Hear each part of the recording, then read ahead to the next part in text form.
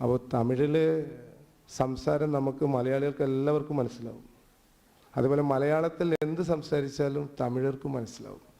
ഭാഷ കൊണ്ട് ഇത്ര വ്യത്യസ്തമുണ്ട് എന്ന് പറയുമ്പോഴും നമ്മുടെ ചിന്തകൾ, വികാരങ്ങൾ, ഇഷ്ടങ്ങൾ, താല്പര്യങ്ങൾ, നമ്മുടെ സാംസ്കാരിക ബോധങ്ങൾ ഒക്കെ വളരെ അടുത്ത് നിൽക്കുന്ന രണ്ട് ജനവിഭാഗങ്ങളാണ്. തമിഴിൽ നമുക്ക് കിട്ടാവുന്ന ഏറ്റവും മികച്ച എഴുത്തുകാരനെയാണ് നമുക്ക് കിട്ടിയുള്ളത്. പണ്ട് നമ്മൾ പല എഴുത്തുകാരും പല ക്യാമ്പസുകളിലും വരാറുണ്ട്, തമിഴിൽ നിന്നും വന്നിട്ടുണ്ട്. അപ്പോൾ ഇങ്ങനെ ഒരു പരിപാടിയിൽ ഇത്രയും നല്ല സെഷനുകൾ ഉൾക്കൊള്ളിക്കുക, നല്ല രീതിയിൽ അത് നടത്തിക്കൊണ്ടു പോവുക, ആ നിലക്ക് ഇംഗ്ലീഷ് ഡിപ്പാർട്ട്മെൻറ്റ് ഒരു ഡിപ്പാർട്ട്മെൻറ്റ് എന്നല്ല, എനിക്ക് തോന്നുന്നത് ഒരു യൂണിവേഴ്സിറ്റിക്കോ അല്ലെങ്കിൽ ഒരു കോളേജിനോ നടത്താവുന്ന ഒരു പ്രോഗ്രാമാണിത്. അത്രയും വലിയൊരു ക്യാൻവാസ് ഈ പ്രോഗ്രാമിനുണ്ട്. 4 ദിവസമായിട്ട് നിങ്ങൾ ഇവിടെ ചെയ്യുന്ന പ്രവൃത്തികൾ ഞാൻ പലപ്പോഴും കാണാറുണ്ട്. അപ്പോൾ നിങ്ങളോട് നമുക്ക് എല്ലാവർക്കും ടീച്ചേഴ്സിനും മൊത്തത്തിൽ നിങ്ങളെ അഭിനന്ദിക്കുക, നിങ്ങളെ സല്യൂട്ട് ചെയ്യണം എന്ന് തോന്നാറുണ്ട്. അപ്പോൾ ഇവിടെ ഇരിക്കുന്ന ഓരോരുത്തരെയും നിങ്ങളുടെ അടുത്ത് വന്ന് നിങ്ങളെ അഭിനന്ദിച്ചതായിട്ട് ഞാൻ അറിയിക്കുകയാണ് സ്ഥാപനത്തിന് വേണ്ടി. പിന്നെ ഒരു കാര്യം കൂടി പറഞ്ഞ് ഞാൻ നിർത്താം. നമ്മൾ മുന്നിലിരിക്കുന്ന വലിയൊരു ചോദ്യമാണ്. നമ്മൾ ഭാരതമായി മാറിക്കൊണ്ടിരിക്കുകയാണ്. ആരും ഭാരതമായി മാറുന്നതിനെതിരല്ല. നമ്മളൊക്കെ ഭാരത് മാതാ കി ജയ് വിളിക്കുന്നവരും ഭാരതം വിജയിക്കട്ടെ എന്ന് ആഗ്രഹിക്കുന്നവരും കവികളൊക്കെ ഭാരതത്തെ പാടിപ്പുകഴ്ത്തിയവരുമാണ്. പക്ഷേ ഇന്നത്തെ ചോദ്യം, നമ്മൾ ഭാരതത്തിലെ ഒരു പ്രജയായിരിക്കണോ, ഇന്ത്യയിലെ ഒരു പൗരനായിരിക്കണോ എന്നുള്ളതാണ്. മുരുകൻ സാറൊക്കെ ആവർത്തിച്ച് പ്രഖ്യാപിക്കുന്നതും എഴുത്തിലൂടെ പറയുന്നതും ഇന്ത്യയിലെ പൗരനാണ് ഞാൻ എന്നുള്ളതാണ്. ഇന്ത്യ എന്ന പേര് ഭാരതം എന്ന ഒരു പേരിലേക്ക് മാറുമ്പോൾ സാധാരണ രീതിയിലൊന്നും സംഭവിക്കുന്നില്ല. പക്ഷേ അവിടെ പൗരൻ പ്രജയായി മാറുന്നുണ്ടെങ്കിൽ ആ മാറ്റത്തെ അംഗീകരിക്കുവാൻ ആരും തയ്യാറല്ല. ഞാനും നിങ്ങളും തയ്യാറാവില്ല. അതുകൊണ്ട് നമുക്ക് ഇന്ത്യയിലെ പൗരന്മാരായിരിക്കാം എന്ന് മാത്രം പറഞ്ഞുകൊണ്ട് ഇങ്ങനെ ഒരു പരിപാടി നടത്തിയതിൽ ഇംഗ്ലീഷ് ഡിപ്പാർട്ട്മെൻറ്റിനെയും അതിൻ്റെ HOD അടക്കം, അതേപോലെ നസീമിനെ പറയുന്നത് നിങ്ങളെല്ലാവരെയും പേരെടുത്ത് പറയാൻ പറ്റാത്തതുകൊണ്ട് നസീം അത് ലീഡ് ചെയ്യുന്നതാണ്. ഇപ്പോൾ അടുത്താണ് ഞാൻ നസീമിൻ്റെ ഒരു പ്രസംഗം FBയിൽ കണ്ടത് കേട്ടോ. അയാളുടെ ഒരു കുടുംബക്കാരൻ ഷെയർ ചെയ്തിട്ടുണ്ട്. ഉദിച്ചുയർന്നു എന്തോ പറഞ്ഞ അതിൻ്റെ ക്യാപ്ഷൻ എനിക്ക് കൃത്യമായിട്ട് ഓർമ്മയില്ല. നസീം നന്നായി സംസാരിക്കുന്ന ആളാണ്, നല്ല ഓർഗനൈസറാണ്, ഒരു വലിയ രീതിയിൽ കാര്യങ്ങൾ ഉൾക്കൊള്ളുന്ന ഒരാളാണ്. ആ നിലക്ക് നസീമിനെ ഒരിക്കൽ കൂടി അഭിനന്ദിച്ചുകൊണ്ട് പെരുമാൾ സാർ ഇരിക്കുന്ന ഒരു വേദി പങ്കിടാൻ കഴിഞ്ഞത് ജീവിതത്തിലെ വലിയൊരു ഭാഗ്യമായി കണ്ടുകൊണ്ട് നിർത്തുന്നു. ജയ് ഹിന്ദ്, നമസ്കാരം. അക്ഷരങ്ങൾക്ക് ഉയർത്തെഴുന്നേൽപ്പിന്റെ കരുത്തുണ്ടെന്ന് തെളിയിച്ച എഴുത്താൾ, എഴുതാക്കാലത്തും സ്വയം രാഗി മിനുക്കി മൂർച്ച കൂട്ടിയ വാക്കുകൾ ഇന്ത്യൻ ചരിത്രത്തിന്റെ സമാനതകളില്ലാത്ത ഇരുട്ടിലും ആ വാക്കുകൾ ഈ നാടിന് വെളിച്ചമാവുന്നുണ്ട്. മാനവികതയേക്കാൾ മതവും ജാതിയും നാടുവാഴാൻ ശ്രമിക്കുന്ന ഒരു കെട്ട കാലത്തും പെരുമാൾ മുരുകൻ ജാതിയെക്കുറിച്ച് തന്നെ ഉറച്ചെഴുതി.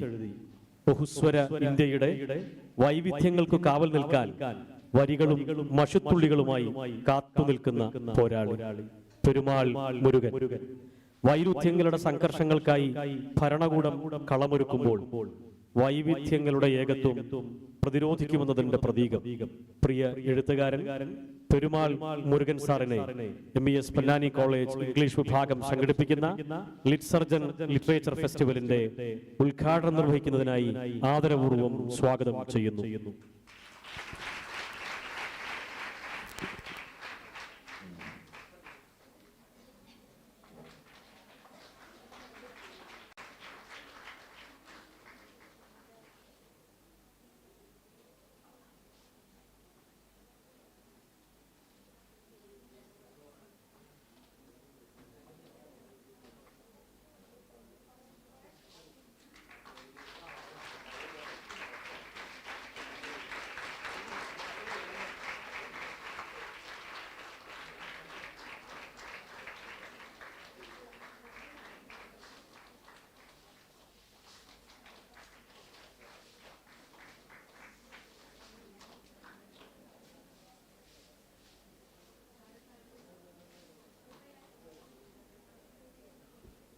ഇത് MES പൊന്നാനി കോളേജ് ഇംഗ്ലീഷ് വിഭാഗത്തിന്റെ ചേർന്നു നിൽപ്പ്. ഗസയിൽ മരിച്ചു വീണ 30,000-ഓളം കുട്ടികളുടെയും മനുഷ്യരുടെയും മുന്നിൽ തലകുനിച്ചുകൊണ്ട് പതിറ്റാണ്ടുകളായി ഒരു ജനത സഹിക്കുന്ന പ്രയാസങ്ങൾക്കും ദുരിതങ്ങളോടും പോരാട്ടങ്ങളോടും ഐക്യപ്പെട്ടുകൊണ്ട് മനുഷ്യാന്തസ്സിനായി പൊരുതുന്ന, അനീതിക്കെതിരായി പൊരുതുന്ന സകല മനുഷ്യർക്കും ലിറ്റ്സർജൻസ് literature festival ഐക്യപ്പെടുന്നു.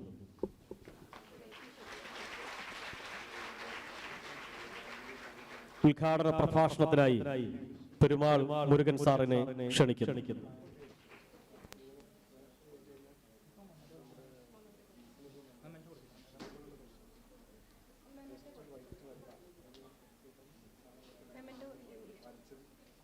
As a token of love from our part, I request Sri O.C. Salahuddin, Treasurer MES State Committee, to hand memento to literary luminary Sri Perumal Murugan. So please.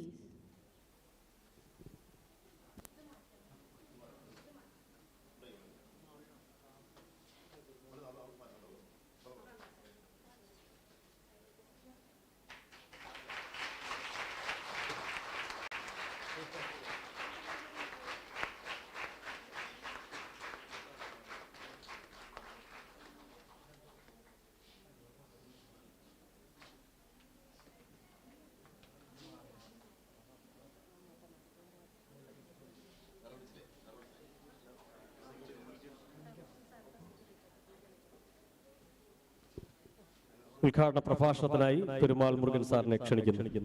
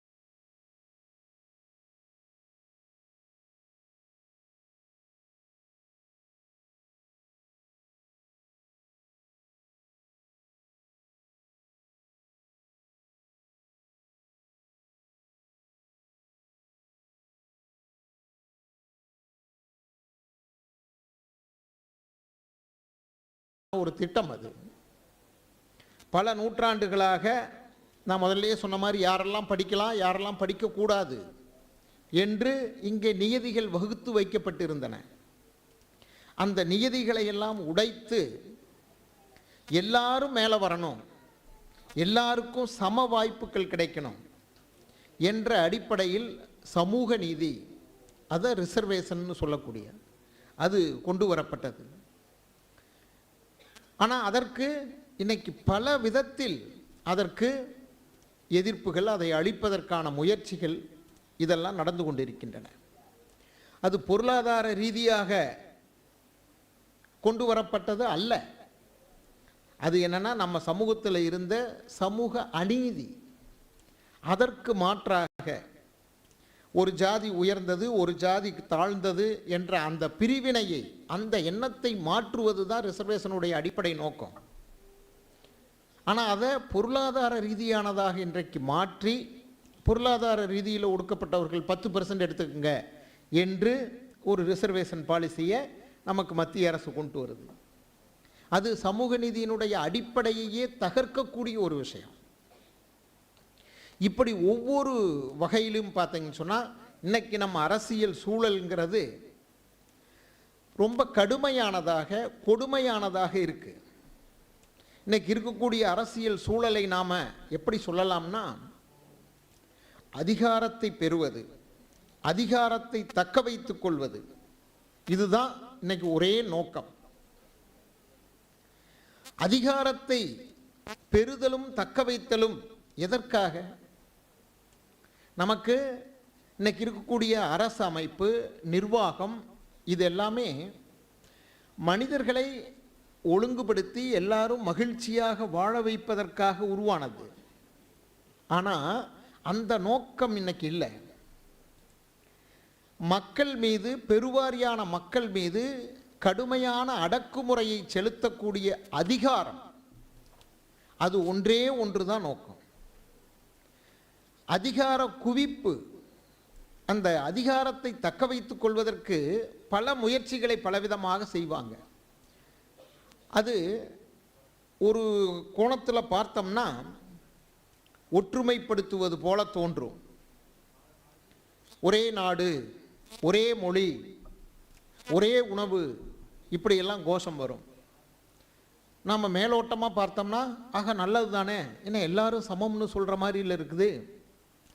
India முழு ஒரே மொழி, அமெரிக்காவில் ஒரே மொழி தான் பேசுகிறாங்க, இந்தியாவில் எதுக்கு பழமொழி, எல்லாரும் ஒரே மொழிகை பேசலாம் தானே, நல்லது தானே அப்படிங்கிற மாதிரி தோணும். ஆனால் அது மனித இயற்கைக்கே எதிரானது. மனிதர்கள் எப்படிப்பட்டவர்கள்? பல தன்மைகள் கொண்டவர்கள். நமக்கு உருவ அமைப்பு, நம்முடைய அங்கங்கள் பார்த்தா ஒரே மாதிரி இருக்கலாம், ஆனால் ஒவ்வொருவரும் தனித்தன்மை கொண்டவர்கள். ஒவ்வொருவருக்கும் அவர்களுக்குன்னு இருக்கக்கூடிய குணாம்சங்கள், அவர்களுக்குன்னு இருக்கக்கூடிய விருப்பங்கள், செயல்பாடுகள் எல்லாமே வெவ்வேறு. இதுதான் மனித இயல்பு. அதே போலத்தான் உலக வரைபடத்தை நீங்கள் எடுத்துக்கொண்டால் கூட நில அமைப்பும் அப்படித்தான், இயற்கையே அப்படித்தான். நீங்கள் எல்லா இடத்துலையும் ஒரே மாதிரி இருக்காது இயற்கை. நான் ஒரு 10 ஆண்டுகளுக்கு முன்னால் முதலாக சிங்கப்பூர் போனேன். சிங்கப்பூரில் தமிழர்கள் நிறைய பேர் வாழ்கிறாங்க. அங்கே தமிழ் ஆட்சி மொழியாக இருக்கிறது. சிங்கப்பூர் ஒரு சின்ன நாடு தான், ஆனால் அந்த நாட்டில் 4 மொழிகள் அஃபிஷியல் லாங்குவேஜ். அங்கே இங்கிலீஷு, மலாய் மொழி, சீன மொழி, தமிழ், இந்த 4 மொழியும் அஃபிஷியல் லாங்குவேஜாக இருக்குது. என்ன அடிப்படையில் அது வச்சுருக்காங்கன்னா, சிங்கப்பூர் நாட்டை உருவாக்கியதில் இந்த மக்கள், சீனர்கள், மலாயர்கள், தமிழர்கள் முக்கிய பங்கு வகித்தார்கள். அவர்களையெல்லாம் ஒருங்கிணைத்தது இங்கிலீஷ். ஆக இந்த அடிப்படையில் 4 மொழி அங்கே அஃபிஷியல் லாங்குவேஜாக இருக்குது. சரி, நான் தமிழர்கள் அங்கே நிறைய இருக்காங்க, தமிழ் இலக்கியத்தை பற்றி நாம் நல்லா பேசலாம் அப்படின்னு சொல்லிட்டு நான் அங்கே போய் தமிழ் சங்க இலக்கியத்தை பற்றி நான் பேசினேன். நீங்கள் சங்க இலக்கியத்தில் பார்த்தீங்கன்னா குறிஞ்சி, முல்லை, மருதம், நெய்தல், பாலை அப்படின்னு 5 வகையான நிலம் சொல்லுவாங்க. நாங்களாம் சொல்கிறது உண்டு, தமிழ்நாட்டினுடைய குறிஞ்சி நிலம் அப்படிங்கிறது இன்னைக்கு அங்கே பெருசாக இல்லை. குறிஞ்சிங்கிறது மலையும் மலை சார்ந்த இடமும். அது கேரளா தான். ஒரு காலத்தில் கேரளா தமிழ்நாட்டோடு இணைந்திருந்த சேர நாடு, சேர மன்னர்கள் ஆட்சி செஞ்ச சேர நாடு. இதுதான் குறிஞ்சி நிலம். கேரளாவில் தான் ஏராளமான மலைப்பகுதி இருக்குது, மலையில் மக்கள் வாழ்கிறாங்க. தமிழ்நாட்டை எடுத்துக்கிட்டோம்னா ஊட்டி, கொடைக்கானல் 2 பகுதி தான். மற்றபடி பெரிய மக்கள் வாழக்கூடிய மலைப்பகுதின்னு அதிகம் கிடையாது. அப்போ இப்படி 5 வகையான நிலம் சொல்கிறாங்க. 5 வகையான நிலம் மட்டுமல்ல, சீதோசன நிலை எப்படி இருக்குது அப்படின்னா, இங்கே நமக்கு அதுவும் குறிப்பாக தென்னிந்திய மக்களுக்கு நமக்கு குளிர்காலம் உண்டு, மழைக்காலம் உண்டு, பனிக்காலம் உண்டு, வெயில் காலம் உண்டு, எல்லா வகையான காலமும் உண்டு. எல்லாத்தையும் நாம் அனுபவிக்க முடியும். அந்த அடிப்படையில் தான் இந்த சங்கம் லிட்ரேச்சர் உருவாக்கப்பட்டிருக்கு. நீங்கள் ஒரு காதலன் சம்பாதிக்கிறதுக்காக பிரிஞ்சு போகிறான்னா அவன் மழைக்காலத்தில் பிரிஞ்சு போக மாட்டான், அவன் வெயில் காலத்தில் பிரிஞ்சு போவான். திரும்புறது எப்போ திரும்புவான் அப்படின்னா மழைக்காலத்தில் திரும்புவான். ஏன்னா மழைக்காலம் நமக்கு இன்னைக்கு கொஞ்சம் மழை பெஞ்சாலே ஒரு 2-3 நாளுக்கு தொடர்ந்து மழை பெஞ்சாலே ஐயோ மழை பெய்யுதுன்னு நாம் சொல்கிறோம். ஆனால் 100 வருஷத்துக்கு 200 வருஷத்துக்கு 2000 வருஷத்துக்கு முன்னால எல்லாம் 2-3 மாதங்கள் மழை கொட்டும். அப்போ நாம் எப்படி மழைக்காலத்தில் எறும்புகள்லாம் தனக்கான உணவை சேர்த்து வைத்து கொண்டு அதனுடைய வலைக்குள்ளே போய் புகுந்து கொள்கிறதோ அது மாதிரி தான் மனிதர்களும் இருக்கணும். வெளியில் வர முடியாது, அவ்வளவு மழை பெய்யும். இப்போ மழைக்காலம் உண்டு, எல்லாம் உண்டு. மழைக்காலத்தில் திரும்பி வந்துடுவான். நான் சிங்கப்பூரில் போய் வெயில் காலத்தில் பிரிஞ்சு போவான், மழைக்காலத்தில் திரும்பி வந்துடுவான். மழைக்காலம் வரும்போது அந்த காதலி தன்னுடைய காதலன் வர்றானான்னு கதவுக்கிட்டே நின்றுக்கிட்டு பார்த்துக்கிட்டு இருப்பா என்றெல்லாம் நான் சொல்கிறேன். எல்லாம் பேசி முடிச்சுட்டு வந்ததுக்கப்புறம் ஒரு நண்பர் சொன்னார், நீங்கள் சொன்னது இங்கே இருக்கிறவங்களுக்கு அவ்வளவு அர்த்தமாகாது அப்படின்னாரு. ஏன் அர்த்தமாகாது அப்படின்னு கேட்டால், சிங்கப்பூரில் மழைக்காலம் வெயில் காலம் ஒன்றும் கிடையாது. அங்கே வருஷம் முழுக்க ஒரே சீதோசன நிலை தான். நீங்கள் இதே மாதிரி வெயில் அடிக்கும், எப்போதாவது ஒரு நாளுக்கு கொஞ்சமாக மழை பெய்யும், மற்றபடி ஒன்றே தான். பனி பெய்யுமா, பனிக்காலம்னு ஒன்று கிடையாது, மழைக்காலம்னு ஒன்று கிடையாது, வசந்த காலம் ஸ்ப்ரிங் சீசன் ஒன்றும் கிடையாது. இப்படி ஒரு நாடு எனக்கு மிகப்பெரிய ஆச்சரியமாக போச்சு. என்ன சீதோசன நிலை மாற்றமடையாமல் ஒரு நாடு இருக்கும் அப்படின்னா அப்போ நம்ம சங்கம் லிட்ரேச்சர் அங்கே என்ன அர்த்தமாகும் அப்படின்ட்டு. அப்போ நீங்கள் பாருங்கள், இயற்கை எப்படி இருக்குது. நீங்கள் நிறைய இன்னும் சில நாடுகளுக்கெல்லாம் இப்போ கொரியா இருக்குது, வடகொரியா, தென்கொரியா இருக்குது. அந்த நாட்டினுடைய இயற்கை அமைப்பு வேறு மாதிரி இருக்கும். அங்கே 6 மாதம் பனி தான் கொட்டும், 6 மாதம் மழை பெய்யும். இதுக்குள்ளே மனிதர்கள் வாழ்கிறாங்க. இப்படி இருக்கும். அப்போ இயற்கை எவ்வளவு வேறுபாடுகளை கொண்டிருக்கிறது. இயற்கையில் அதை ஒட்டித்தான் மனிதர்கள் வாழணும். அப்போ ஒரே மாதிரி உலகம் முழுக்க கிடையாது, நில அமைப்பு கிடையாது, சீதோசன நிலை கிடையாது, உயிர்கள் கிடையாது, மனிதர்கள் கிடையாது. ஒவ்வொருவருக்கும் ஒவ்வொரு தனித்தன்மை உண்டு, ஒவ்வொரு பகுதிக்கு ஏற்ற தன்மை உண்டு. இதுதானே இயற்கை, இதுதானே நேச்சருங்கிறது, இதுதானே. இப்போ இதையெல்லாம் மாற்றி எல்லாரும் ஒன்று அப்படின்னு சொன்னால், பிளாஸ்டிக் பொம்மைகள் வரும்ல, ஒரு ஒரு மெஷின் தயாரித்து கொடுக்குமே, சார்லி சாப்ளினுடைய படத்தில் நீங்கள் பார்த்தீங்கன்னா அப்படி வரும். அது மாதிரி பொம்மைகளில் வேணால் மாற்றம் இல்லாமல் இருக்கலாம், ஒரு அச்சு வச்சு அப்படியே உருக்கணும்னா மாற்றம் இல்லாமல் இருக்கலாம். இப்போ எல்லாரும் ஒரே மாதிரி இருக்கிறது, எல்லாரும் ஒரே மாதிரி சிந்திக்கிறது, எல்லாரும் ஒரே மாதிரி சாப்பிட்றது, எல்லாரும் ஒரே மாதிரி பேசுறது, இது இயற்கைக்கு மிக மிக முரணான ஒரு விஷயம். ஆனால் இதுதான் சரி என்று நம்முடைய மனதில் விதைப்பதற்கு பலவிதமான முயற்சிகள் செய்யப்படுது. அது எதுக்காக? அதிகாரத்திற்காக. நான் மேலே, நான் சொல்வது தான் வேதம், நான் சொல்கிறது தான் சத்தியம், இதை எல்லாரும் அப்படியே கேட்கணும், அப்படியே பின்பற்றணும். என்று தன்னுடைய அதிகாரத்தை ஸ்தாபித்துக் கொள்வதற்காக நடக்கக்கூடியது. இயற்கைக்கு முரணான ஒரு விஷயம். நாம் சொல்கிறோம், சுதந்திரம் வாங்கின போது இந்தியாவில் ஒவ்வொரு நிறைய சமஸ்தானங்கள் இருந்தது. இங்கே கேரளாவில் கூட திருவாங்கூர் சமஸ்தானம் இருந்தது, தமிழ்நாட்டில் புதுக்கோட்டை சமஸ்தானம் இருந்தது, நிறைய சமஸ்தானங்கள்லாம் இருந்தன. அவங்களாம் சேர மாட்டேனாங்க. அப்போ எல்லாரும் ஒரே இந்தியாவாக இருக்கணுங்கிறதுக்காக வைத்த கோஷம் என்னன்னா, வேற்றுமையில் ஒற்றுமை என்பது. வேற்றுமையில் ஒற்றுமை அப்படின்னா என்ன? நாம் ஒவ்வொருத்தரும் வெவ்வேறு வகையான பண்பாட்டை கொண்டவர்கள், வெவ்வேறு வகையான மொழியை பேசக்கூடியவர்கள், ஆனால் எல்லாரும் ஒன்றா இருப்போம். இதுதான் வேற்றுமையில் ஒற்றுமை. வேற்றுமையை அங்கீகரித்து கொண்டு எல்லாரும் ஒற்றுமையாக இருக்கணும் என்ற ஒற்றுமைக்கு சில பொதுவான அம்சங்கள் உண்டு. அந்த பொதுவான அம்சங்களில் நாம் ஒன்றுபட்டு இருப்போம். அதே சமயம் நம்முடைய தனித்தன்மையை காப்பாற்றிக் கொள்வோம். இதுதான் அப்போ வைத்த கோஷம். இன்னைக்கு அதை நாம் திரும்ப எவ்வளவு சுதந்திரம் அடைந்து 75 ஆண்டுகளாக ஆகிப்போச்சு. அதற்கப்புறம் இப்போ மறுபடியும் அந்த கோஷத்தை உயிர்ப்பித்து மறுபடியும் வேற்றுமையில் ஒற்றுமை அப்படின்னு நாம் பேச வேண்டியதாக இருக்குது இன்னைக்கு. ஏன்னா நீங்கள் மொழி, இன்னும் பல விஷயங்களை எடுத்து நாம் பேசலாம். மொழின்னு ஒன்று இருக்குது. மொழி பார்த்தீங்கன்னு சொன்னால் இந்தியாவை பொறுத்த வரைக்கும் மெஜாரிட்டியாக இருக்கக்கூடிய ஃபேமிலி, லாங்குவேஜ் ஃபேமிலி அப்படின்னு சொன்னால் 2. இந்தோ ஆரியன் லாங்குவேஜ்னு சொல்லக்கூடிய சமஸ்கிருத மூலத்தை கொண்டது, இன்னொன்று டிரெவிடியன் லாங்குவேஜ் என்று சொல்லக்கூடிய மொழி குடும்பம். இந்த 2 இருக்குது. சவுத் இந்தியாவில் முழுக்க பார்த்தீங்கன்னா டிரெவிடியன் லாங்குவேஜ், தமிழ், மலையாளம், கன்னடம், தெலுங்கு, துளு, இதெல்லாம் ஒரே ஃபேமிலி. இது மாதிரி ஒரு 25 மொழிகள் இருக்குது. இதெல்லாம் நிறைய மொழிகளுக்கு ஸ்கிரிப்ட் கிடையாது. இப்போ பிராகுயின்னு ஒரு லாங்குவேஜ் இருக்குது, மால்தோன்னு ஒரு லாங்குவேஜ் இருக்குது, அதுக்கெல்லாம் ஸ்கிரிப்ட் கிடையாது. ஆனால் டிரெவிடியன் லாங்குவேஜ் ஒரு குறிப்பிட்ட சில லட்சம் மக்கள் பேசுகிறாங்க, அதை பேச்சு மொழியாக மட்டும் இருக்குது. அதே போல் இந்தோ ஆரியன் லாங்குவேஜ்னு சொல்கிறது. இப்படி பல மொழிகள் இருக்குது இந்தியாவில். ஆனால் தமிழ் கவிஞர் பாரதியார் அந்த காலத்தில் சொன்னார், செப்பு மொழி 18 உடையாள். 18 மொழி அப்போ பெரிய லாங்குவேஜஸ்னு அடையாளப்படுத்தினாங்க.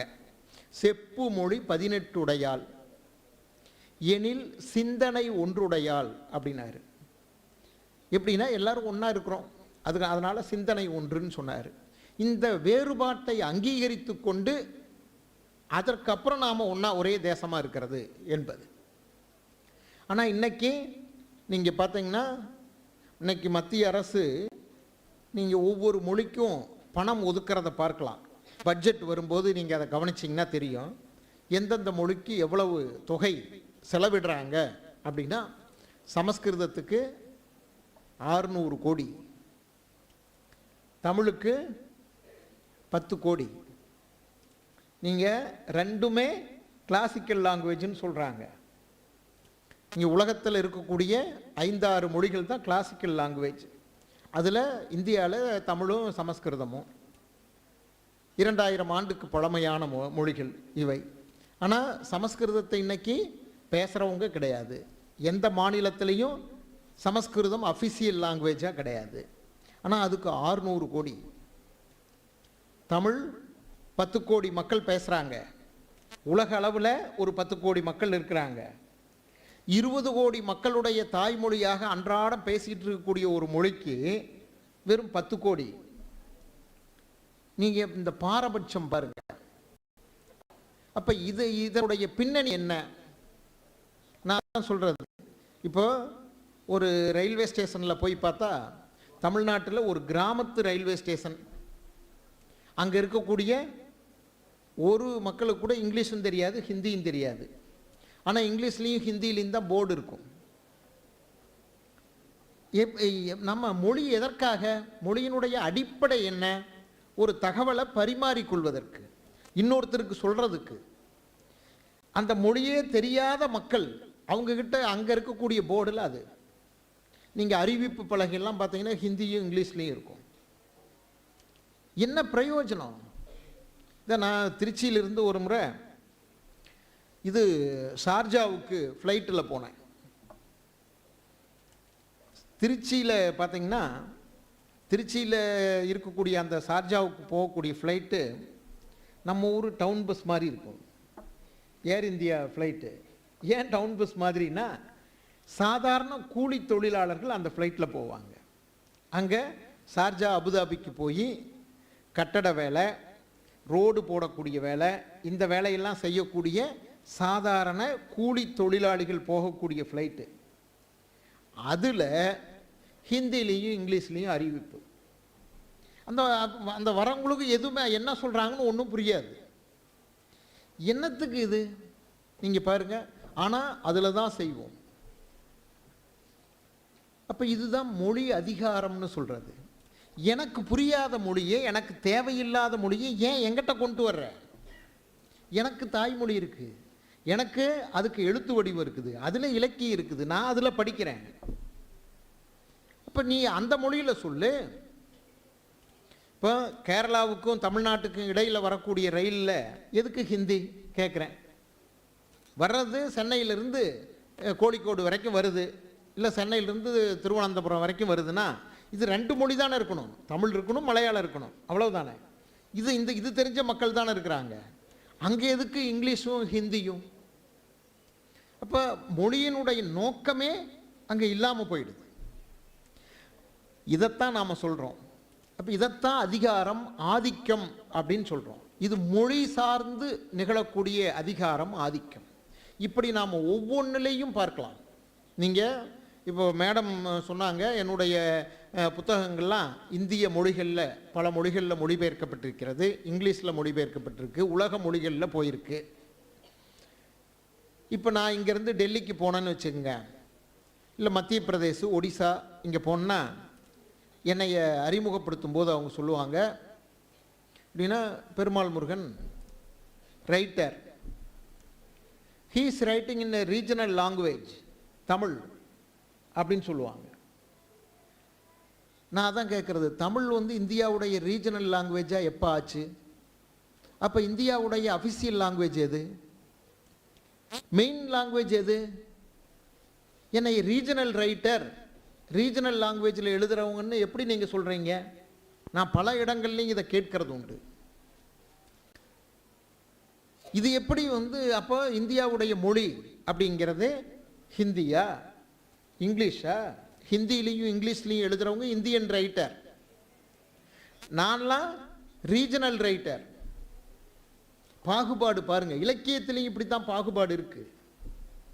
இப்போ என்னுடைய புத்தகங்கள்லாம் இங்கிலீஷில் போகும்போது அதுக்கு பிளர்ப்பெல்லாம் எழுதும்போது முதல்லலாம் அப்படி தான் எழுதுனாங்க.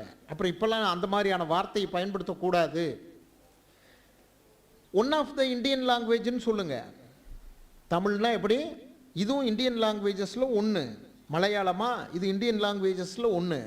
இதை நீ ரீஜனல் லாங்குவேஜ்னு எப்படி சொல்லலாம் என்று கேட்கிறோம். அப்போ நீங்கள் இலக்கியத்திலையும் பார்த்தீங்க அப்படின்னா,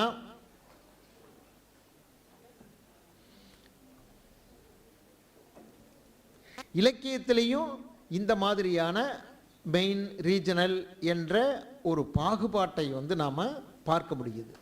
இது நான் உதாரணத்துக்கு, நான் வந்து மொழி வழியாகவும் இலக்கியம் வழியாகவும் இயங்கக்கூடியவன் என்ற காரணத்தினால நான் இதை உங்களுக்கு உதாரணமாக சொல்கிறேன். இப்படி பல விஷயங்களை நீங்கள் பார்க்கலாம். ஒன்று, எல்லாமே ஒன்று என்று சொல்றது இயற்கைக்கு முரணானது. சரி, இந்த அதிகாரம் எல்லாத்தையும் ஒன்றுன்னு சொல்லுதே.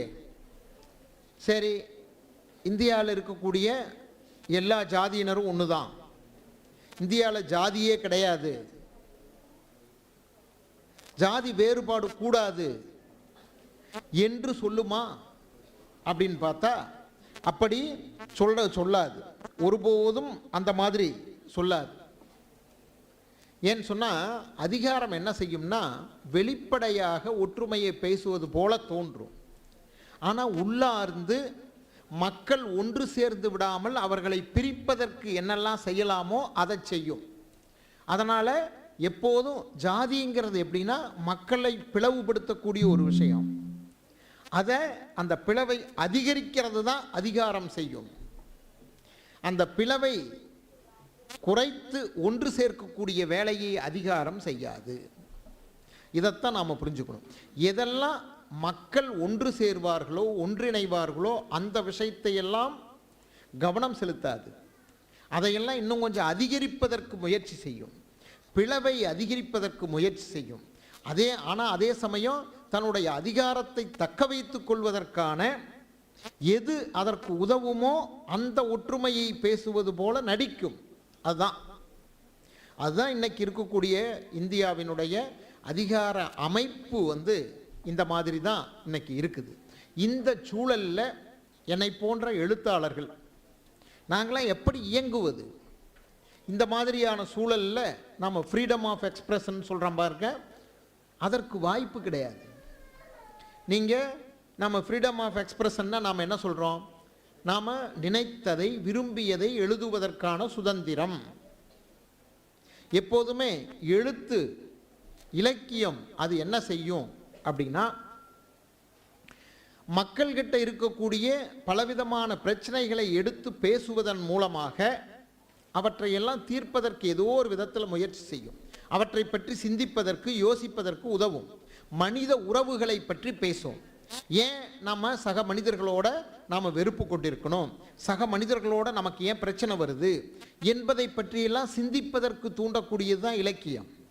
நம்மகிட்ட இருக்கக்கூடிய பிற்போக்கான பல்வேறு விஷயங்கள் இருக்குது பாருங்க, அதையெல்லாம் கேள்வி கேட்கும். இலக்கியம் சமூகத்தை முன்னெடுத்து செல்லக்கூடிய ஒரு வாகனம். அது எப்போதும் சமூகத்தை பின்னால இழுக்காது, அது முன்னோக்கி செலுத்தக்கூடியது. அப்படிப்பட்ட இலக்கியத்தை படைப்பதற்கு இன்னைக்கு வாய்ப்பில்லை. நான் நினைத்த வகையில் எழுத முடியுமானா முடியாது. இந்தியாவில் நம்முடைய மொழிகளில் எழுதப்பட்ட இலக்கியம்லாம் எப்படி இருந்துச்சுன்னா ரியலிசம், இந்த கோட்பாட்டை தான் பின்பற்றி எழுதப்பட்டு கொண்டிருந்தது. கிட்டத்தட்ட 50-60 ஆண்டுகளாக, இன்னும் 100 ஆண்டுகள் சொல்லலாம், 100 ஆண்டுகளாக இங்கே செல்வாக்கு செலுத்தக்கூடிய ஒரு இலக்கிய தியரி, லிட்ரரி தியரி அப்படின்னு சொன்னால் அது ரியலிசம். ரியலிசம்ங்கிறது என்ன? அதுக்கு பலவிதமான விளக்கம் கொடுப்பாங்க. உள்ளதை உள்ளபடியே எழுதுதல் அப்படின்ட்டு. உள்ளதை உள்ளபடியே எப்பவும் எழுத முடியாது. ரியலிசம் என்ன பண்ணால் உள்ளதை உள்ளபடியே எழுதுவது போன்ற தோற்றத்தை தரும். ஒருத்தங்க படித்தாங்கன்னா, ஒரு லிட்ரேச்சரை படித்தாங்கன்னா இது அப்படியே நடந்தது என்று நம்புவாங்க. அப்படி நம்புவது போல ஒரு எழுத்தாளன் எழுதணும். இப்போ நான் எழுதின கதைகளை படிச்சுட்டு கேட்பாங்க, இல்லை வர்ற கேரக்டர் நீங்களா சார் அப்படின்னு கேட்பாங்க. அப்போ அது என்னென்னா, அந்த மாதிரி இது உண்மையிலேயே நடந்தது, என் வாழ்க்கையிலேயே நடந்திருக்குன்னு நம்புகிறாங்க. அது உண்மையில் எனக்கு வெற்றி தான். அது ஒரு எழுத்தாளனுடைய வெற்றின்னு தான் நான் சொல்லுவேன். அத்தகைய ஒரு நம்பகத்தன்மையை கொடுக்கணும். அது வாசகருக்கு அந்த எப்படி இந்த நம்பகத்தன்மையை கொண்டு வந்தாங்கங்கிறது அவ்வளவு தெளிவாக வாசகர் கண்டுபிடிக்க முடியாது. அது எழுத்தாளருக்கு தெரியும். அதில் நிறைய உத்திகள்லாம் அதுக்காக பயன்படுத்துவோம். ஆனால் இன்னைக்கு என்ன ஆயிடுச்சு அப்படின்னா, நீங்கள் ரியலிசத்தில் எழுத முடியாதுங்கிற நிலை வந்துருச்சு. ஏன்னா இது அப்படியே நடந்த மாதிரி இல்லை சொல்லுது. இப்போ இதில் எல்லாமே நடந்தது அப்படின்னு சொன்னால் உடனே இதற்கு கடுமையான எதிர்ப்பு. அப்போ நாம் வேறு வகையாக சொல்வது, நம்ம லிட்ரேச்சரில் மாற்றத்தை கொண்டு வர வேண்டிய தேவை இருக்குது. இன்னைக்கு நீங்கள் லத்தீன் அமெரிக்க நாடுகளில் காப்ரியல் மார்க்யூஸ் அவரெல்லாம் எழுதின அந்த வகைக்கு என்ன பேர் சொல்கிறாங்க? மேஜிக்கல் ரியலிசம்னு சொல்கிறாங்க, மாயா யதார்த்தவாதம்னு. ஏன் அது வந்தது அந்த நாடுகளில்? அங்கே இருக்கக்கூடிய அதிகாரம் இருக்குதுல்ல, அந்த அதிகாரத்திடம் நேரடியாக இலக்கியத்தின் மூலமாக பேச முடியவில்லை. அப்போ இலக்கியம் பேசாமல் இருக்காது, பேசும். இவங்க சொன்னாங்கல்ல, ஃபெர்ரோல்ட் ஃப்ரெக்டுடைய கவிதையை முதல்ல எடுத்த உடனே, இருண்ட காலங்களில் பாடல் இருக்குமா? இருக்கும், அது இருண்ட காலங்களை பற்றி பேசும் அப்படின்னு அவர் சொன்னார். அப்போ பேசுது. மேஜிக்கல் ரியலிசத்தை எடுத்து அவங்க பேசினாங்க. அங்கே இருக்கக்கூடிய மக்கள் பிரச்சனை எல்லாம் சாதாரணமாக இருக்கக்கூடியவர்களுக்கு படித்தா புரியாது அது என்ன சொல்ல வருதுன்ட்டு. ஆனால் மக்கள் அவங்களுடைய மொழியில் இருக்கக்கூடிய ஃபோக் டேல்ஸு இதிலெல்லாம் இருக்கக்கூடிய உத்திகளை எல்லாம் பயன்படுத்தி அந்த மேஜிக்கல் ரியலிசம் வரும்போது அது மக்கள்கிட்ட போய் சேர்ந்தது. அதே போல தான் நாம் சிம்பிளிசம்னு சொல்கிறோம், குறியீட்டியல்னு சொல்லுவோம், வஞ்ச புகழ்ச்சின்னு தமிழில் ஒன்று சொல்லுவாங்க. இதெல்லாம் இந்த மாதிரியான பல்வேறு வகையான உத்திகள் இருக்குது. அந்த உத்திகளை எல்லாம் பயன்படுத்தி எழுத வேண்டிய ஒரு நிலையில் இருக்கும். அதிகாரத்தை எதிர்ப்பதற்கு இலக்கியம் பலவிதமான முயற்சிகளை செய்யும். நீங்கள் கேள்விப்பட்டிருக்கலாம், 1975 இந்தியாவில் எமர்ஜென்சி பிரகடனம் செய்யப்பட்டது. அப்போ தமிழ்நாட்டின் முதலமைச்சராக இருந்தவர் கலைஞர் மு கருணாநிதி. அந்த ஆட்சியை கலைச்சிட்டாங்க. சென்ட்ரல் கவர்மெண்ட் அப்போ அவங்களுடைய பவரை பயன்படுத்தி ஆட்சியை கலைச்சிட்டாங்க. நீங்கள் சென்ட்ரல் கவர்மெண்ட்டுக்கு எதிராக ஒரு வரி கூட எழுத முடியாது, அவ்வளவு அடக்குமுறை இருந்தது. அப்போ கலைஞர் கருணாநிதி நடத்திய முரசொலி என்ற பத்திரிகை, டெய்லி மேகசின், அது அந்த டெய்லியில் எடிட்டோரியல் பேஜ் தினமும் எழுதுவாங்க. அப்போ என்ன பண்ணாங்கன்னா, எடிட்டோரியல்ங்கிறது அந்த மேகசினுடைய சொந்த அபிப்பிராயம், அதை சொல்லக்கூடிய பகுதி. இப்போ அதை சொல்ல முடியாது, அப்படியான ஒரு அடக்குமுறை இருக்குது. நீங்கள் ஒரு எடிட்டோரியல் எழுதுனீங்கன்னா அதை போலீஸில் கொண்டு போய் கொடுத்து அவன் படித்து பார்த்து அப்ரூவல் கொடுக்கணும், அப்புறம்தான் இப்போ பப்ளிஷ் பண்ண முடியும். அரசாங்கத்துக்கு எதிராக இருந்ததுன்னா அதை ஒத்துக்குவாங்களா? அப்போ அந்த பத்திரிகையில் என்ன பண்ணாங்கன்னா, அந்த எடிட்டோரியல் போர்டு இருக்குது பாருங்கள், அதில் கட்டை மட்டும் போட்டு அப்படியே பிளைனாக விட்டுருவாங்க. எதுவுமே ஒரு எழுத்து கூட இருக்காது. அந்த பகுதி வெறுமனே வெள்ளைத்தாளாக கட்டை மட்டும் போட்டு இருக்கும், அவ்வளவுதான். இப்போ இதை படிக்கக்கூடியவர்களுக்கு, பார்க்கக்கூடியவர்களுக்கு என்ன தெரியும்? ஓ, ஸோ இதில் எடிட்டோரியல் எழுத முடியாத அத்தகைய அடக்குமுறை இன்னைக்கு இருக்குது. இப்போ இந்த பத்திரிகையில் தங்களுடைய சொந்த கருத்தை சொல்கிறதுக்கு வாய்ப்பு கிடையாது என்பதை மக்கள் புரிந்து கொள்வார்கள். இதுதான் நாம் இத்தகைய அதிகாரத்தினுடைய அடக்குமுறை நிகழக்கூடிய காலத்தில் இப்படித்தான் நாம் செய்ய வேண்டி இருக்கிறது. இப்போ என்னுடைய புத்தகத்துக்கு, மாதருபாகன்கிற புத்தகத்துக்கு 2015 வந்த பிரச்சனை நீங்கள் மேடம் சொன்னாங்க, நீங்கள்லாம் கொஞ்சம் கேள்விப்பட்டிருப்பீங்க. இப்போ அதுக்கப்புறம் நான் எழுதும்போது 2016 பூனாச்சி என்ற ஒரு நாவல் வந்துச்சு, மலையாளத்தில் கூட டிரான்ஸ்லேட் ஆகிருக்கு. அந்த பூனாச்சி நாவல் நான் என்ன செஞ்சேன் அப்படின்னா, பஞ்சதந்திர கதையிலிருந்து ஒரு டெக்னிக் நான் எடுத்துக்கிட்டேன். பஞ்சதந்திர கதைகள் முழுக்க என்னது? அதில் ஆடு, மாடு, பூனை, கோழி, சிங்கம், புலி, மான், கரடி எல்லாம் வரும். ஆனால் படித்தோம்னா அது ஒன்று கூட மிருகம் கிடையாது, அதெல்லாம் மனிதர்கள் தான். மனிதர்களை அப்படி மிருகங்களாக, பறவைகளாக உருவகம் செய்து எழுதிய கதைகள் தான் பஞ்சதந்திர கதைகள். அப்போ அதிலிருந்து தான் ஒரு டெக்னிக் எடுத்துக்கிட்டு ஒரு ஆட்டை பற்றி எழுதினேன் நான். அப்போ அந்த ஆடுங்கிறது நீங்கள் படிக்கும்போதே தெரியும், இது ஆடு இல்லை. நிறைய பேர் கேட்பாங்க, ஆடு பேசுமா, ஆடு சிந்திக்குமா அப்படின்னா, நீங்கள் ஆடா பார்த்தீங்கன்னா அந்த கேள்வி தான் வரும். ஆனால் அது ஆடு வடிவில் இருக்கக்கூடிய மனிதன்னு பார்த்தீங்கன்னா வேற சிந்தனை வரும். இப்படி உருவகம் பயன்படுத்தலாம், குறியீடு பயன்படுத்தலாம். இப்போ சமீபத்தில் என்னுடைய நாவல் குமராசுரன் அப்படின்னு ஒரு நாவல் டிசி புக்ஸ் பப்ளிஷ் பண்ணியிருக்காங்க. குமர அசுரன். நீங்கள் இப்போ நான் என்ன செய்கிறேன் அப்படின்னா, பெரியார்கிட்ட இருந்து ஒரு டெக்னிக் எடுத்திருக்கேன். லிட்ரேச்சருக்கு பெரியார்கிட்ட இருந்து ஒரு டெக்னிக் எடுத்திருக்கேன். பெரியாருடைய டிரெவிடியன் ரீடிங்ஸ்னு இன்னைக்கு சொல்கிறாங்க. நம்முடைய புராணங்களை எல்லாம் பெரியார் எப்படி வாசித்தார், அவருடைய ரீடிங் எப்படி இருந்தது அப்படின்னா, புராணத்தில் வரக்கூடிய தேவர்கள், தெய்வங்கள் இதெல்லாம் ஆரியர்கள், அதில் வரக்கூடிய அசுரர்கள், வானரங்கள் இதெல்லாம் திராவிடர்கள். அப்போ இந்த புராணங்கள்லாம் எதை சொல்லுது அப்படின்னா, தேவ அசுர போராட்டம், ஆரிய திராவிட போராட்டம் என்பதுதான் அவருடைய பெரியாருடைய ரீடிங். இப்போ நான் அதிலிருந்து எடுத்துக்கொண்டேன்.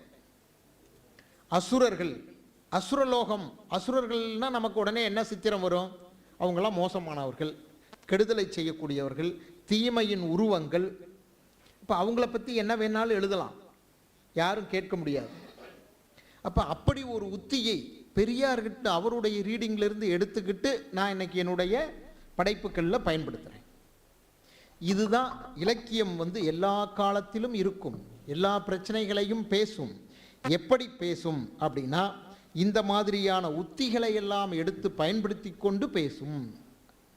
அதனால் நாம் பேசாமல் இருக்க முடியாது, பேசுவோம். ஆனால் அதே சமயம் என்ன விதமாக இலக்கியம் எத்தகைய சுதந்திரங்களை எல்லாம் கொடுத்திருக்கிறதோ அந்த சுதந்திரங்களை எல்லாம் முழுமையாக பயன்படுத்தி பேசுவோம். நன்றி, வணக்கம்.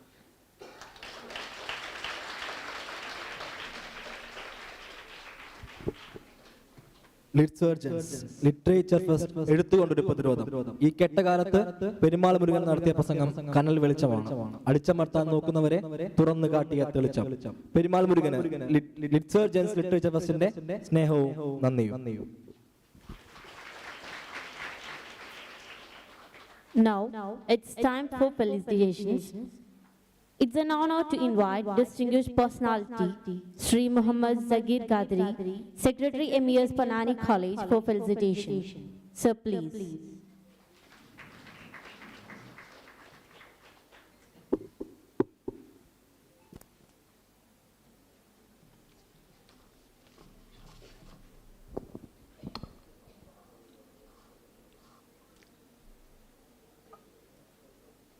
Esteemed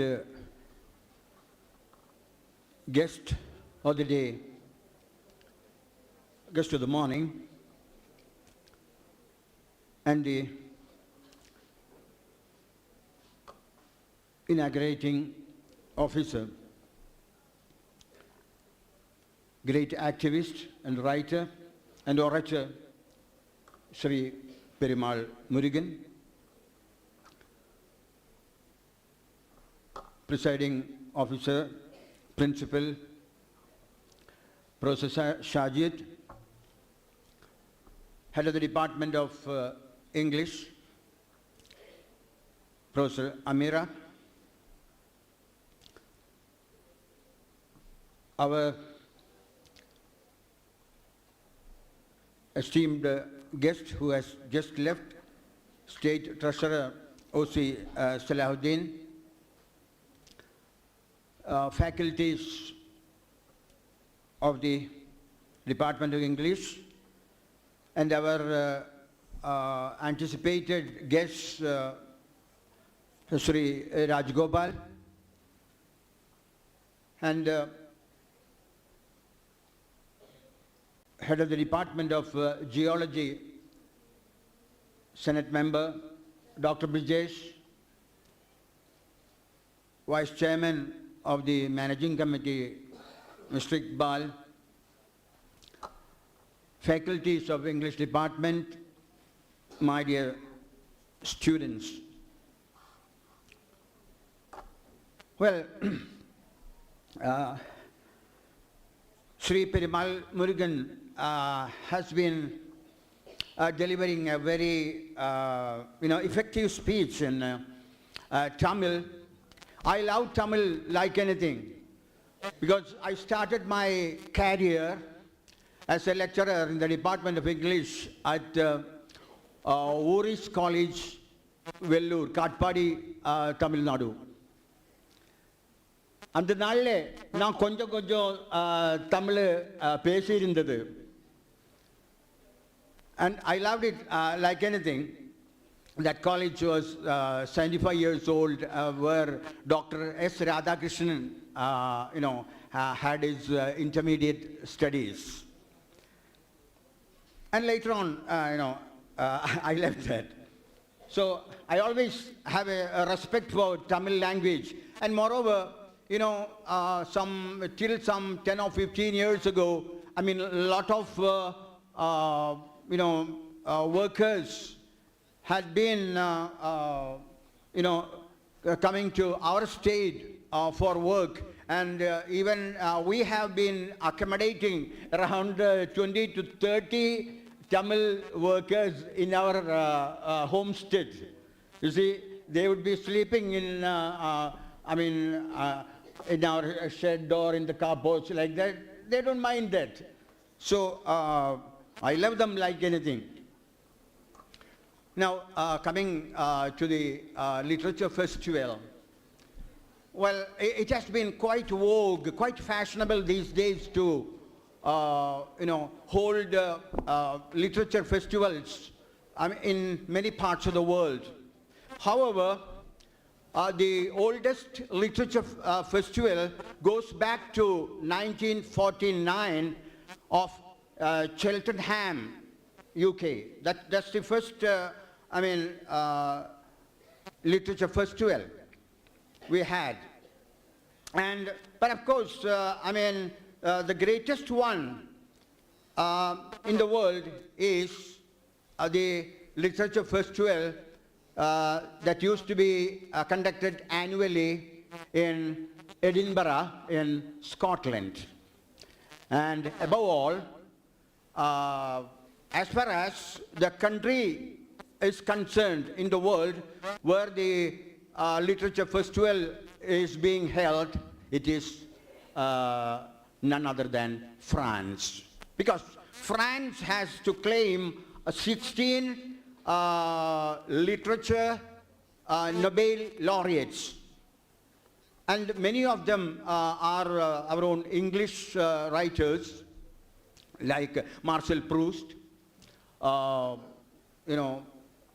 then Victor Hugo. Many writers like that.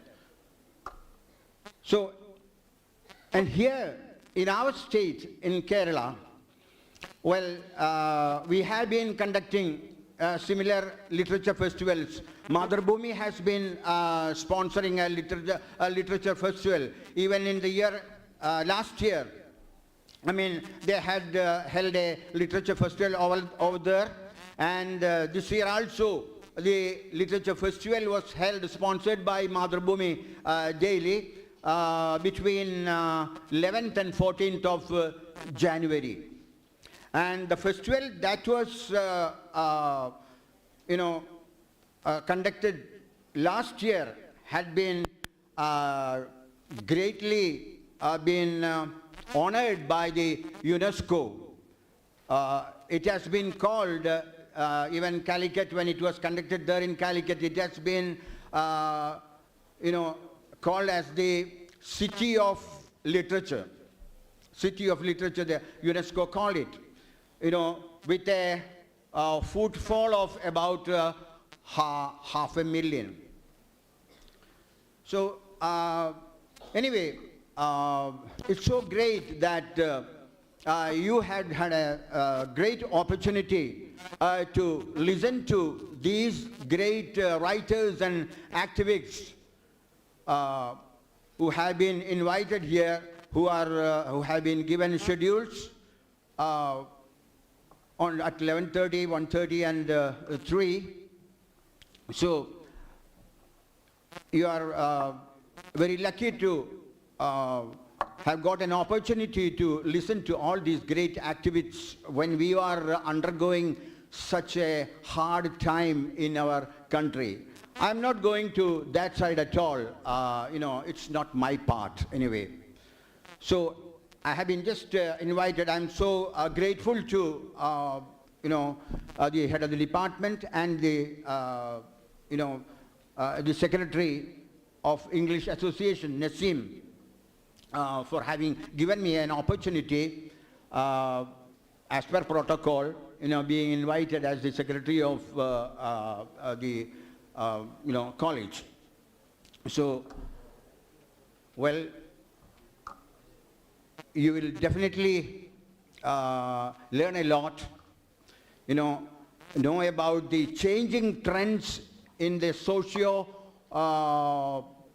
cultural and political side in the current writings in literature of the world in general, as well as English and its extensions like American, African, Canadian, or as he mentioned, Dravidian literature or subaltern literature, whatever you may call it. So I wish all the invited guests, as well as the listeners, my students and teachers, a wonderful time throughout till the end. Thank you. Thank you, sir. It's my pleasure to invite Dr. V.K. Bridges, Head of Department of Geology and Senate member, to the podium to share some words of felicitation with us.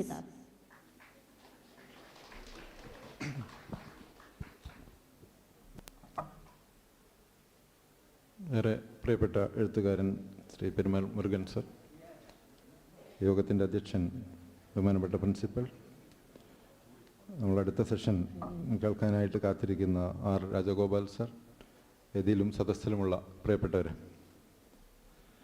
Vaikom സത്യാഗ്രഹത്തിൽ തുടങ്ങി എങ്ങനെയാണ് പഞ്ചതന്ത്രം കഥകളിലൂടെ പത്രപ്രവർത്തനം നടത്തേണ്ടത്, അല്ലെങ്കിൽ പുസ്തകങ്ങൾ എഴുതേണ്ടത്, എന്താണ് magical realism, ആര്യദ്രാവിഡ സംഘർഷങ്ങൾ തുടങ്ങി ഒരുപാട് കാര്യങ്ങൾ പെരുമാൾ മുരുകൻ സാർ ഇവിടെ പറഞ്ഞ് തീർത്തിട്ടുണ്ട്.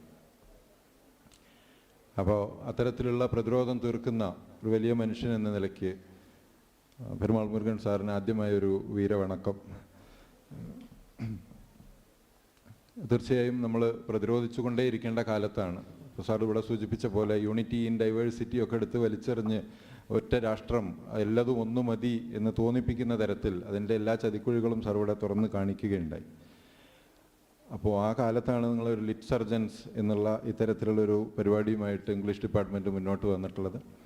അപ്പോൾ ഇംഗ്ലീഷ് ഡിപ്പാർട്ട്മെൻറ്റിൻ്റെ ഈ പ്രയത്നത്തെ സർവാത്മന സ്വാഗതം ചെയ്യുകയും പിന്തുണയ്ക്കുകയും ചെയ്യുക എന്നുള്ളതാണ് ഇതിനെ സ്നേഹിക്കുന്ന, നമ്മുടെ രാജ്യമായി പുലർന്ന് കാണണമെന്ന് ആഗ്രഹിക്കുന്ന എല്ലാവരുടെയും കർത്തവ്യം. അപ്പോൾ അതുകൊണ്ട് ഞാനും അതുതന്നെയാണ് ചെയ്യുന്നത്. ഈ ലിറ്റ്സർജൻസിന് എല്ലാവിധ അഭിവാദ്യങ്ങളും പിന്തുണയും അർപ്പിച്ചുകൊണ്ട് ഞാൻ അവസാനിപ്പിക്കും. Thank you, sir.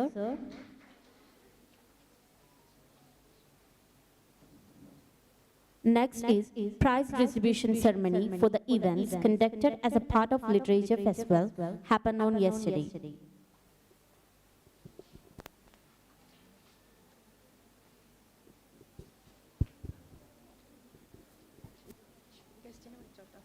For the prize distribution ceremony, we invite our esteemed guest, Sri Perumal Murugan sir, onto the stage. First event, Cross Battle Speech Competition. The prize was backed by Anju Teresa Xavier, Dr. Janaki Ammal University campus.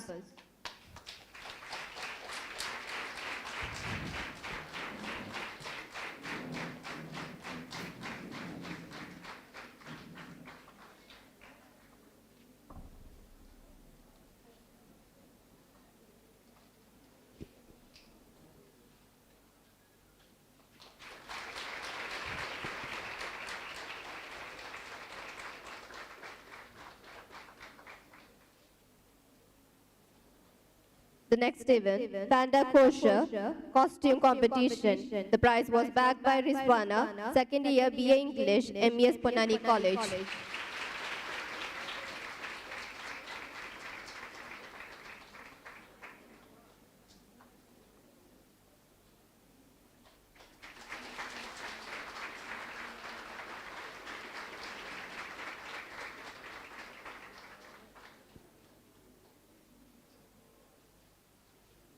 The Beatles Spell Bee Competition. The prize was backed by Aisha Jasdeen, third year Economics, MES Ponnani College.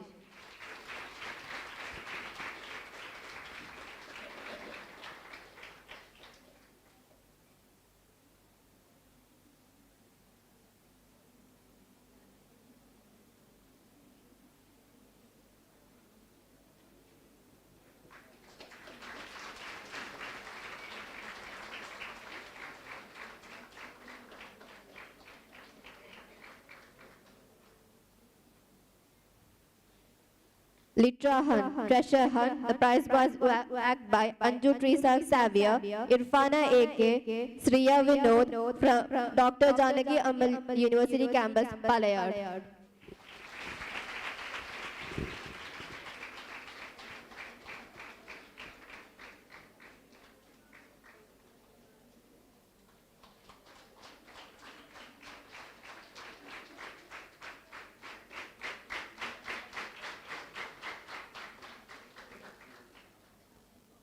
Congratulations to the winners.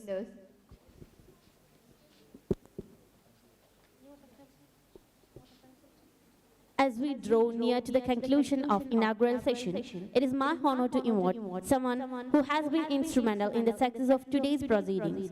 Please join me in welcoming the Secretary of English Association, Nazim Shakir, to the podium. Nazim has tirelessly worked behind the scenes to ensure everything runs smoothly, and now we eagerly invite him to propose the vote of thanks.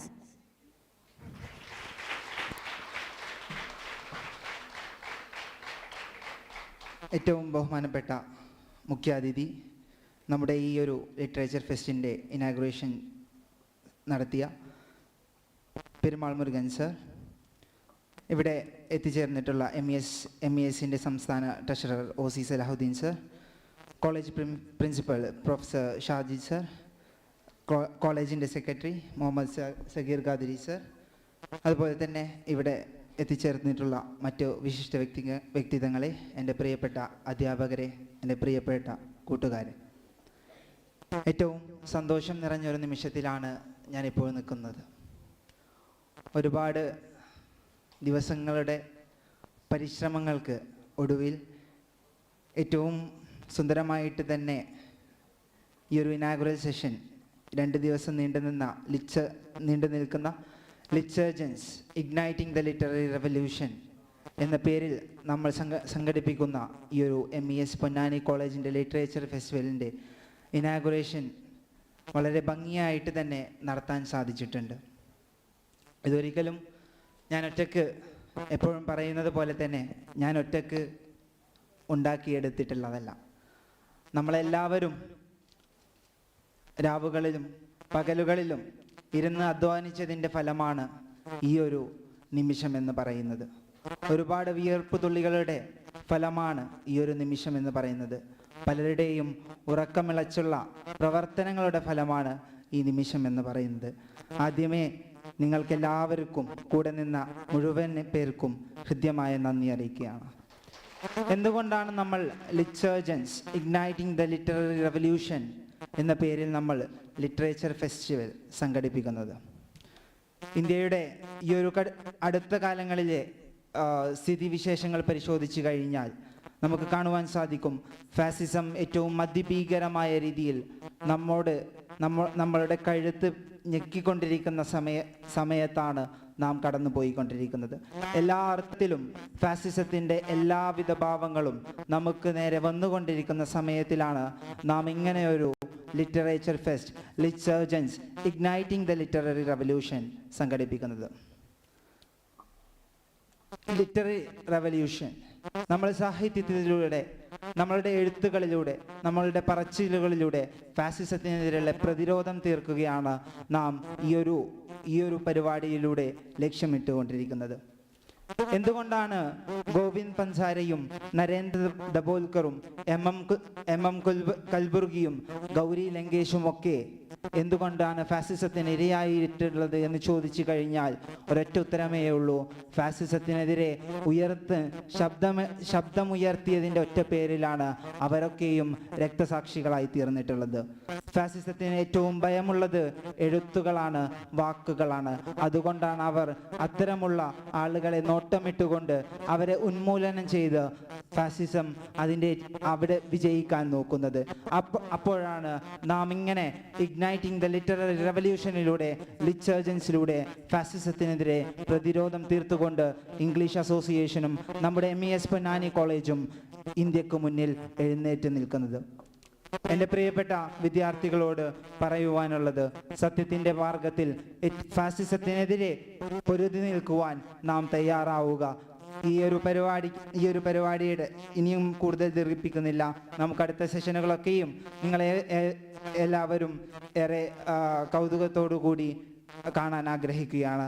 ഞാൻ എൻ്റെ കർത്തവ്യത്തിലേക്ക് കടക്കുകയാണ്. ഈ ഒരു പരിപാടിയുടെ 2 ദിവസത്തെ ലിറ്റ്സർജൻസ് MES Ponnani literature ഫെസ്റ്റിവലിൻ്റെ ഉദ്ഘാടനം നിർവഹിച്ച പെരുമാൾ മുരുകൻ സാറിന് MES പൊന്നാനി കോളേജിൻ്റെയും ഇംഗ്ലീഷ് അസോസിയേഷൻ്റെയും ഹൃദ്യമായ നന്ദി അറിയിക്കുകയാണ്. Thank you sir. അതുപോലെ തന്നെ ഇവിടെ നമ്മുടെ മുഖ്യ അതിഥിക്കുള്ള മൊമെൻ്റ് പ്രസൻറ്റേഷൻ നടത്തിയ MESൻ്റെ സംസ്ഥാന ട്രഷറർ OC സലാഹുദ്ദീൻ സാറിനും കോളേജിൻ്റെയും അസോസിയേഷൻ്റെയും പേരിൽ ഹൃദ്യമായ നന്ദി അറിയിക്കുകയാണ്. ആശംസകൾ അർപ്പിച്ച് സംസാരിച്ച നമ്മുടെ കോളേജിൻ്റെ സെക്രട്ടറി മുഹമ്മദ് സഗീർ ഖാദരി സാറിനും MES പൊന്നാനിയുടെയും അതുപോലെ തന്നെ അസോസിയേഷൻ്റെയും പേരിൽ ഹൃദ്യമായ നന്ദി അറിയിക്കുകയാണ്. നമ്മുടെ ഓരോ പ്രവർത്തനങ്ങൾക്കും താങ്ങും തണലുമായി നിന്നിട്ടുള്ളതാണ് നമ്മുടെ പ്രിൻസിപ്പൽ, ഈ ഒരു കോളേജിൻ്റെ നായകൻ എന്ന് പറയുന്നത്. അദ്ദേഹത്തിനും ഈ ഒരു അവസരത്തിൽ അസോസിയേഷൻ്റെയും എൻ്റെ വ്യക്തിപരമായ പേരിലും ഹൃദ്യമായ നന്ദി അറിയിക്കുകയാണ്. അതിലേക്കാൾ ഉപരി നമുക്ക് ഏറ്റവും കൂടുതൽ സപ്പോർട്ട് തന്നിട്ടുള്ള ഒരാളാണ് നമ്മുടെ അമീറ മിസ് എന്ന് പറയുന്നത്. ഏതൊരർത്ഥത്തിലും ഒരു പക്ഷേ ഞാൻ ഏറ്റവും കൂടുതൽ ഫോൺ കോളുകൾ വിളിച്ച് വെറുപ്പിച്ചിട്ടുള്ളത് അമീറ മിസ്സിനെ ആയിരിക്കും.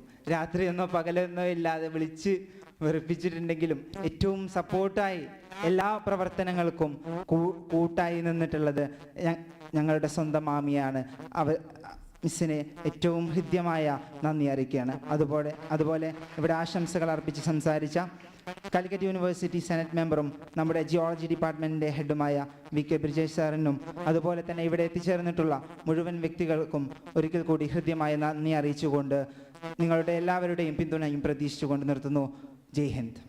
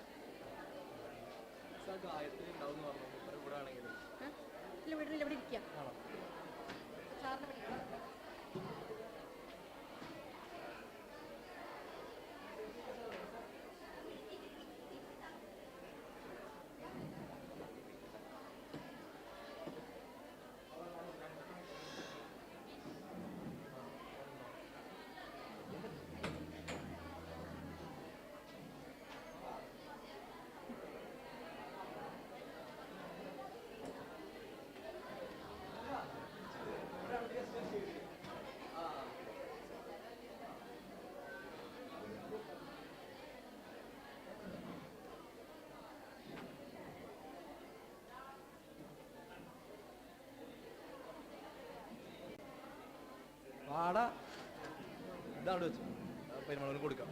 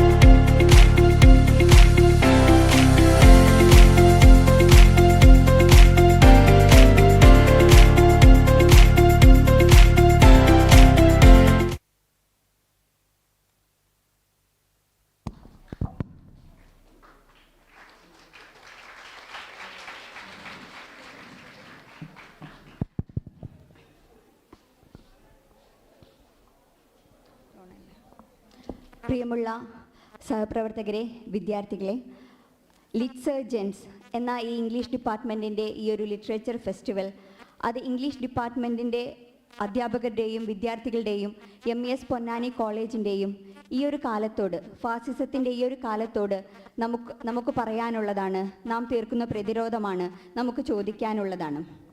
ഈ ഒരു ഫെസ്റ്റിവലിലേക്ക് നിങ്ങൾ ഓരോരുത്തരെയും ഒരിക്കൽ കൂടി സ്വാഗതം ചെയ്യുന്നു. നമ്മളുടെ ഈ ഒരു കാലത്ത് നേരത്തെ പെരുമാൾ മുരുകൻ സർ സംസാരിച്ചപ്പോൾ സൂചിപ്പിക്കുകയുണ്ടായി, അടിയന്തരാവസ്ഥ കാലത്ത് എഡിറ്റോറിയൽ കോളം ഒഴിച്ചിട്ട് പ്രതിരോധം തീർത്ത അല്ലെങ്കിൽ അങ്ങനെ പ്രതികരിച്ച പത്രങ്ങളെപ്പറ്റി. എന്നാൽ ഒരു അപ്രഖ്യാപിതമായ അടിയന്തരാവസ്ഥയുടെ കാലത്താണ് നാം ഓരോരുത്തരും ജീവിക്കുന്നത്, ഒരു ഫാസിസ്റ്റ് ഭരണകൂടത്തിൻ്റെ കാലത്താണ്. ആ കാലത്ത് നമ്മളോട് സംവദിക്കാൻ ഇവിടെ എത്തിച്ചേർന്നത് അതിന് എന്തുകൊണ്ടും യോഗ്യനായ ആർ രാജഗോപാൽ സാറാണ്. നമുക്കിങ്ങനെ ഒരു സെഷന് സാറിന് കിട്ടിയത് നമ്മുടെ ഇംഗ്ലീഷ് ഡിപ്പാർട്ട്മെൻറ്റിൻ്റെ അല്ലെങ്കിൽ MES പൊന്നാനി കോളേജിൻ്റെ ഭാഗ്യമായി തന്നെ ഞാൻ കരുതുന്നു. കാരണം നമ്മെ ഓരോരുത്തരെയും ഈ ഒരു കാലത്ത് പ്രതിരോധിക്കേണ്ടത് എങ്ങനെയാണെന്ന് പഠിപ്പിച്ചത് അദ്ദേഹത്തിൻ്റെ ടെലിഗ്രാഫ് എന്ന പത്രത്തിലെ ആ തലക്കെട്ടുകളിലൂടെ തന്നെയാണ്. നമ്മുടെ സർക്കാരിൻ്റെ, കേന്ദ്ര സർക്കാരിൻ്റെ ഓരോ നയങ്ങൾക്കെതിരെയും അദ്ദേഹം പ്രതികരിക്കുന്ന രീതി നമ്മുടെ പലരുടെയും സ്റ്റാറ്റസുകളിൽ നിന്നിരുന്നത് അദ്ദേഹം നൽകിയിരുന്ന തലക്കെട്ടുകളായിരുന്നു. മണിപ്പൂരിലെ ഇഷ്യൂവിന് ശേഷം ഒരുപാട് ദിവസങ്ങൾക്ക് ശേഷം പ്രധാനമന്ത്രി പ്രതികരിച്ചപ്പോൾ അത് മുതലക്കണ്ണീരാണ് എന്ന് വിളിച്ചു പറയാൻ ധൈര്യം കാണിച്ചത് രാജഗോപാൽ സാറാണ്. അല്ലെങ്കിൽ അധികാരമേറ്റ് 2014 അധികാരമേറ്റ് ഒരുപാട് കാലം മിണ്ടാതിരുന്ന, പത്രങ്ങളെ കാണാതിരുന്ന, പത്രസമ്മേളനങ്ങൾ നടത്താതിരുന്ന ഒരു പ്രധാനമന്ത്രി പിന്നീട് പത്രസമ്മേളനം നടത്തിയിട്ടും കാര്യമായൊന്നും പറയാനില്ലാതിരുന്നപ്പോൾ ഒരു നോ സൗണ്ട് ഹോൺ നമുക്ക് തന്നത്. അല്ലെങ്കിൽ പുതിയ പാർലമെൻറ്റ് മന്ദിരത്തിൻ്റെ ഉദ്ഘാടന വേളയിൽ 2023 BC എന്നുള്ള വിളിച്ചു പറയാൻ അദ്ദേഹം കാണിച്ച ആർജവം തന്നെയാണ് നമുക്ക് ഓരോരുത്തർക്കും പ്രചോദനമാകുന്നത്. അതുകൊണ്ട് നമ്മളോട് സംവദിക്കാൻ വേണ്ടി ഇന്നിവിടെ എത്തിച്ചേർന്നിരിക്കുന്ന ആർ രാജഗോപാൽ സാറിനെ MES പൊന്നാനി കോളേജിൻ്റെ പേരിൽ, ലിറ്റ്സർജൻസിൻ്റെ പേരിൽ ഞാൻ സ്വാഗതം ചെയ്യുന്നു.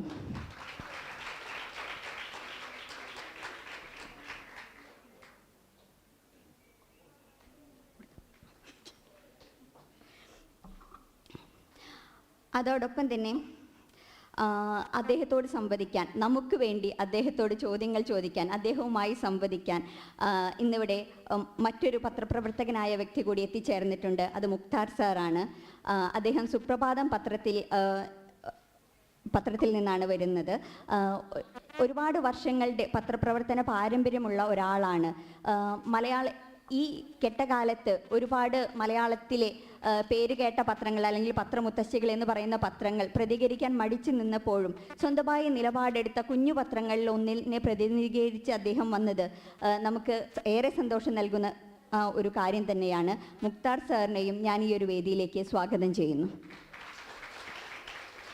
ഇനി നിങ്ങൾ ഓരോരുത്തരെയും, നമ്മളുടെ ഇംഗ്ലീഷ് ഡിപ്പാർട്ട്മെൻറ്റിലെ അമീറ ടീച്ചറെയും, നിങ്ങളെ എല്ലാവരും പറയുന്ന പോലെ നമ്മുടെ സ്വന്തം നസീമിനെയും, നിങ്ങൾ ഓരോരുത്തരെയും സ്വാഗതം ചെയ്തുകൊണ്ട് അധികം ദീർഘിപ്പിക്കാതെ ഞാൻ എൻ്റെ വാക്കുകൾ അവസാനിപ്പിക്കുന്നു.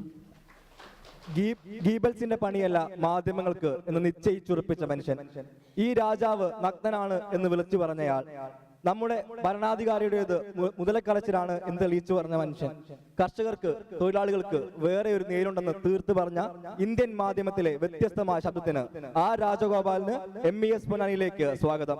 ഇംഗ്ലീഷ് ലിറ്ററേച്ചർ വിഭാഗം അവതരിപ്പിക്കുന്ന ലിറ്ററേച്ചർ സാഹിത്യോത്സവ വേദിയിലേക്ക് മലയാളത്തിന്റെ മുഖ്യധാരാ മാധ്യമങ്ങൾ, നവോത്ഥാന ലെഗസിയുള്ള പത്രങ്ങൾ പോലും ഇന്ത്യൻ ഫാസിസത്തിന്റെ വാർത്തക്കാരാവുന്ന കാലത്ത് തിരിഞ്ഞു നിൽക്കുന്ന ചില തിരുത്തുകളുണ്ട്.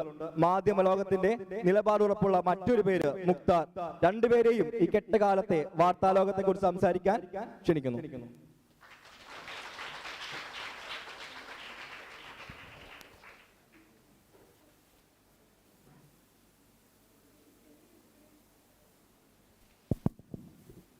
സാർ നമുക്ക് തുടങ്ങാം അല്ലേ?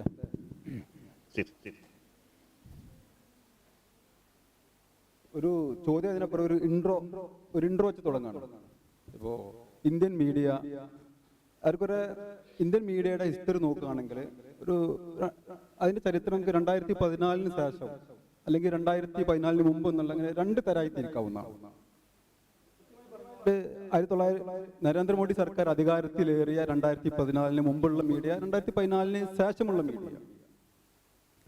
ഈ 2014 ശേഷം 10 വർഷമായി. അതിനു മുമ്പുള്ള 10 വർഷം UPA സർക്കാരായിരുന്നു. ഡോക്ടർ മൻമോഹൻ സിംഗിന്റെ നേതൃത്വത്തിലുള്ള UPA സർക്കാരായിരുന്നു കേന്ദ്രം ഭരിച്ചുകൊണ്ടിരുന്നത്.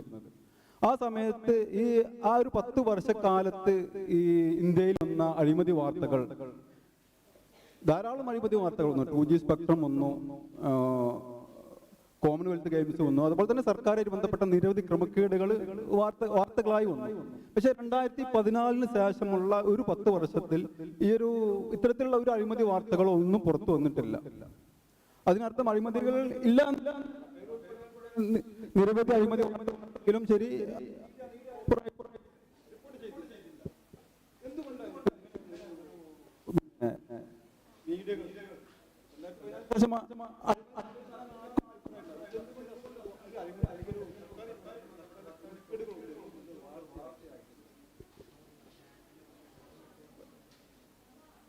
എന്തുകൊണ്ട് വാർത്തയായിട്ട് ശരിക്കും പറഞ്ഞാൽ ഇന്ത്യൻ മീഡിയ നമുക്ക് 3 തരമായിട്ട് തിരിക്കാം. ഒന്ന് നമ്മുടെ സ്വാതന്ത്ര്യ സമരത്തുള്ള ഒരു ജേർണലിസം, പിന്നെ അടിയന്തരാവസ്ഥയിൽ വളരെ റെസിസ്റ്റ് ചെയ്ത ഒരു ജേർണലിസം, പിന്നെ അടിയന്തരാവസ്ഥ കഴിഞ്ഞ് 78 മുതൽ ഏകദേശം 1990 വരെ എനിക്ക് തോന്നുന്നു ഇന്ത്യൻ ജേർണലിസത്തിന്റെ ഗോൾഡൻ ഏജ്, സുവർണകാലം എന്ന് പറയുന്ന സമയം അപ്പോഴായിരുന്നു. 1900 അത് എമർജൻസി കഴിഞ്ഞിട്ട് 1990-92 വരെ ഒരുപാട് ചെറുപ്പക്കാർ ജേർണലിസ്റ്റിലോട്ട് കടന്നു വന്നു. ടൈപ്പ് റൈറ്റർ ഗറില്ലാസ് എന്ന് പറഞ്ഞൊരു മൂവ്മെന്റ് ഉണ്ടായി. ഇൻവെസ്റ്റിഗേറ്റീവ് ജേർണലിസം എന്താണെന്ന് ഇന്ത്യ പഠിച്ചു ആ സമയത്ത്. അതിനുശേഷം 2014 ഒരു വലിയ മാറ്റം വന്ന 92 ഉദാരവൽക്കരണം റിബലൈസേഷൻ ഒരു കാരണമായതല്ല, അതിന് ഒരു കോയിൻസിഡൻസ് ആണ്. പെട്ടെന്ന് സ്പോർട്സിനോട് നമുക്ക് വിരോധമുണ്ടെന്ന് പറയല്ലേ, സ്പോർട്സ്, സിനിമ ഇങ്ങനെയുള്ള കാര്യങ്ങളുടെ അതിപ്രസരം ന്യൂസ് റൂമുകളിൽ വന്നതിന് ശേഷം ഒരു പ്രത്യേക സ്കില്ലുള്ളവരെ, അതായത് ഇതിനെക്കുറിച്ച് സച്ചിൻ ടെണ്ടുൽക്കറെ കുറിച്ച് എഴുതുന്ന ഒരാളും, ഇപ്പൊ ദേവഗൌഡയും സച്ചിൻ ടെണ്ടുൽക്കർ, ദേവഗൌഡയെ കുറിച്ച് എഴുതാനുള്ള ഒരാളും സച്ചിൻ ടെണ്ടുൽക്കറെ കുറിച്ച് എഴുതാനുള്ള ഒരാളും തീർച്ചയായിട്ടും നമ്മൾ വാല്യൂ സച്ചിൻ ടെണ്ടുൽക്കറെ എഴുതുന്നത്. അല്ലെങ്കിൽ ഒരു ബോളിവുഡ് താരത്തെയോ അല്ലെങ്കിൽ ഒരു മലയാളത്തിൽ മോഹൻലാലിനെയോ അല്ലെങ്കിൽ മറ്റൊരു ആളിനെ കുറിച്ച് എഴുതുന്നവർക്ക് അപ്പൊ അങ്ങനെയുള്ള അപ്പൊ ഇതിന്റെ പ്രശ്നം പറ്റിയത് അന്ന് നമ്മൾ തിരിച്ചറിഞ്ഞില്ല. ഞാനും ഈ 89-ലെ പ്രൊഫഷനിൽ വന്ന ആളാണ്. അപ്പൊ നമ്മൾ അറിയാതെ പറ്റിയത് ഇന്ത്യൻ ന്യൂസ് റൂമുകൾ മുഴുവൻ കംപ്ലീറ്റ്ലി അരാഷ്ട്രീയവൽക്കരിക്കപ്പെട്ടു എന്നുള്ള, ഡീപൊളിറ്റിസൈസ്ഡ് ആയിട്ടുള്ള ആ പ്രശ്നം പറ്റിയത്. 2014 ആയപ്പോഴേക്കും നമ്മൾ നോക്കുകയാണെങ്കിൽ ഈ 1990s ജേർണലിസത്തിൽ ജോയിൻ ചെയ്തവരാണ് ഇപ്പം എഡിറ്റേഴ്സ് ആയിട്ടിരിക്കുന്ന മിക്കവാറും ഏകദേശം 90% ആളുകൾ ലീഡർഷിപ്പ് എന്ന് പറയുന്നത്, ന്യൂസ് റൂം ലീഡർഷിപ്പ് എന്ന് പറയുന്നവർ എല്ലാ ഭാഷയിലും ഈ 1990s ജോയിൻ ചെയ്ത അരാഷ്ട്രീയമായ വ്യക്തികളാണ്. അപ്പോൾ ഈ പ്രശ്നം ഇങ്ങനെയുള്ളവര് ന്യൂസ് റൂം ലീഡർഷിപ്പ് ഇരിക്കുമ്പോൾ ഇപ്പൊ അതൊരു ഹിസ്റ്റോറിക്കൽ, ഒരു ചരിത്രപരമായ വീണ്ടും ഒരു കോയിൻസിഡൻസ്. അപ്പോൾ ഒരു ഫണ്ടമെന്റലിസ്റ്റ് ആയിട്ടുള്ള ഒരു ഭരണകൂടം അധികാരത്തിൽ വരുന്നു. അപ്പൊ അവർ കൂടുതലായിട്ടും ചെയ്യേണ്ടി വന്നിട്ടുണ്ട്. അപ്പം ഇത് താങ്കൾ ചോദിച്ചു എന്തുകൊണ്ട് ഒരു വാർത്ത റിപ്പോർട്ട് ചെയ്യുന്നില്ല എന്ന് പറഞ്ഞാൽ ഈ ലീഡർഷിപ്പ് പൊസിഷനിൽ ഇരിക്കുന്ന പല എഡിറ്റേഴ്സും ഇതൊന്നും ഒരു വാർത്തയാണെന്ന് കരുതുന്നില്ല. അവരെ സംബന്ധിച്ച് ഞാൻ ഉദാഹരണം പറയാം. ഇപ്പൊ മണിപ്പൂരിൽ താങ്കൾ സംസാരിച്ചു, മണിപ്പൂരിൽ സംഭവം ഉണ്ടായ ശേഷം, അല്ലെങ്കിൽ ഇപ്പോ ഹൽദ്വാനി എന്ന് പറയുന്ന സ്ഥലത്ത് ഉത്തരാഖണ്ഡിൽ കഴിഞ്ഞ 2 ആഴ്ച മുമ്പ് 5 പേരിൽ 6 എന്ന് പറയുന്നു 5 പേരെങ്കിലും പോലീസ് വെടിവെച്ച് വന്നൊരു സംഭവം ഉണ്ടായിട്ടുണ്ട്. മണിപ്പൂരിൽ ഇത്രയും സംഭവിച്ചു. നൂഹ് എന്ന് പറയുന്ന സ്ഥലത്ത് കലാപം. നിങ്ങൾ ആലോചിച്ച് നോക്കും, കേരളത്തില് നിങ്ങൾക്ക് ആദ്യം മനസ്സിൽ വരുന്ന ടെലിവിഷൻ ചാനലുകളോ പത്രങ്ങളോ, ഏറ്റവും പേരുകേട്ട പത്രങ്ങളോ അല്ലെങ്കിൽ ഈ നാഷണൽ ലെവലിലുള്ള പത്രങ്ങളോ, ഇതിൽ ആരെങ്കിലും അവിടെ അയച്ചതായിട്ട് നിങ്ങൾക്ക് ഓർമ്മയുണ്ടോ? അതേസമയം വേൾഡ് കപ്പ് നടന്നപ്പോൾ ഓരോ പത്രങ്ങളും പറഞ്ഞു ഞങ്ങളുടെ 4 പേര് അവിടെ ലൈവായിട്ട് റിപ്പോർട്ട് ചെയ്യുന്നുണ്ട്, ഞങ്ങളുടെ 5 പേര് അവിടെ റിപ്പോർട്ട് ചെയ്യുന്നുണ്ട്, ഞങ്ങളുടെ 10 പേര് അവിടെ റിപ്പോർട്ട് ചെയ്യുന്നു.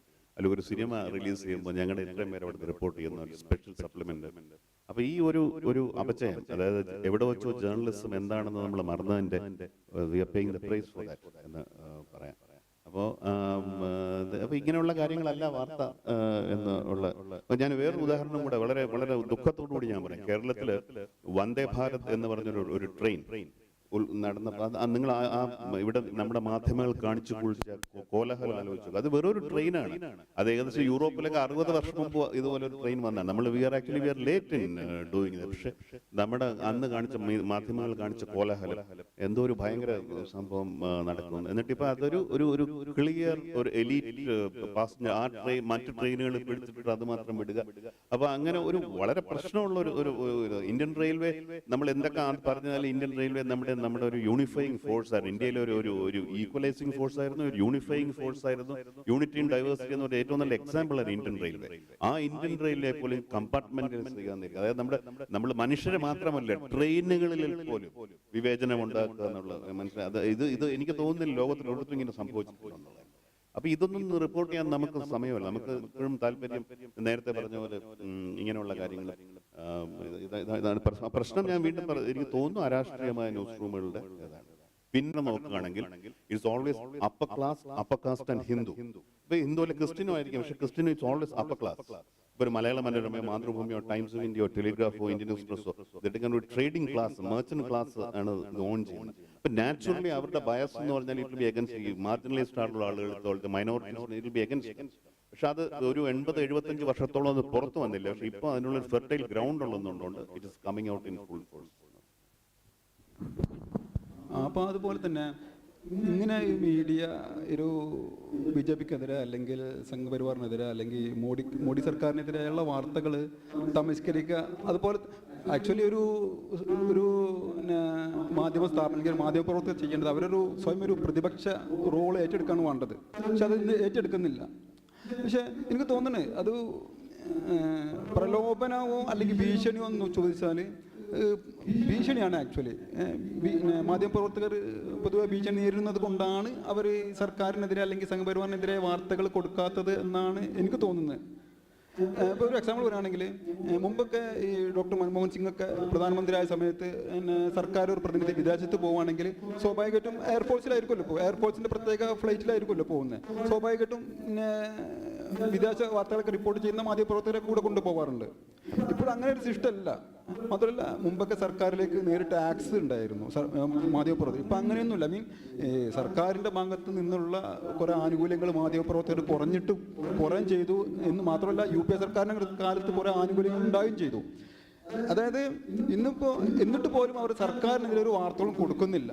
അത് ഒരു തരത്തിൽ ഭീഷണി കൊണ്ടല്ലേ അവർ സർക്കാർ വാർത്തകൾ അവഗണിക്കാൻ കാരണം. നിങ്ങളെങ്ങനെയാണ് അതിനെ റീഡ് ചെയ്യുന്നത്? ഭീഷണിയാണെന്ന് പറയാൻ എളുപ്പമുണ്ട്. പക്ഷെ ഞാൻ ചോദിക്കുന്നത് എന്തിനാണ് ഇവർ ഭീഷണിപ്പെടുന്നത്, ഭയപ്പെടുന്നത്? ഞാൻ ഈ പറഞ്ഞ പത്രങ്ങൾ നേരത്തെ പറഞ്ഞു. എൻ്റെ പത്രം അനന്തബസ പത്രിക ബംഗാളിലെ ഏറ്റവും വലിയ പത്രഗ്രൂപ്പാണ്. കേരളത്തിൽ മലയാള മനോരമ, മാതൃഭൂമി, ഇന്ത്യയിലെ അല്ലെങ്കിൽ നമ്മൾ north Indian times of India, Indian express, Hindustan times. ഇവർക്ക് ഈ മോദി എത്ര പേടിക്കാൻ വേണ്ടി എന്തോ ഇവരുടെ ഉള്ളിലൊക്കെ എന്തോ ആരെങ്കിലും ഒന്ന് കുഴിച്ചു കൊണ്ടിട്ടുണ്ട് അവരുടെ വീട്ടിലെ പറയില്ല. അപ്പൊ ഇത് ഭയം എന്നുള്ളത് വെറുതെ ഒരു എക്സ്ക്യൂസ് ആയിട്ട് ഉപയോഗിക്കുകയാണ്. ഇപ്പൊ പിന്നെ ED അയച്ചാൽ എന്തോ it's a part of investigation process. അവർ വന്നിട്ട് കാപ്പി കൊടുത്ത് let them go back after that. അത് മാത്രമല്ല, നിങ്ങൾ ആലോചിച്ച് നോക്കുക, ഈ പത്രങ്ങളെല്ലാം ഇവർ പറയുന്നത് ഇവരുടെ അപ്പൂപ്പനും വല്യച്ഛനും അമ്മാവനും ഒക്കെ ഫ്രീഡം സ്ട്രഗിൾ ജയിലിൽ കൊണ്ടുവന്നിട്ടുണ്ടെന്നാണ് പറയുന്നത്. അങ്ങനെയാണെങ്കിൽ why can't they also spend some time in jail?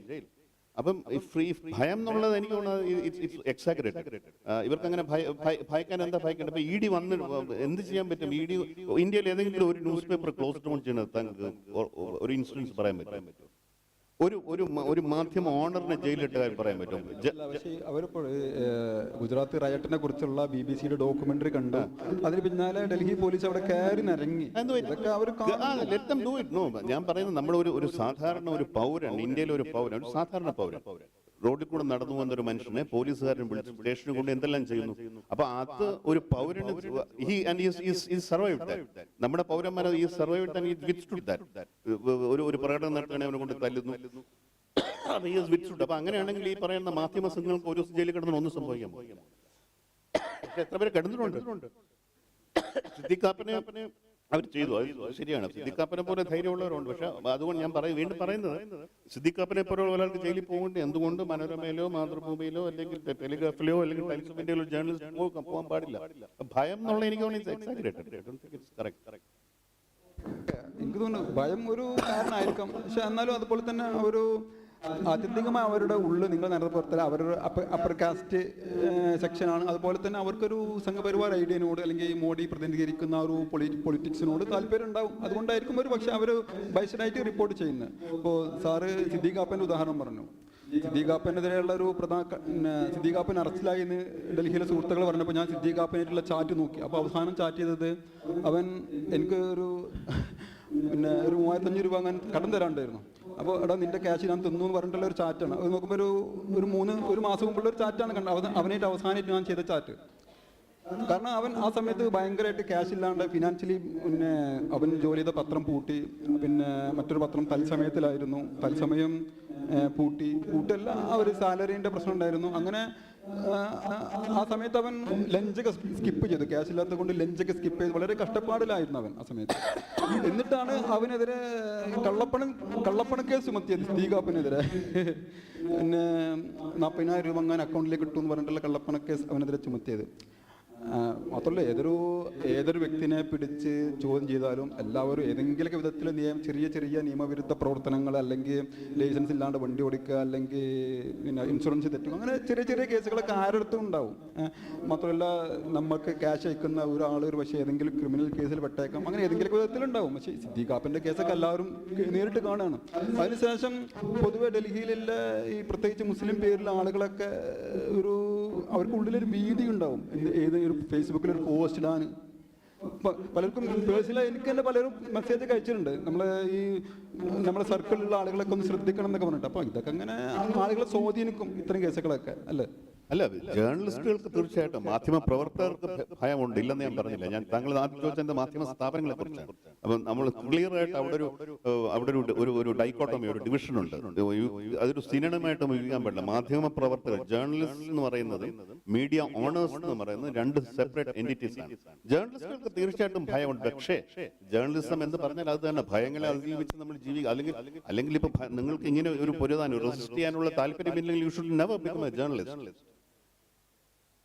ഇതിപ്പോ നമ്മൾ പെർമിഷൻ ചോദിച്ചിട്ട് പ്രൊട്ടസ്റ്റ് ചെയ്യുമ്പോൾ പോലെ പെർമിഷൻ ചെയ്തിട്ട് പ്രൊട്ടസ്റ്റ് ആണെങ്കിൽ അങ്ങനെ പ്രൊട്ടസ്റ്റ് ആവുന്നത്. അപ്പൊ ജേർണലിസം എന്ന് പറഞ്ഞാൽ by definition risk is inherent. അപ്പൊ അല്ലെങ്കിൽ അങ്ങനെ ആ ഒരു ഇതിന് കഷ്ടപ്പെടാനോ റിസ്കിനോ താല്പര്യമില്ലെങ്കിൽ then you become an IAS officer. മനസ്സിലായില്ലേ? അല്ലെങ്കിൽ you can be, there is a lot of other job, IT ഇത് once you become a journalist, it's part of the job, you have to face it. അത് ഭയം കൊണ്ട് എനിക്ക് എഴുതാൻ പറ്റുന്നില്ല, you have no right to be a journalist. ഇപ്പോൾ sir പറഞ്ഞ പോലെ ഈ അടിയന്തരാവസ്ഥക്കാലത്ത് ശേഷമുള്ള ആ ഒരു മാധ്യമ പ്രവർത്തനം എന്നായിരുന്നു ഏറ്റവും അധികം സ്വതന്ത്ര മാധ്യമ പ്രവർത്തനം നടന്നതെന്ന് സാറ് തുടക്കത്തിൽ പറഞ്ഞു. അന്ന് അതിനൊക്കെ മുന്നിൽ നിന്ന ഇന്ത്യൻ എക്സ്പ്രസ്, ഹിന്ദു പോലുള്ള മീഡിയ ഒക്കെ അവരും നേരത്തെ പറഞ്ഞ പോലെ സർക്കാർ വിരുദ്ധ വാർത്തകൾ അവരിൽ വരുന്നില്ല. ഇന്ത്യ ടുഡേ ഒക്കെ സാറ് ജോലി ചെയ്തല്ലേ ഇന്ത്യ ടുഡേ അല്ലേ? ഇന്ത്യ ടുഡേ ഈ ബാബരി മസ്ജിദ് പൊളിച്ച സമയത്ത് ഉള്ള അവരുടെ ആ ഒരു covering shame on India national shame. അതേപോലെ തന്നെ ഇപ്പോൾ ഈ രാമക്ഷേത്ര പ്രതിഷ്ഠാ സമയത്തുള്ള അവരുടെ ഒരു കവറും സോഷ്യൽ മീഡിയയിൽ കുറേ ഓടി. അതായത് 30 വർഷത്തിനുള്ളിൽ മീഡിയ അത്രയും മാറ്റം ഉണ്ടായി അല്ലേ? മാത്രമല്ല ഇപ്പോൾ ഇന്ത്യൻ എക്സ്പ്രസ് പോട്ടെ, എല്ലാ മീഡിയയുടെയും പോളിസി മൊത്തം മാറി.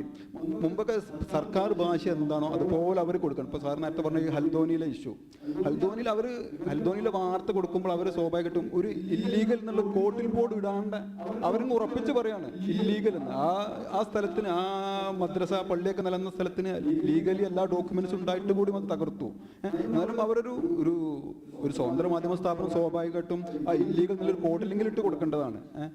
പക്ഷെ അവരങ്ങനെ കൂളായിട്ട് സർക്കാർ ഭാഷ്യം അങ്ങനെ കൊടുക്കുന്നു. അത്രയും മീഡിയ എന്താ പറയാ മോദി ഭക്തരായി മാറി എന്ന് പറയാം അല്ലേ? അതാണ് ഞാൻ പറഞ്ഞത്.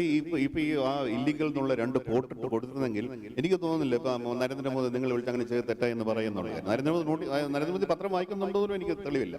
അപ്പൊ ഇത് ആരും പറയാതെ തന്നെ നമ്മൾ സ്വയം ചെയ്യും. അതുകൊണ്ടാണ് ഞാൻ പറഞ്ഞത്, ഇത് ഭയമല്ല, നമ്മുടെ ഉള്ളിലുള്ള വിഷം ഇപ്പൊ പുറത്തു വന്നാൽ അത് ഇറ്റ്സ് എ ഫെർട്ടൈൽ ഗ്രൗണ്ട്, അതുകൊണ്ട് ചെയ്യുന്നു എന്നുള്ള. അതുകൊണ്ടാണ് ഞാൻ വീണ്ടും പറയുന്നത്, എനിക്ക് ഈ ഭയം എന്നുള്ള കാര്യം കാര്യം അത്ര കൺവിൻസിംഗ് ആയിട്ട് തോന്നുന്നില്ല എനിക്ക്. അപ്പോൾ ഞാൻ പറയുന്നത് നമ്മുടെ ഉള്ളിലുള്ള ബയസും പ്രെജുഡിസസും എല്ലാം പുറത്തു വരേണ്ട അവസരം കിട്ടിയപ്പോൾ അത് വളരെ ശക്തിയോടെ പുറത്തു വന്നു. അപ്പോൾ ഇത് റെസിസ്റ്റ് ചെയ്യേണ്ട ശരിക്കും വായനക്കാർ, നമ്മൾ ഇപ്പം വായനക്കാരെന്ന് പറഞ്ഞിട്ട് ഓഡിയൻസ് എന്നാണ് പറയുന്നത്. കാര്യം ന്യൂസ് പേപ്പറിൻ്റെ വെബ്സൈറ്റ് ഉണ്ട്. അപ്പോൾ എല്ലാവരും ഓഡിയൻസ് അപ്പോൾ ഓഡിയൻസ് എന്ത് പറഞ്ഞ് വിളിച്ചാലും ശരി, അപ്പോൾ they also have A responsibility. ഇങ്ങനെയുള്ള പത്രങ്ങൾ വായിക്കരുതെന്നുള്ളതാണ് ഇങ്ങനെ ചെയ്തത്. പക്ഷേ അൺഫോർച്ചുനേറ്റ്ലി പീപ്പിൾ വായിക്കുന്നുള്ളതാണ്. അപ്പോൾ അത് വായിച്ചില്ലെങ്കിൽ പിന്നെ എന്തുണ്ട്? ഒരുപാടുണ്ട്. ഒരുപാട് ചെറുപ്പക്കാർ. ഇപ്പം ഞാൻ നമ്മുടെ ഇവിടെ ഇരിക്കുന്നവരിൽ പലരും ഫ്യൂച്ചർ ജേർണലിസ്റ്റ്, എൻ്റെ സംഭാഷണം പലരും കേട്ട് കഴിയുമ്പോൾ പലരും പറയും ഈ പിള്ളേരെ ഇങ്ങനെ ഡിപ്രസ്ഡ് ആക്കും, ഇങ്ങനെ ആരും ജേർണലിസ്റ്റ്. അങ്ങനെയല്ല, ജേർണലിസ്റ്റിന് ഇപ്പോഴും സ്കോപ്പുണ്ട്. ഒരുപാട് ചെറുപ്പക്കാർ നോർത്ത് ഇന്ത്യയിൽ തനിച്ച് സ്വയം ഇൻഡിപെൻഡന്റ് യൂട്യൂബും അങ്ങനെയുള്ള വഴിയിൽ ഒരുപാട് ജേർണലിസം ചെയ്യുന്നവരുണ്ട്. അപ്പോൾ അത് ചെയ്യേണ്ട രീതിയിൽ ഇപ്പോഴും സ്കോപ്പ് ഉണ്ടെന്നുള്ളത് തന്നെയാണ്. പക്ഷേ ഇറ്റ്സ് എ സ്ട്രഗിൾ. ഒരിക്കലും മറ്റൊരു ജോലിയെ പോലെ ഒരു സേഫ് സോണിൽ നിന്നുകൊണ്ട് ജേർണലിസം ചെയ്യുക എന്നുള്ളത് ബുദ്ധിമുട്ടായിരിക്കും. എസ്പെഷ്യലി നമ്മുടെ പോലുള്ള ഒരു ക്വാസി ഡെമോക്രസി. നമ്മളൊരു ഫുൾ ഡെമോക്രസി അല്ല. നമ്മൾ എന്തൊക്കെ നമ്മൾ പല പറയും മദർ ഡെമോക്രസി ഒക്കെ മോദി പറയുമെങ്കിലും ഒരു ക്വാസി ഡെമോക്രസി. അപ്പോൾ അതിനകത്തുള്ള ത്രെറ്റ്സ് എപ്പോഴും ഉണ്ടായിരിക്കുന്നുള്ളത് ഇതാണ്.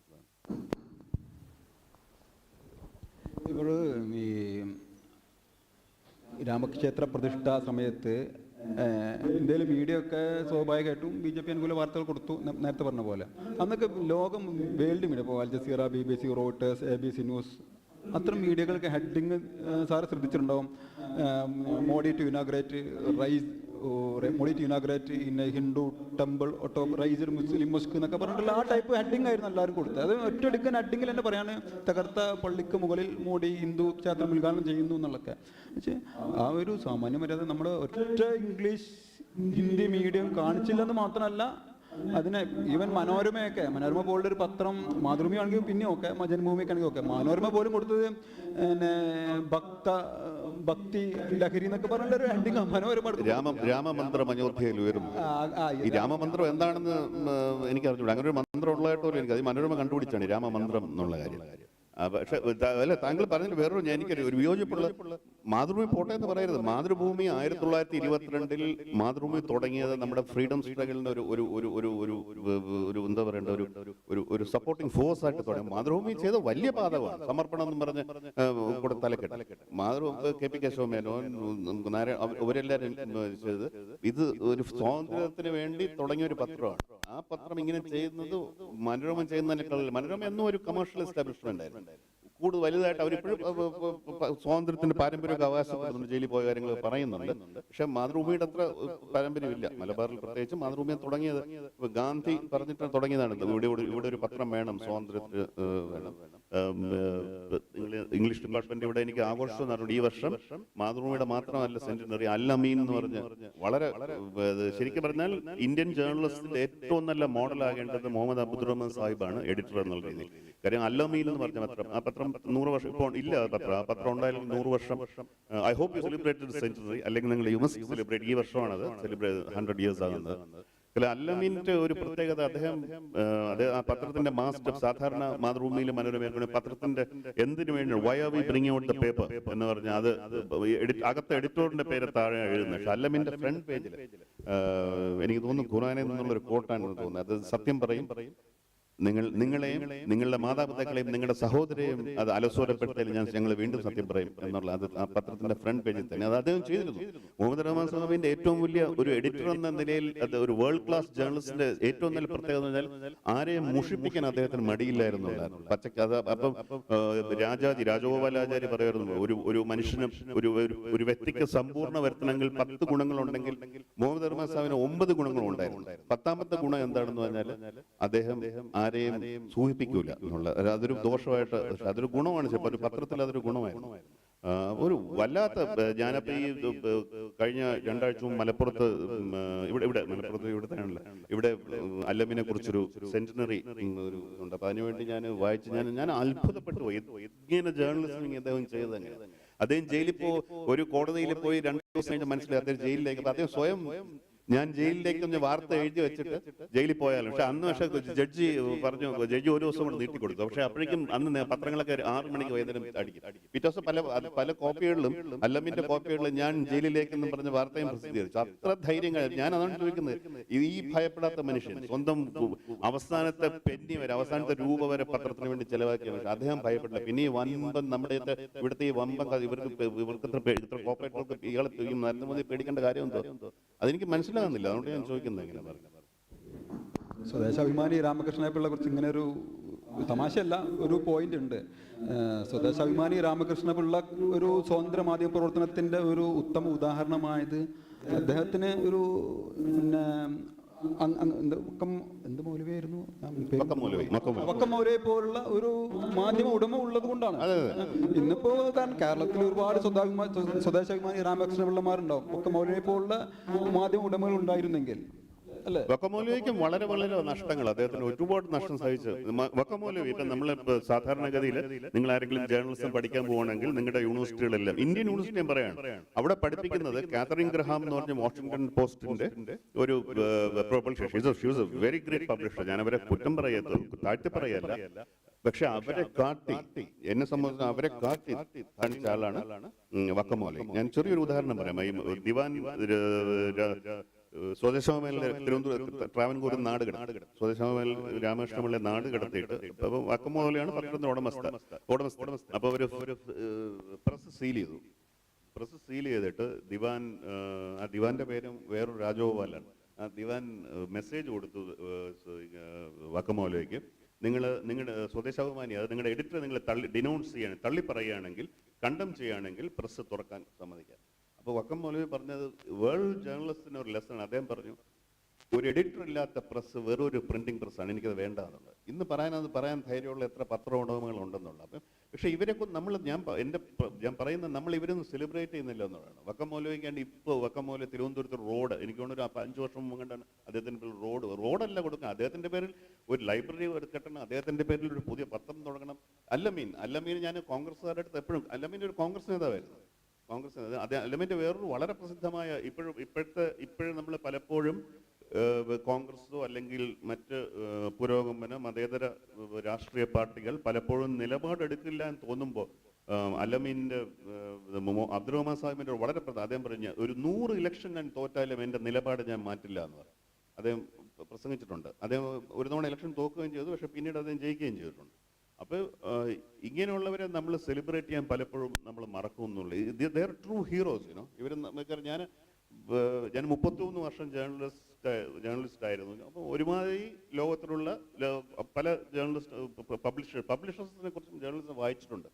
അപ്പോൾ ഇവരെ പോലെ ഇവരുടെ ഈക്വലായിട്ടുള്ളവരെ നമുക്ക് അമേരിക്ക ബെൻ ബ്രാഡ്ലി എന്ന് പറയാറുണ്ട്, അല്ലെങ്കിൽ കാൾ ബേൺസ്റ്റീൻ, ബോബ് വുഡ്വാർഡ് എന്നൊക്കെ പറയുന്നെങ്കിൽ, പക്ഷെ അവർക്ക് ഒരു വളരെ ശക്തമായൊരു ഡെമോക്രസി അവരുടെ പിന്നിലുണ്ടായിരുന്നു. ഇന്ത്യയിൽ അങ്ങനെ തിരിച്ചാണ്, ഒരു വീക്ക് ഡെമോക്രസിയും വളരെ ശക്തമായ ഒരു പ്രസ് എന്ന് പറഞ്ഞാൽ അതൊരു കോൺട്രഡിക്ഷൻ ഇൻ ടേംസ് ആണ്. അത് പലപ്പോഴും പറ്റില്ല. അങ്ങനെ അവർ ചെയ്തു എന്നുള്ളത് ഒരു ഭയങ്കര സ്റ്റോറിയാണ്. അവരെക്കുറിച്ച് സിനിമകൾ എടുക്കണം, അവരെക്കുറിച്ച് നമ്മൾ നിരന്തരം പറഞ്ഞുകൊണ്ടേയിരിക്കണം, പക്ഷെ അത് നടക്കുന്നില്ല എന്നുള്ളൊരു. ഈ അല്ലമീൻ എന്നുള്ള അതൊരു അറബി വാക്കാണ്. അതിനർത്ഥം സത്യസന്ധൻ എന്നാണ് തോന്നുന്നു അറബിയിലെ അർത്ഥം. അതിൻ്റെ ആവട്ടെ വിശ്വാസി, എന്താവട്ടെ. ഈ നേരത്തെ പറഞ്ഞ പോലെ ഈ മോഡി കാലത്തുള്ള അല്ലെങ്കിൽ ഇക്കാലത്ത് 2014 ശേഷമുള്ള ഒരു ജേർണലിസം എന്ന് പറയുന്നത് ഒരു സുഖമുള്ള ജേർണലിസമാണ്. കാരണം സർക്കാർ എന്ത് പറയുന്നു അത് അപ്പടങ്ങ് കൊടുത്താൽ മതി, നമുക്ക് ഒന്നും ഇൻവെസ്റ്റിഗേറ്റ് ചെയ്യുന്നു. കാരണം ഈ ഒരു തെഹലിക്കൊക്കെ ഉള്ള ഒരു സർക്കാർ പോയിട്ടുണ്ട് അല്ലേ, കേന്ദ്രത്തിലേക്ക് സർക്കാർ വീണിട്ടുണ്ട് മാധ്യമങ്ങളുടെ റിപ്പോർട്ട് കാരണം.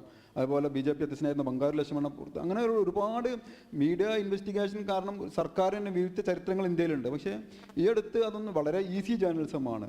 നമുക്ക് ടാബിലിരുന്ന് സർക്കാർ തരുന്ന സാധനങ്ങൾ അപ്പോഴേ അങ്ങ് പബ്ലിഷ് ചെയ്താൽ മതി, ആർക്കും ഒന്നും ഇൻവെസ്റ്റിഗേറ്റ് ചെയ്യേണ്ട, പുറത്തിറങ്ങുള്ള ഒന്നും ചെയ്യേണ്ട, അങ്ങനത്തെ ഒരു അവസ്ഥയാണ് ഇപ്പോൾ ഉള്ളത്.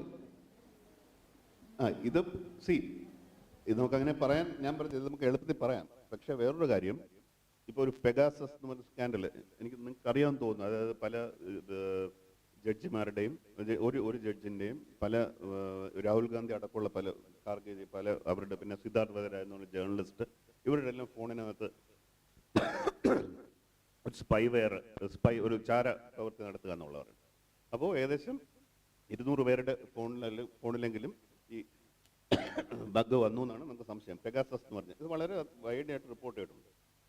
ഞാനിപ്പോൾ തിരിച്ച് 1970-കളിൽ അമേരിക്കയിൽ ഈ വാട്ടർ ഗേറ്റ് സ്കാൻഡൽ നിങ്ങളെല്ലാവരും കേട്ടാണ്. വാട്ടർ ഗേറ്റ് സ്കാൻഡൽ അത് സംഭവിച്ചത് എന്താണ്? ഒരു പാർട്ടി, ഡെമോക്രാറ്റിക് പാർട്ടിയുടെ ഒരു ഓഫീസ് രാത്രി പൊളിച്ച് കാത്ത് കയറിയിട്ട് പൂട്ട് തകർത്ത് കയറിയിട്ട് ഒരു ബഗ് വെച്ചു. അതാണ് പ്രശ്നം. അത് പോലീസ് പിടിച്ചു. അതുകൊണ്ട് ഈ വാട്ടർ ഗേറ്റ് റിപ്പോർട്ടിങ്ങിൻ്റെ വാഷിംഗ്ടൺ പോസ്റ്റ് റിപ്പോർട്ടിംഗ് കൊണ്ട് 788 ദിവസം ശേഷം റിച്ചാർഡ് നിക്സൺ രാജിവെക്കേണ്ടി വന്നു പ്രസിഡന്റായിട്ട്. അതിനിടയ്ക്ക് നിക്സൺ നമ്മുടെ ഇവിടെ സംഭവിച്ച പോലെ തന്നെ നിക്സൺ അതിനിടയ്ക്ക് ഒരു ഇലക്ഷൻ അമേരിക്ക കണ്ടിട്ടില്ലാത്ത രീതിയിൽ വൻ ഭൂരിപക്ഷത്തോടെ ഒരു ഇലക്ഷൻ ജയിക്കുകയും ചെയ്തു. കാര്യം പലപ്പോഴും നമ്മുടെ കേന്ദ്ര സർക്കാരും കേരള സർക്കാരും ഒക്കെ പലരും പറയുന്നുണ്ട് ഒരു ഇലക്ഷൻ ജയിച്ചു കഴിഞ്ഞാൽ നമ്മളെല്ലാം വിശുദ്ധരായി. അങ്ങനെയല്ല, നമ്മുടെ തെറ്റുകൾ ഒരിക്കലും ഒരു ഇലക്ഷനിൽ കൂടി പറയും. അപ്പം അമേരിക്കയിൽ 1970-കളിൽ ഒരു പാർട്ടി ഓഫീസിനകത്ത് ഒരു ബഗ് വെച്ച് അമേരിക്കൻ പ്രസിഡന്റ്, അത് ലോകത്തിലെ നമ്മൾ സാധാരണ രീതിയിൽ most powerful man on the planet എന്ന് പറയുന്ന ആൾക്ക് രാജിവെക്കേണ്ടി വന്നു. അതേസമയം ഇന്ത്യയിൽ 3 വർഷം മുമ്പ് ഏകദേശം 200ഓളം അതായത് നമ്മുടെ പബ്ലിക് ഫിഗേഴ്സ് ഇൻക്ലൂഡിങ് ഒരു സെൻട്രൽ മിനിസ്റ്ററും ഫോണിനകത്ത് ഇത് ചെയ്തെന്ന് പറഞ്ഞിട്ട് ഒന്നും സംഭവിച്ചിട്ടില്ല എന്നുള്ളത്. അത് പത്രങ്ങൾ റിപ്പോർട്ട് ചെയ്തിട്ടല്ല. അപ്പം നമ്മൾ ഇതിനകത്തൊരു അപ്പോൾ അന്ന് പലപ്പോഴും ഈ വാട്ടർ ഗേറ്റിനെ കുറിച്ച് പിന്നീട് പല സ്റ്റഡികൾ വന്നപ്പോൾ അവർ പറഞ്ഞത് അതിനകത്തൊരു ഒരു വളരെ പ്രധാനപ്പെട്ട ഒരു കാര്യം വന്നത് നീതിയെ ബഹുമാനിക്കുന്ന ഒരു ജനതയുണ്ടെങ്കിൽ മാത്രമേ പത്രപ്രവർത്തനം സക്സസ്ഫുൾ ആവുന്നുള്ളതാണ്. അത് പ്ലേറ്റോയും പറഞ്ഞിട്ടുണ്ട് ഈ കാര്യം. നീതിയെ ബഹുമാനിക്കുന്ന ഒരു ജനത ഉണ്ടെങ്കിൽ മാത്രമേ നമ്മൾ ഈ പറയുന്ന കാര്യങ്ങൾക്ക്, അല്ല വെറുതെ നമ്മൾ റിപ്പോർട്ട് ചെയ്തിട്ടൊന്നും കാര്യമില്ല. ഈ താങ്കൾ നേരത്തെ പറഞ്ഞ പോലെ ഇപ്പം ആയിക്കോണ് ഇന്ത്യയിൽ ആദ്യം രാജിവെക്കേണ്ടുന്ന മിനിസ്റ്റർ കറപ്ഷൻ കാര്യം ആന്തുലയാണ്, റിപ്പോർട്ടിംഗ് കാര്യം ആന്തുലെ മഹാരാഷ്ട്രയിൽ. ആ ഇന്ത്യ വേറൊരു ഇന്ത്യ ആയിരുന്നു. അത് നമ്മൾ ഇന്ത്യയും മാറി എന്നുള്ള കാര്യം. അപ്പം നമ്മൾ ഒരു വളരെ ഭീതിപ്പെടുത്തുന്നത് നമ്മൾ ചോദിക്കാൻ ഇഷ്ടപ്പെടാത്തൊരു ചോദ്യം എന്ന് പറഞ്ഞാൽ നമ്മുടെ ജനതയും ഇന്ത്യയിലെ ഭൂരിഭാഗംപ്പെട്ട ജനതയും മാറിക്കഴിഞ്ഞോ എന്നൊരു ചോദ്യം. അത് നമ്മൾ പലപ്പോഴും നമുക്കിഷ്ടം രാഹുൽ ഗാന്ധിയെ കുറ്റം പറയാനും അല്ലെങ്കിൽ വേറെ പിണറായി വിജയനെ കുറ്റം പറയാനും മറ്റുള്ളവരെ കുറ്റം. പക്ഷെ നമ്മൾ I think it's time to ask നമ്മുടെ ആളുകൾ, നമ്മുടെ വോട്ടേഴ്സ്, ഈ 39% വോട്ട് ചെയ്യുന്ന അവർ വീണ്ടും വീണ്ടും നരേന്ദ്രമോദിക്ക് വേണ്ടി അവരെന്തുകൊണ്ട് വോട്ട് ചെയ്യുന്നുള്ളത് ആ കാര്യം നമ്മൾ പലപ്പോഴും.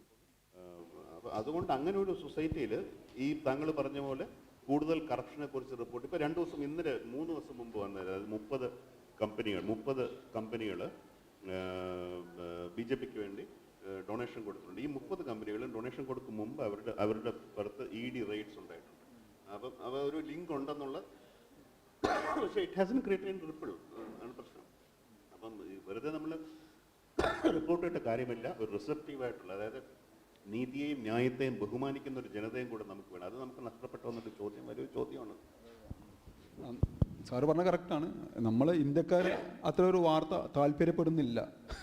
അവർക്ക് സംഘപരിവാറിനെ മോഡിനെ താല്പര്യപ്പെടുന്നില്ല എന്നുള്ളത് നമുക്ക് പറയാൻ പറ്റും. നമുക്ക് ജനങ്ങളെ കുറ്റം പറഞ്ഞില്ല. ഒരു കാര്യം അതിന് താല്പര്യപ്പെടുന്നില്ലെങ്കിൽ ഒരു കാര്യം, നൂറ്റാണ്ടുകളായിട്ട് നമ്മൾ അടിച്ചമർത്തപ്പെട്ട ഒരുപാട് ജനതകളുണ്ട്. ഏകദേശം 75% ഇന്ത്യൻ ജനത ഇപ്പോഴും നൂറ്റാണ്ടുകളായിട്ട് നമ്മളെ അടിച്ചമർത്തി വളരെ വളരെ മോശമായ രീതിയിൽ നമ്മൾ ട്രീറ്റ് ചെയ്ത പലരുമുണ്ട്.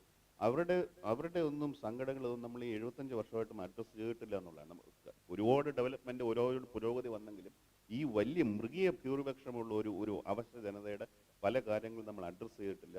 അപ്പോൾ ഇപ്പം നമുക്കൊരു മധ്യവർഗത്തിനൊരു പ്രശ്നം, ഇങ്ങനെ മതേതരത്വം ഇതൊക്കെ പറയുന്ന ഒരു പ്രശ്നം വന്നപ്പോൾ നമ്മൾ പെട്ടെന്ന് അവരുടെ അടുത്ത് പോയാലും why should they listen to us? അവർ ചോദിക്കണം, ഞങ്ങൾ ഇങ്ങനെയൊക്കെ ഈ നരേന്ദ്രമോദി പറയുന്ന കാര്യങ്ങൾ നിങ്ങൾ നൂറ്റാണ്ടുകളായിട്ട് ഞങ്ങളോട് ചെയ്തുകൊണ്ടിരുന്നത്, എന്നിട്ട് ഇപ്പം നിങ്ങൾക്കൊരു ആവശ്യം വന്നപ്പോൾ നിങ്ങളെല്ലാവരും കൂടെ ഞങ്ങളടുത്ത് വന്ന് അപ്പോൾ അവരുടെ കാര്യങ്ങൾ അഡ്രസ്സ് ചെയ്യാൻ വേണ്ടി ഒരു കോൺഗ്രസിന് 2004 തൊട്ട് 2014 വരെ ഭരണം ചെയ്തപ്പോൾ ഒരുപാട് നല്ല കാര്യങ്ങൾ ചെയ്തു. പക്ഷേ ഒരു കാര്യം അവർ OBC എന്ന് പറഞ്ഞൊരു സെക്ഷനെ പൂർണ്ണമായിട്ട് അവർ അവഗണിച്ചു. ആ തെറ്റ് ഇപ്പോൾ രാഹുൽ ഗാന്ധി തിരുത്താൻ ശ്രമിക്കുകയാണ്. പക്ഷേ അത് തിരുത്താൻ ശ്രമിക്കാൻ അദ്ദേഹം മാത്രം അതിനെക്കുറിച്ച് സംസാരിക്കുന്നു. കോൺഗ്രസിലുള്ള മറ്റുള്ളവർ പറയുന്നില്ല. കാര്യം അവരുടെ ഉള്ളിലുള്ള, ഞാൻ പറഞ്ഞില്ലേ നേരത്തെ പറഞ്ഞ ഈ അപ്പർ കാസ്റ്റ് ഒരു പ്രശ്നമുണ്ട്. നമ്മൾ അക്സെപ്റ്റ് ചെയ്താലേ പറ്റുള്ളൂ. ഈ കാസ്റ്റ് എന്ന് പറഞ്ഞത് ഒരു വലിയൊരു ഇതാണ്. അപ്പോൾ ഇത് പലപ്പോഴും നമ്മളൊന്നും അഡ്രസ്സ് ചെയ്യുന്നില്ല. എന്നിട്ട് പ്രശ്നങ്ങളുണ്ടാകുമ്പോൾ നമ്മൾ ഇവരുടെ അടുത്ത് കൈകൂട്ടി നിന്നാൽ അവർ they will ask us hard questions. 300ഓളം MP-മാർ, അതുപോലെ ഒരു 10-70ഓളം രാജ്യസഭാംഗങ്ങൾ, ഒരു 1500 മുകളിൽ MLA-മാർ. അതിലൊറ്റ മുസ്ലിം കമ്മ്യൂണിറ്റി ആരും ഇല്ലല്ലോ, ഒരു പ്രതിനിധി പോലും ഇല്ലല്ലോ. BJP ഇലക്ഷനിൽ നിർത്തി ജയിപ്പിച്ചിട്ടില്ല. ഇതൊരു വളരെ ഒരിക്കലും നമുക്ക് ന്യായീകരിക്കാൻ പറ്റാത്ത ഒരു കാര്യം. നമ്മൾ എന്തിനാണ് ഇൻഡിപെൻഡൻസ്, ബ്രിട്ടനിൽ നിന്ന് ഇൻഡിപെൻഡൻസ് വേണം നമ്മൾ പറയാൻ കാര്യം എന്താണ്? റെപ്രസെൻറ്റേഷൻ. അതല്ല ഇൻഡിപെൻഡൻസ്. അല്ലെങ്കിൽ കാര്യം എല്ലാ കമ്മ്യൂണിറ്റികൾക്കും ബ്രിട്ടനുള്ളപ്പോൾ ബ്രിട്ടീഷ് ഇതിലായിരിക്കും അത് സാധ്യമല്ലായിരുന്നു. പക്ഷേ ബ്രിട്ടൻ പോയി കഴിഞ്ഞിട്ട് റെപ്രസെൻറ്റേഷൻ എന്നുള്ള ഇൻഡിപെൻഡൻസ് എന്ന് പറഞ്ഞാൽ എന്താണ് അവസ്ഥ? ഇൻഡിപെൻഡൻസ് എന്ന് പറഞ്ഞിട്ട് ഒരു ബ്രിട്ടീഷുകാരിൽ നിന്ന് ഹിന്ദി പറയുന്ന ഒരു മനുഷ്യനോട് അധികാരം മാറി ഇൻഡിപെൻഡൻസ് ആവില്ല. റെപ്രസെൻറ്റേഷൻ നമുക്ക് ഇത് പൂർണ്ണമായിട്ട് മുസ്ലിങ്ങളെ കംപ്ലീറ്റ് ആയിട്ട് ഇപ്പം റെപ്രസെൻറ്റേഷനിൽ നിന്ന് മാറ്റി നിർത്തുകയാണ്. അപ്പോൾ ഇത് അൺജസ്റ്റിഫൈഡ്, ഡെമോക്രസിയിൽ ഒരിക്കലും സംഭവിക്കാൻ പാടില്ലാത്ത കാര്യം. പക്ഷേ നമ്മൾ BJP പക്ഷേ കോൺഗ്രസ് എത്ര കൊടുക്കുന്നു, ലെഫ്റ്റ് എത്ര മുസ്ലിം കാൻഡിഡേറ്റ്സ് കൊടുക്കുന്നു, അതുപോലെ എത്ര മുസ്ലിം കാൻഡിഡേറ്റ്സിനെ അവർ നോൺ മുസ്ലിം ഏരിയാസ് നിർത്തുന്നു. ഇതൊക്കെ വലിയൊരു ചോദ്യങ്ങളാണ്. അതിനുള്ള ധൈര്യം എന്തുകൊണ്ട് കാണിക്കുന്നില്ല? മനസ്സിലായി? അപ്പോൾ ഇങ്ങനെയുള്ള കാര്യങ്ങൾ, ഇതാണ് ഞാൻ നേരത്തെ പറഞ്ഞത്, നമ്മൾ ഈ കാര്യങ്ങളെ അവഗണിച്ച ശേഷം പെട്ടെന്നൊരു പ്രശ്നം ഉണ്ടാകുമ്പോൾ അത് ഒരു overnight I don't think you will be able to solve that. നമുക്ക് സോൾവ് ചെയ്യാൻ പറ്റില്ല. ആദ്യം ഇങ്ങനൊരു പ്രശ്നം ഉണ്ടെന്ന് നമ്മൾ അക്നോളജ് ചെയ്യുന്നില്ല. ഈ റെപ്രസെൻറ്റേഷൻ, മുസ്ലിങ്ങൾക്ക് റെപ്രസെൻറ്റേഷൻ ഇല്ലാത്തത് വളരെ വളരെ ഒരു പാതകമാണ്. In no way can be justify. ഇതും പറഞ്ഞിട്ട് എങ്ങനെ മത ഡെമോക്രസി നമ്മൾ പറയുന്നുള്ള കാര്യം, ഇതൊരു വല്ലാത്തൊരു സിറ്റുവേഷനാണ്. ഇതൊരിക്കലും സംഭവിച്ചിട്ടില്ല. അതിന് 2017 ശേഷം സംഭവിച്ചു. പക്ഷേ അതിൻ്റെ ഏറ്റവും വേദനിക്കുന്ന സംഭവം കോൺഗ്രസ് പോലുള്ള പാർട്ടി പോലും വേണ്ട രീതിയിൽ അതിന് റെപ്രസെൻറ്റേഷൻ കൊടുക്കുന്നില്ല എന്നുള്ളത്. രാജസ്ഥാൻ എനിക്ക് സത്യമാണെന്ന് പറഞ്ഞാൽ ഇന്നലെ എൻ്റെ അടുത്ത് ഒരാൾ പറഞ്ഞാണ്, ഞാൻ റിസർച്ച് ചെയ്യാൻ പറയാൻ പറ്റില്ല, എന്നാലും അദ്ദേഹം ഞാൻ വളരെ വിശ്വസിക്കുന്ന ഒരു അക്കാഡമിക്, അതേപോലെ രാജസ്ഥാനിൽ നിന്ന് കോൺഗ്രസ് എത്ര മുസ്ലിം MP-മാരെ ഇത്രയും വർഷത്തിനിടയിൽ പാർലമെന്റ് അയച്ചെന്നറിയാമോ? ഒരാൾ. അതായത് ഫ്രം 1947. ഇങ്ങനെയുള്ള പ്രശ്നങ്ങളുണ്ട്. 10% മുസ്ലിംസ് ഉള്ള സ്റ്റേറ്റ് ആണ് രാജസ്ഥാൻ. 9 to 10% മുസ്ലിംസ് ഉണ്ടെന്ന് തോന്നുന്നു രാജസ്ഥാനിൽ. ടോങ്ക് എന്ന് വെച്ചാൽ ഇന്ത്യയിലെ ഏറ്റവും സ്ഥലത്ത് പോയിട്ട് ഇന്ത്യയിലെ ഏറ്റവും സെൻസിറ്റീവ് ആയിട്ടുള്ളൊരു ഡിസ്ട്രിക്റ്റാണ് ടോങ്ക്. രാജസ്ഥാനിലെ ബോർഡർ ഡിസ്ട്രിക്റ്റാണ്. ഒരുപാട് മുസ്ലിം അവിടുത്തെ കാലിഗ്രാഫി, രാജസ്ഥാനിലെ കാലിഗ്രാഫി എന്ന് പറഞ്ഞാൽ മുസ്ലിങ്ങളുടെ കോൺട്രിബ്യൂഷനാണ്. വളരെ മനോഹരമായ എഴുതുന്ന കാലിഗ്രാഫി. അജ്മീർ ദർഗയ്ക്കുള്ള വളരെ വളരെ സ്ട്രോങ് ആയിട്ട് ഇസ്ലാമിക് കൾച്ചറുള്ള സ്ഥലമാണ്. ഇഹ്സാൻ ജാഫ്രിക്ക് ശേഷം ഗുജറാത്തിൽ നിന്ന് ഒരു മുസ്ലിം MP ജയിച്ചിട്ടില്ലല്ലോ. ഗുജറാത്തും അപ്പൊ ഞാൻ പറയുന്ന ഒന്ന് ജയിക്കാത്തതാണോ ജയിപ്പിക്കാത്തതാണോ എന്നുള്ള ഇതുണ്ട്. മത്സരിപ്പിക്കാത്ത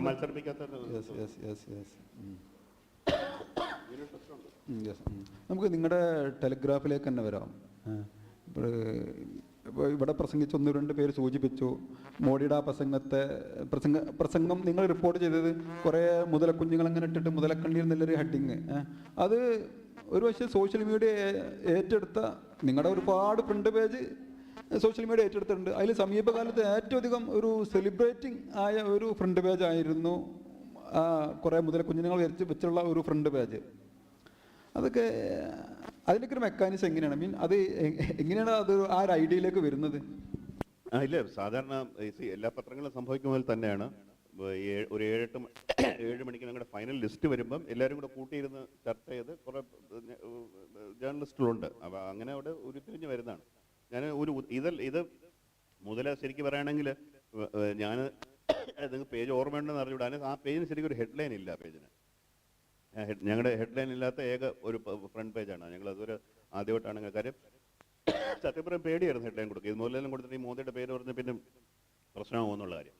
അപ്പോൾ ഞങ്ങൾ പറഞ്ഞ 56 ഇഞ്ചുള്ള തൊലിക്കട്ടിയുള്ള മനുഷ്യൻ എന്നുള്ള രീതിയിലാണ്. അല്ല, മോദിയുടെ പേര് അതിനകത്തൊന്നും പറഞ്ഞിട്ടില്ല. അപ്പോൾ പലപ്പോഴും ഇത് ഉരുത്തിരിഞ്ഞ് വരണതാണ്. ഞാൻ ഉദാഹരണം പറയാം. ഇപ്പോൾ കേരളത്തിൽ ഇപ്പം ശബരിമല പ്രശ്നം ഇവിടെ ഉണ്ടായപ്പോൾ കൽക്കട്ടയിൽ പല മലയാളികളും ടെലിഗ്രാഫിനെ ബഹിഷ്കരിക്കണം എന്ന് പറഞ്ഞ വലിയൊരു മൂവ്മെൻ്റ് ഉണ്ടായിരുന്നു. അവിടെ വലിയൊരു പ്രതിഷേധം. അതിന് പ്രധാന കാരണം ഇതുപോലെ ഞാൻ എക്സാമ്പിൾ പറയാൻ കാര്യം will be easy to understand എങ്ങനെ ഉരുത്തിരിഞ്ഞു എന്ന് വരുന്നുള്ളൂ. ഈ വൈകുന്നേരം നിങ്ങൾക്ക് ഓർമ്മയുണ്ടെന്ന് അറിയില്ല, ഒരു ബന്ധമുണ്ടായിരുന്നു പാലക്കാട്ട്. ശബരിമല അതിനകത്ത് വനിതകളെ അനുവദിക്കാൻ പാടില്ല എന്ന് പറഞ്ഞൊരു ബന്ദ് BJP നടത്തിയൊരു ബന്ദ്. അപ്പോൾ ആ ബന്ദ് വൈകുന്നേരമാണ് ഇന്ത്യയിലെ പല ഭാഗത്തു നിന്നും ചിത്രങ്ങൾ PTI എന്ന് പറഞ്ഞ ഏജൻസി അവർ ചിത്രങ്ങളെടുത്ത് പത്ര ഓഫീസറിലേക്ക് അയക്കും. അപ്പോൾ ഞാൻ എൻ്റെ ന്യൂസ് റൂമിൽ നിൽക്കുമ്പോൾ ഒരു ജേർണലിസ്റ്റ്, അത് മലയാളിയല്ല, അപ്പോൾ അവരങ്ങോട്ടും ഇങ്ങോട്ടും പറയുന്ന കേട്ടു കശ്മീരിൽ നിന്ന് ഒരുപാട് നല്ല ചിത്രങ്ങളുണ്ടെന്ന്. കശ്മീർ ഞാനീ പറയാൻ നിൽക്കുക, അപ്പോൾ ഞാൻ പടം നോക്കുമ്പോൾ എനിക്ക് മനസ്സിലായത് കശ്മീരല്ലാതെ, കാരണം നമുക്ക് കേരളത്തിൽ നിന്നാണ്ട് നമുക്ക് കണ്ടിട്ട് മലയാളികളെ പോലെ നിൽക്കുന്നതാണ് സംഭവം. പോലീസുകാരിങ്ങനെ നിൽക്കുകയാണ്, അപ്പുറത്ത് ഈ ബന്ധ അനുകൂലികൾ ഈ കയ്യിൽ വലിയ കരിങ്കല്ല് ഇങ്ങനെ കൈ പിടിച്ച് എറിയാനായിട്ട് നിൽക്കുകയാണ്. പക്ഷെ കണ്ടാൽ കശ്മീർ പോലെ തോന്നി, കശ്മീരിൽ നടക്കുന്ന. അപ്പോൾ ഞങ്ങൾ അന്ന് ആ ഫോട്ടോ, കൽക്കട്ടയിലെ പത്രമാണെങ്കിൽ ഞങ്ങൾ ആ ഫോട്ടോ, വലിയ ഫോട്ടോ ഇട്ട് ഞങ്ങൾ അതിൻ്റെ മുകളിൽ എഴുതി, കശ്മീരിലാണെങ്കിൽ ഇവരെ ടെററിസ്റ്റ് എന്ന് വെടിവെക്കും, കേരളത്തിലാണെങ്കിൽ ഇവരെ അയ്യപ്പ ഭക്തന്മാരെന്നാണ് വിളിക്കുന്നതെന്ന്. അതിന് വളരെ വിവാദം. അപ്പോൾ ഞാൻ പറഞ്ഞത് ഉരുത്തിരിഞ്ഞ് വന്ന, നമ്മൾ പെട്ടെന്ന് വന്ന ഒരു ജേർണലിസ്റ്റ് കണ്ടിട്ട് കശ്മീർ ആണെന്ന് ജെന്യുവൻലി തെറ്റിദ്ധരിച്ച്, അപ്പോൾ അതിൽ നിന്നാണ് ഐഡിയ. അങ്ങനെയാണ് പലപ്പോഴും അങ്ങനെ സംഭാഷണങ്ങളിൽ നിന്നാണ് ഐഡിയ. അപ്പോൾ ഇത് ഒരു ലെസനേ ഉള്ളൂ, അല്ല ഞങ്ങൾ വലിയ കഴിവാണെന്നൊന്നും പറയുന്നതല്ല. നമ്മളെപ്പോഴും നമ്മുടെ ബാക്കി എന്ത് കാര്യത്തിലും ഒരു ടീം വർക്ക് എന്ന് പറഞ്ഞാൽ സംഭാഷണം, എൻഗേജ്മെൻറ്റും സംഭാഷണവും ഡിസ്കഷനും, അതിൽ നിന്നാണ് കാര്യങ്ങൾ എപ്പോഴും ഉരുത്തിരിഞ്ഞ് വരുന്നത്. അപ്പോൾ പല ന്യൂസ് റൂമുകളിൽ അത് സംഭവിക്കുന്നില്ല എന്നുള്ളപ്പോഴാണ് ഈ താങ്കൾ പറഞ്ഞ പോലെ രീതിയിൽ ഈ സമർപ്പണമെന്നും രാമമന്ത്രം എന്നൊക്കെ ഇത് ആരോ മുകളിൽ നിന്ന് കൊടുക്കുന്നത് അതുപോലെ വരുന്നത്. അതിൽ ഒരു വൈബ്രൻ്റ് ആയിട്ടുള്ള ന്യൂസ് റൂം ഒരിക്കലും അങ്ങനെ ഒരു ഹെഡ്ലൈൻ അക്സെപ്റ്റ് ചെയ്യില്ല എന്നുണ്ട്. ഇപ്പോൾ നേരത്തെ പറഞ്ഞ പോലെ ഒരു എമർജൻസി കാലത്തുള്ള മീഡിയ, അപ്പോൾ ഇന്ത്യൻ എക്സ്പ്രസ്സിനൊക്കെ, ഇവിടുത്തെ ഇന്ത്യൻ എക്സ്പ്രസ് അല്ല, നമ്മൾ ഡൽഹിയിൽ ഇറങ്ങുന്ന ഇന്ത്യൻ എക്സ്പ്രസ്, ഇവിടെ ന്യൂ ഇന്ത്യൻ എക്സ്പ്രസ് ആണല്ലോ. അപ്പോൾ അവരൊക്കെ റിലയൻസിനോട് മുട്ടി, അംബാനിനോട് മുട്ടി നിന്ന ഒരു, അതുപോലെ തന്നെ സർക്കാരിനോട്, ഇന്ദിരാഗാന്ധിനോടൊക്കെ ഏറ്റുമുട്ടി അവർക്കെതിരെ കാർട്ടൂണെ കൊടുത്ത് അവരേക്ക് സ്ഥിരമായിട്ട് വാർത്ത കൊടുത്തുള്ള ഒരു ചരിത്രമാണ് ഇന്ത്യൻ മീഡിയക്ക് ഉള്ളത്. പക്ഷേ അവരെല്ലാം ഇപ്പോൾ അവരൊന്നും ഇപ്പോൾ അത്തരത്തിലുള്ളൊരു വാർത്തകൾ അവരൊന്നും ഒരു സർക്കാർ വിരുദ്ധ, അല്ലെങ്കിൽ സർക്കാരിന് ബുദ്ധിമുട്ടുണ്ടാക്കുന്ന, അല്ലെങ്കിൽ മോഡി ഗവൺമെൻറ്റിന് ബുദ്ധിമുട്ടുണ്ടാക്കുന്ന ഒരു വാർത്തയും അവരിൽ നിന്ന് വരുന്നില്ല. പക്ഷേ അപ്പുറം നിങ്ങളുടെ ടെലഗ്രാഫ് ഇപ്പോഴും ഒരു സർക്കാർ വിരുദ്ധ വാർത്തകൾ സർക്കാരിനെതിരെ അതിരൂക്ഷമായിട്ട് കൊടുക്കുന്നു. അങ്ങനെ നിങ്ങൾക്ക് വല്ല ഭീഷണിയോ അല്ലെങ്കിൽ വല്ല കോളോ അല്ലെങ്കിൽ എന്തെങ്കിലും ഒരു വിധത്തിലുള്ള പ്രഷറുകളൊക്കെ ഇതുവരെ ഉണ്ടായിട്ടുണ്ടോ? അല്ല, എല്ലാവർക്കും ഒടുവിൽ ചില കേസ്, ഇപ്പോൾ അവർ പലപ്പോഴും BJP നേരിട്ടൊന്നും ചെയ്യാറില്ല. ഇപ്പോൾ പലപ്പോഴും പറയുന്ന ഏതെങ്കിലും ഭക്തർ പറയും അവരുടെ റിലീജിയസ് സെൻറ്റിമെൻറ്റ്സ് വൂണ്ടഡായി എന്ന് പറഞ്ഞ് ഒരു കേസ് കൊടുക്കാറുണ്ട്. അപ്പം അതിന് like it told, it's part of the job. അപ്പോൾ അത് ഫേസ് ചെയ്യാന്നുള്ള ഇത്. അല്ല, ചിലർ വിളിച്ച് വിളിക്കുകയൊക്കെ ചെയ്യുന്നുണ്ട്. അതിനിപ്പം ഈ ഒരുപാട് റിട്ടയർഡ് പട്ടാളക്കാർ, ഓഫീസേഴ്സ്, എനിക്കൂടെ വൈകുന്നേരം അവർക്ക് ഈ ഫ്രീ കോട്ട കിട്ടുന്നുണ്ട്. ഒരു 8 മണി കഴിയുമ്പം ഇത് ഫോൺ വിളിച്ചങ്ങ് ചീത്ത വിളിക്കാതെ കേട്ട് ചിരിക്കുക എന്നുള്ള നമുക്ക് അതിനകത്ത് അല്ല. അത് അങ്ങനെയുള്ള അത് ഇപ്പോഴും മാത്രമല്ല, എപ്പോഴും സംഭവിക്കുന്ന കാര്യങ്ങളാണ് ഇതെല്ലാം. അത്ര ഭീഷണി എല്ലാ മീഡിയക്കും ഉള്ളതാണ് സാധാരണ. എനിക്ക് ഡയറക്റ്റായിട്ട് ഇങ്ങനെ ആരും ഒരു ഹൈ പ്രഷർ ഒന്നും ഉണ്ടായിട്ടില്ല. ഹൈ പ്രഷർ അല്ല, എനിക്ക് ഹൈ പ്രഷർ ഉണ്ടായിട്ടെന്ന് പറഞ്ഞാൽ ഞാനിപ്പോൾ എഡിറ്ററല്ല, എന്നെ പ്രൊമോഷൻ തന്നെ മാറ്റിയിരിക്കുകയാണ്. അപ്പോൾ അതിന് പ്രധാന കാര്യം അവർ വളരെ ഹൈ പ്രഷറാണ്. എനിക്ക് സംഭവിച്ചത് നമുക്കൊന്നും തിരിച്ച് പറയാൻ പറ്റാത്ത രീതിയിലുള്ള സംഭവമാണ്. കാര്യം അവർ വിളിച്ച് പറഞ്ഞു, എന്നെ മാനേജ്മെൻറ്റ് വിളിച്ച് പറഞ്ഞു, നിങ്ങളുടെ ജേർണലിസ്റ്റ് ഞങ്ങളുടെ വായനക്കാർക്ക് ഇഷ്ടമല്ല. വായനക്കാർക്ക് ഇഷ്ടമല്ല, പിന്നെ ഒരു എഡിറ്റർ വെച്ചോണ്ട് അവർക്ക് പത്രം ചിലവുണ്ടേ. അങ്ങനെ അത് വളരെ ഇപ്പം നരേന്ദ്രമോദിക്കോ അല്ലെങ്കിൽ BJPക്കോ അല്ലെങ്കിൽ ഏതെങ്കിലും രാഷ്ട്രീയ നേതാവിനോ സംഘപരിവാറിനോ ഇഷ്ടമില്ല എന്നല്ല പറഞ്ഞു. എൻ്റെ അടുത്ത് പറഞ്ഞു, നിങ്ങളുടെ ജേർണലിസം ഞങ്ങളുടെ വായനക്കാർക്ക് ഇഷ്ടമല്ല എന്ന് പറഞ്ഞു. അതിൽ പിന്നെ അതിനകത്ത് മുകളിൽ അപ്പീലില്ല എന്ന് പറയില്ല. വായനക്കാർക്ക് ഇഷ്ടമില്ലെങ്കിൽ അതിന് നമുക്ക് എന്താ മറുപടി വരും. അപ്പോൾ ചിലർ പറയാം, അങ്ങനെ നിങ്ങൾ സർവേ വല്ലതും കാണിച്ചോ, ഫിഗേഴ്സ് കാണിച്ചോ. ഇതിപ്പം എൻ്റെ അച്ഛൻ്റെ പത്രമല്ലല്ലോ, വേറെ ആരും ഓൺ ചെയ്യുന്നതല്ലേ, നമുക്കത് ചോദിക്കാൻ പറ്റില്ല. അങ്ങനെ ഒരു പ്രശ്നമുണ്ട്. ഇങ്ങനെ പറഞ്ഞാൽ ഇതിനൊന്നും നമുക്ക് ഉത്തരവില്ല. അപ്പോൾ ഒരു ഇംഗ്ലീഷ് മീഡിയയിൽ മോഡിക്കെതിരെ വാർത്ത കൊടുത്ത അവസാനത്തെ ഒരു പത്രനിലയ്ക്ക് അവരും ആ ഒരു ദൗത്യം നിർത്തി എന്ന് പറയാമോ? ഞാനിപ്പോഴോട് ജീവനക്കാരാണ്. ഇതൊക്കെ അല്ല, ടെലഗ്രാഫ് അല്ല നിർത്തി എന്ന് പറയാൻ പറ്റില്ല. പക്ഷെ അവരും അല്ല, എഡിറ്റോറിയൽ ലൈനൊന്നും മാറ്റമൊന്നും വേണ്ട. അവരിപ്പോഴും എതിർക്കുന്നൊക്കെ ഉണ്ട് വളരെ ശക്തമായിട്ട്. പക്ഷേ ഈ പറയുന്ന ഹെഡ്ലൈൻസ്, വലിയ ഹെഡ്ലൈൻസ് അത് ഞാൻ പറഞ്ഞ അവർ പറയുന്നത് അവരുടെ വായനക്കാർക്ക് താല്പര്യമില്ല. ഇപ്പോൾ ഞാൻ ഉദാഹരണം പറഞ്ഞു, ഞാനിപ്പോൾ ഏറ്റവും എൻ്റെ ഹെഡ്ലൈൻ അവർ പറഞ്ഞല്ല, ഞാൻ അവരുടെ ഭാഷയിൽ നിന്ന് എനിക്ക് മനസ്സിലായത്, എൻ്റെ ഹെഡ്ലൈൻസ് ഒരു സുരേഷ് ഗോപി സിനിമ പോലെയും അവർക്ക് വേണ്ടത് ഒരു ഫഹദ് ഫാസിലിൻ്റെ സിനിമ. അപ്പോൾ ഫഹദ് ഫാസിൽ മോശമുണ്ടെന്ന് നമുക്ക് പറയാൻ പറ്റുമോ? തീർച്ചയായിട്ടും സുരേഷ് ഗോപിയെക്കാട്ട് വളരെ അത്യുന്നതം നിൽക്കുന്ന ആളല്ലേ ഫഹദ് ഫാസിൽ. അപ്പം നമുക്കങ്ങനെ അത് മനസ്സിലായില്ല. അപ്പോൾ അവർ പറയുന്നത് സട്ടിലായിട്ട്. പിന്നെ എന്നോട് എപ്പോഴും എൻ്റെ മുതലാളി പറയുന്ന മഹാത്മാഗാന്ധി ഒരിക്കലും അലറി വിളിച്ചിട്ടില്ല എന്ന്. ശരിയാണ്, മഹാത്മാഗാന്ധി ഒരിക്കലും ഷൗട്ട് ചെയ്തിട്ടില്ല. പക്ഷെ പ്രശ്നം എനിക്കൊരിക്കലും ഗാന്ധിയാകാൻ പറ്റില്ല എന്നുള്ളത് അത് ഞാൻ പറഞ്ഞിട്ടുണ്ട്. അവർ ഇതൊക്കെ പറയുമ്പോൾ അവർ അതുകൊണ്ടാണ് ഞാനിപ്പം പണിയില്ലാതെ ഇങ്ങനെ അവിടെ ഇരിക്കുന്നത്. മറ്റൊന്നാണ് ഈ മുമ്പൊക്കെ സർക്കാരിനെ സ്ഥിരമായി മീഡിയ ഓഡിറ്റ് ചെയ്തുകൊണ്ടിരിക്കും. ഐ മീൻ സർക്കാർ, അത് ഏത് സർക്കാരാവട്ടെ, കേരളത്തിലാണെങ്കിൽ സംസ്ഥാന സർക്കാരാവട്ടെ, പക്ഷേ കേന്ദ്രത്തിൽ ഇപ്പോഴും ഒരു ഭരണകൂടത്തെ ഒരു മീഡിയയും ഓഡിറ്റ് ചെയ്യുന്നില്ല. മാത്രമല്ല പ്രതിപക്ഷത്തെ അങ്ങ് ഇഷ്ടംപോലെ ഓഡിറ്റ് ചെയ്യും. രാഹുലിനെ സ്ഥിരമായിട്ട് ഓഡിറ്റ് ചെയ്യുന്നു. മാത്രമല്ല ഇപ്പം നേരത്തെ നമ്മൾ സംസാരിച്ച ബംഗാളിലെ ഇഷ്യൂ, ആ സന്ദേശകാലി, ഇപ്പോൾ ആ വിഷയത്തിൽ തന്നെ ഒരു പോലീസ് ഓഫീസറെ, ഒരു സിഖുകാരനായ പോലീസ് ഓഫീസറെ ഒരു BJPയുടെ സംസ്ഥാന അധ്യക്ഷൻ, അല്ല പിന്നെ പ്രതിപക്ഷ നേതാവ് സുവേന്ദു അധികാരി ഖലിസ്ഥാനി എന്ന് വിളിക്കുന്നു. അയാളുടെ തൊപ്പിയും താടിയും തലപ്പവും കണ്ടിട്ട്. പക്ഷെ ആ സംഭവത്തിൽ ഒരു സുവേന്ദു അധികാരിന് പറയാനുള്ളത് ഒരു റിപ്പോർട്ടായിട്ട് പറയാണ്. കാരണം അത് ഫേക്കാണെന്നൊക്കെ പറഞ്ഞിട്ട് ഇന്നലെ ഇന്ത്യ ടുഡേ വായിച്ചു. അതായത് സർക്കാരിൻ്റെ ഭാഷ്യം അവർക്ക് വേണ്ടിയിട്ട് മീഡിയ അവതരിപ്പിക്കുകയാണ്. നേരെ മറിച്ച് സർക്കാരിനെ അവർ ഓഡിറ്റ് ചെയ്യുന്നില്ല, അവർ പ്രതിപക്ഷത്തെയാണ് ഓഡിറ്റ് ചെയ്യുന്നത്. ഇപ്പോൾ ഡെക്കാൻ ഹെറാൾഡൊക്കെ ഈ ഇന്ത്യ അലയൻസ് INDI എന്നുള്ള അടിയിൽ ഡോട്ട് ഇട്ടിട്ടാണ് അവർ റിപ്പോർട്ട് ചെയ്യുക. കാരണം അത്രയും അവർ സർക്കാരിന് അനുകൂലമായിട്ടാണ് വാർത്ത കൊടുക്കുന്നത്. എന്നാലും അവർ പ്രതിപക്ഷത്തെ ഓഡിറ്റ് ചെയ്യുന്നുമില്ല. പ്രതിപക്ഷത്തെ ഓഡിറ്റ് ചെയ്യുന്നു, സർക്കാരിനെ അവർ ഓഡിറ്റ് ചെയ്യുന്നില്ല. ഇത് ഞാൻ പറഞ്ഞു, ജേർണലിസ്റ്റിൻ്റെ ഒരു ഫണ്ടമെന്റൽ പ്രിൻസിപ്പിൾ എന്ന് പറഞ്ഞാൽ പ്രതിപക്ഷത്തെക്കാൾ പ്രതിപക്ഷമാവുക എന്നുള്ളതാണ് ന്യൂസ് പേപ്പേഴ്സിൻ്റെ എന്ന് വിശ്വസിക്കുന്നവരുണ്ട്. ചിലരങ്ങനെയല്ല. നമ്മൾ we should be part of the development narrative, അതുകൊണ്ട് നേഷൻ ബിൽഡിങ്ങിനെ ഹെൽപ്പ് ചെയ്യണം എന്ന് പറയുന്നവരുണ്ട്. അപ്പോൾ രണ്ട് ധാരയാണിത്. അപ്പോൾ താങ്കൾ പറഞ്ഞ പോലെ പ്രതിപക്ഷത്തെക്കാൾ പ്രതിപക്ഷമാവണം എന്നുള്ളതാണ് വേൾഡ് വൈഡ് ജേർണലിസ്റ്റിൻ്റെ ഒരു ഡെഫിനിഷൻ. അപ്പോൾ പിന്നെ വേറൊരു ചോദ്യം വരുന്ന നേരത്തെ, അപ്പോൾ ഞാൻ നേരത്തെ പറഞ്ഞു ഇങ്ങനെ റിപ്പോർട്ട് ചെയ്തിട്ട് ആളുകളൊന്നും റെസ്പോൺസീവ് അല്ല, പിന്നെ ഇതിൻ്റെയൊക്കെ ചെയ്യുന്ന കാര്യമുണ്ടോ? ഇതിനകത്തൊരു വലിയൊരു കാര്യമുണ്ട്. അതായത് ഈ നമ്മൾ ഈ ഷൗട്ട് ചെയ്യുമ്പോഴും നമ്മളെ അലറി വിളിക്കുമ്പോഴും ഇതിനൊന്നും ഒരു എഫക്റ്റ് ഇല്ല എന്ന് പറഞ്ഞാലും നമ്മൾ അറിയാത്ത ആർക്കൊക്കെ ഇത് വലിയൊരു ആശ്വാസമാണ് നമ്മൾ ചെയ്യുന്ന കാര്യം. അത് പലപ്പോഴും ജേർണലിസ്റ്റുകൾ മറക്കുന്നുള്ള കാര്യം. ആരെങ്കിലുമൊക്കെ നിങ്ങളുടെ വോയിസ് കേൾക്കുന്നു. അത് വോയിസ് ഇല്ലാത്തവർക്കൊരു വോയിസ് ഉണ്ട്.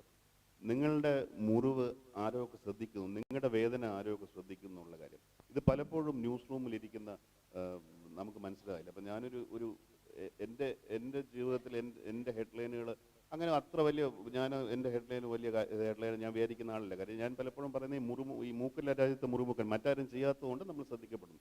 പക്ഷേ ഈ പലപ്പോഴും പല സ്ഥലങ്ങളിലും ട്രാവൽ ചെയ്യുമ്പോൾ ചില ആളുകൾ, നമ്മൾ ഒരു പരിചയമില്ലാത്തവർ നമ്മുടെ അടുത്ത് വന്ന് പറയും, നിങ്ങൾ അന്ന് അങ്ങനെ ഒരു ഹെഡ്ലൈൻ കൊടുത്താൽ ഞങ്ങൾക്ക് അത് വലിയ ആശ്വാസമായിരുന്നു. അപ്പോൾ ഇങ്ങനെ ഒരു വളരെ ഇതൊരു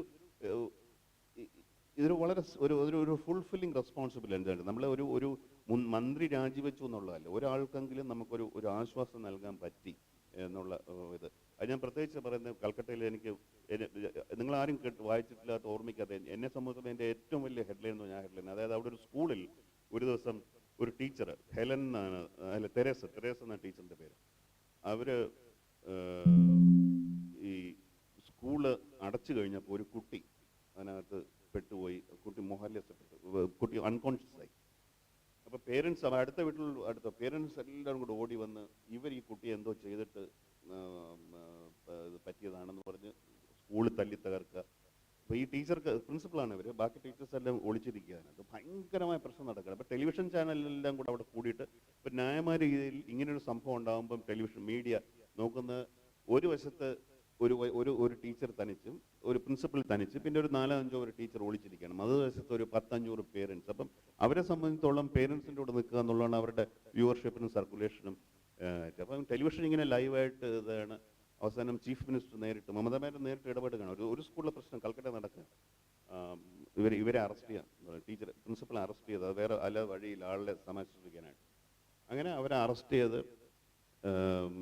ഇവരെ കൊണ്ടുപോകണം, അറസ്റ്റ് ചെയ്ത് ജയിലിലോട്ട് കൊണ്ടുപോകണം. അപ്പോൾ അന്ന് രാത്രി ഞങ്ങളുടെ റിപ്പോർട്ടേഴ്സ്, ഞാനും അതിനൊരു ഭാഗമായിരുന്നു, ഞങ്ങളെല്ലാം കൂടെ ഡോക്ടേഴ്സിന് ഈ കുട്ടി, അപ്പം ഞങ്ങൾ വെറും സിമ്പിൾ കാര്യം ഡോക്ടർമാരെ ചോദിക്കേണ്ട കാര്യമുള്ളായിരുന്നു, ഈ കുട്ടിയുടെ മേലിൽ എന്തെങ്കിലും ഒരു പാടോ എന്തെങ്കിലും, അല്ല കുട്ടി രാവിലെ ഒരു മരുന്ന് മാറിക്കഴിച്ച് അങ്ങനെ അന്ന് രാത്രി ആ പത്രത്തിൽ ഞങ്ങൾ എഴുതി, നിങ്ങൾ ഇന്ന് കാണിച്ച പൈസ, ഇവരെ പേരൻസ് എന്നല്ല വിളിക്കേണ്ടത്, തീരാത വാർത്ത നടന്നത്. അതിനകത്ത് മനസ്സിലായില്ലേ, ഈ സ്ത്രീയെ മോചിപ്പിച്ചില്ലെങ്കിൽ ഇവിടെ എഡ്യൂക്കേഷൻ നാളെ തൊട്ട് സ്കൂൾ അടച്ചിടുക, എല്ലാ സ്കൂളുകളും ബംഗാളിൽ അടച്ചിടുകയാണ് വേണ്ടതെന്ന് പറഞ്ഞാൽ വലിയ അത് എൻ്റെ പിറ്റേ ദിവസം രാവിലെ കോടതി ഇടപെട്ട് ഇവരെ വിളിച്ച് അവരെ അപ്പോൾ ഫ്രീ ചെയ്തു, റിലീസ് ചെയ്ത് മാത്രമല്ല അതിന് ശേഷമാണ് ഭീകരമായൊരു കഥനകത്ത്. അവരൊരു സിംഗിൾ പേരൻ്റായിരുന്നു. അവരുടെ വീട്ടിൽ ഒരു 6 വയസ്സായ കുട്ടി, ആലോചിച്ച് നോക്കും, ആരുമില്ല. ഈ അമ്മ ജയിലിൽ കൊണ്ടുപോയി പോലീസുകാർക്ക് ആർക്കും തോന്നിയില്ല ഇവരുടെ കുറിച്ചാണ്. ആ കുട്ടി അന്ന് രാത്രി മുഴുവൻ ഭക്ഷണം കഴിക്കാതെ 6 വയസ്സായ കുട്ടി ഒറ്റയ്ക്ക് ഒരു വീട്ടിൽ ആലോചിച്ച് ചെലവഴിക്കണം, അമ്മ എവിടെ പോയെന്ന് അറിയാതെ. ഇതെല്ലാം പിറ്റേ ദിവസം ഉണ്ടാവില്ലേ. അപ്പം ഇങ്ങനെയുള്ള ചില കാര്യങ്ങൾ. അപ്പം എനിക്കിപ്പോൾ ഒരു നരേന്ദ്രമോദിയെ താഴെ ഇറക്കല്, നരേന്ദ്രമോദി അതിനെക്കാട്ടി എനിക്ക് ഏറ്റവും സാറ്റിസ്ഫൈഡ് ആയിട്ടുള്ള എൻ്റെ എഡിഷൻ ഈ എഡിഷൻ. കാരണം ഞങ്ങൾ അത് എനിക്കിന്ന് ഇപ്പോഴും ഉറപ്പുണ്ട്, ഞങ്ങൾ അന്ന് ആ വാർത്ത അങ്ങനെ ക്യാരി ചെയ്തുകൊണ്ട് മാത്രം ഞങ്ങൾ മാത്രമാണ് ക്യാരി ചെയ്തത്. കാര്യം ബാക്കി എല്ലാവരും ഇവരെ കുറ്റം ഈ പ്രിൻസിപ്പളിൽ തല്ലിയാണ് കുട്ടി. അപ്പോൾ അങ്ങനെ ഒരു ചെയ്യാൻ കഴിഞ്ഞത് പലപ്പോഴും. അപ്പം പലപ്പോഴും നമ്മൾ അറിയാത്ത രീതിയിൽ പലർക്കും നമ്മൾ അറിയാതെ തന്നെ നമ്മൾ ആശ്വാസം. അപ്പം ഞാൻ പറയുന്നത്, നമ്മൾ ഒരു പത്രം എന്നുള്ള രീതിയിൽ, ഒരു ജേർണലിസ്റ്റ് എന്ന രീതിയിൽ you have to keep shouting. ആരെങ്കിലുമൊക്കെ ലിസൺ ചെയ്യുന്നുള്ള അതാണ് നമ്മുടെ ഹോപ്പ്. ഇപ്പോൾ 2013 ശേഷം അന്ന് ഇന്ത്യ ടുഡേ അല്ല, നരേന്ദ്രമോദി ഒരിക്കലും പത്രസമ്മേളനം നടത്തിയിട്ടില്ല. IBNൽ അന്ന് ആ പത്രസമ്മേളനം ഉണ്ടല്ലോ, മോഡി വെള്ളം കുടിച്ചൊരു പത്രസമ്മേളനം. പക്ഷേ രാഹുൽ ഗാന്ധി ഇപ്പോൾ കഴിഞ്ഞ മാസം പോലും ഭാരത് ജോഡോ യാത്രയ്ക്കിടെ അതിയുടെ ഭാഗമായി മണിപ്പൂരിൽ ഒരു ഓപ്പൺ ഏരിയയിൽ ഒരു മണിക്കൂറോളം പത്രസമ്മേളനം നടത്തി മീഡിയനെ. അതിനു മുമ്പും ഒട്ടനവധി തവണ രാഹുൽ ഗാന്ധി മീഡിയനെ കണ്ടിട്ടുണ്ട്, അവരുടെ ചോദ്യങ്ങളൊക്കെ ഫേസ് ചെയ്തിട്ടുണ്ട്. പക്ഷേ മോഡി ഇതുവരെ ഒരു ജേർണലിസ്റ്റുകൾക്ക് മുഖം കൊടുത്തിട്ടില്ല. മോഡി പറഞ്ഞത് കേൾക്കുന്ന 1-2 മീഡിയക്ക് ഒരു റിട്ടേൺ ആയാലും ഒരു പ്രീപ്ലാൻഡായ ഇൻ്റർവ്യൂ കൊടുത്തിട്ട് എന്നല്ലാണ്ട് മോഡി ഒരു പത്രസമ്മേളനം നടത്തിയിട്ട് 10-11 വർഷം തികഞ്ഞു. നിങ്ങൾ രാഹുൽ ഗാന്ധിനെയും മോഡിയെയും ഒരു മീഡിയ ഫേസ് ചെയ്യുന്നതിനെ കുറിച്ച് കമ്പയർ ചെയ്യുകയാണെങ്കിൽ നിങ്ങൾ അതിനെ എങ്ങനെ റീഡ് ചെയ്യുന്നത്? താങ്കളൊരു ഉത്തരം പറഞ്ഞില്ല. അതിന് താങ്കൾ ചോദിച്ചത് മോഡിയുടെ ഭയം. മോഡി അല്ല, എനിക്ക് ഭയമാണെന്ന് തോന്നില്ല. അത് തന്നെ എനിക്കൊണ്ട് പുച്ഛമാണ്, കണ്ടംപ്റ്റാണ്. അങ്ങനെ അദ്ദേഹം ബഹുമാനിക്കുന്നില്ല എന്നുള്ളതാണ്. പ്രതിപക്ഷത്തിനെ ബഹുമാനിക്കാത്ത പോലെ തന്നെ മീഡിയ എന്ന് പറഞ്ഞാൽ മാധ്യമ പ്രവർത്തകരെ ബഹുമാനിക്കണം എന്നല്ല പറഞ്ഞു. മാധ്യമം എന്ന് പറഞ്ഞാൽ ഇറ്റ്സ് എ വെഹിക്കിൾ. അതായത് ജനങ്ങളുടെ അടുത്തോട്ട് ഇൻഫർമേഷൻ ഇരിക്കുന്നത്. അപ്പം എനിക്കത് ആവശ്യമില്ല. എനിക്ക് എൻ്റെ ട്വിറ്റർ ഉണ്ട്, എനിക്ക് എൻ്റെ ഇൻസ്റ്റാഗ്രാം ഉണ്ട്. അത് എനിക്ക് തോന്നുന്നു അദ്ദേഹം പുച്ഛമാണ്. പിന്നെ രണ്ടാമത് പറയുന്നത് ശരിയാണെന്ന് എനിക്ക് തെളിവില്ല. നിങ്ങൾ അദ്ദേഹത്തിൻ്റെ 2014-2002 തൊട്ടുള്ള പ്രസംഗങ്ങളെല്ലാം എടുത്തു നോക്കിയോളൂ. അദ്ദേഹം വളരെ വലിയ കാര്യങ്ങൾ ഇങ്ങനെ പറയുന്നുണ്ട്, പക്ഷേ സ്പെസിഫിക് ആയിട്ട് അദ്ദേഹം ഒന്നും ഒരിക്കലും സംസാരിക്കാറില്ല. എനിക്ക് തോന്നുന്നു അദ്ദേഹത്തിന് എന്തോ ഇങ്ങനെ കാര്യങ്ങൾ സംസാരിക്കാൻ എന്തോ ഒരു പ്രശ്നമുണ്ട്. എന്താണെന്ന് എനിക്കറിയില്ല. ഒന്നും സ്പെസിഫിക് ആയിട്ട് അദ്ദേഹം പറയില്ല. ഈ മുദ്രാവാക്യങ്ങൾ പറയും, മറ്റു കാര്യങ്ങൾ പറയും. അല്ല, സ്പെസിഫിക് ആയിട്ട് എന്തെങ്കിലും പറഞ്ഞിട്ടുണ്ടെങ്കിൽ അതെല്ലാം അബദ്ധങ്ങളാണ് പറയുന്നത്. ക്ലൈമറ്റിനെ കുറിച്ച് പറഞ്ഞ കാര്യങ്ങൾ, ഒരു കുട്ടിയുടെ ഒരു ഡിസ്ലെക്സിയ പിടിച്ചൊരു കുട്ടിയെ കുറിച്ച് പറഞ്ഞ കാര്യങ്ങൾ. അപ്പോൾ ഇദ്ദേഹം ഈ വളരെ ബാലിശമായ രീതിയിൽ വളരെ ഇമ്മച്ചുറായിട്ടുള്ള ജോക്സ് ക്രാക്ക് ചെയ്യുക. അപ്പോൾ ഇദ്ദേഹത്തിന് എവിടെയോ there is A character flow എന്നാണ് എൻ്റെ. പക്ഷേ ഇതിനെക്കുറിച്ചൊന്നും പഠിക്കാനായിട്ട് നമുക്ക് ആക്സസ് തന്നാലേ നമുക്ക് മനസ്സിലാക്കാൻ പറ്റുള്ളൂ. രാഹുൽ ഗാന്ധി ആക്സസ് കൊടുക്കുന്നുണ്ട് എല്ലാവർക്കും. അപ്പോൾ രാഹുൽ ഗാന്ധി നമുക്ക് അടുത്ത് അറിയാൻ. പാർലമെന്റിൽ പ്രസംഗിക്കുമ്പോൾ രാഹുൽ ഗാന്ധിനെയൊക്കെ പരിഹരിച്ചിട്ടുണ്ട്. രാഹുൽ ഗാന്ധി എപ്പോഴും ഇങ്ങനെ ഇവിടെ ചെയ്യുന്നൊരു അല്ല, പാർലമെന്റിൽ വയനാട് വരെ നമുക്ക് എപ്പോൾ പോകണമെങ്കിലും കാണാമല്ലോ. അദ്ദേഹത്തെ എപ്പോൾ വേണോ എവിടെ വെച്ച് വേണമെങ്കിലും കാണാം. അദ്ദേഹം ഡൽഹിയിൽ വീട്ടിലും ആര് ചോദിച്ചാലും അദ്ദേഹം കാണും. പിന്നെ മെയിൻ സ്ട്രീം മീഡിയയ്ക്ക് അദ്ദേഹം ഇന്റർവ്യൂ കൊടുക്കാത്തതിന് കാര്യം അദ്ദേഹം പറയുന്നതെല്ലാം വളച്ചൊടിച്ച് എഴുതുള്ളൂ. ഞാൻ അത് പൂർണ്ണമായിട്ട് അദ്ദേഹം ചെയ്യുന്നത് ശരി തന്നെയാണ്. അല്ല, പ്രസ് കോൺഫറൻസ് നടത്തുന്നുണ്ട്. അദ്ദേഹം വളരെ ആക്സസിബിൾ ആണ്. അപ്പോൾ ആക്സസിബിളിൻ്റെ ഒരു ഗുണം എന്ന് പറഞ്ഞാൽ ഗുണവും ദോഷമുണ്ട്.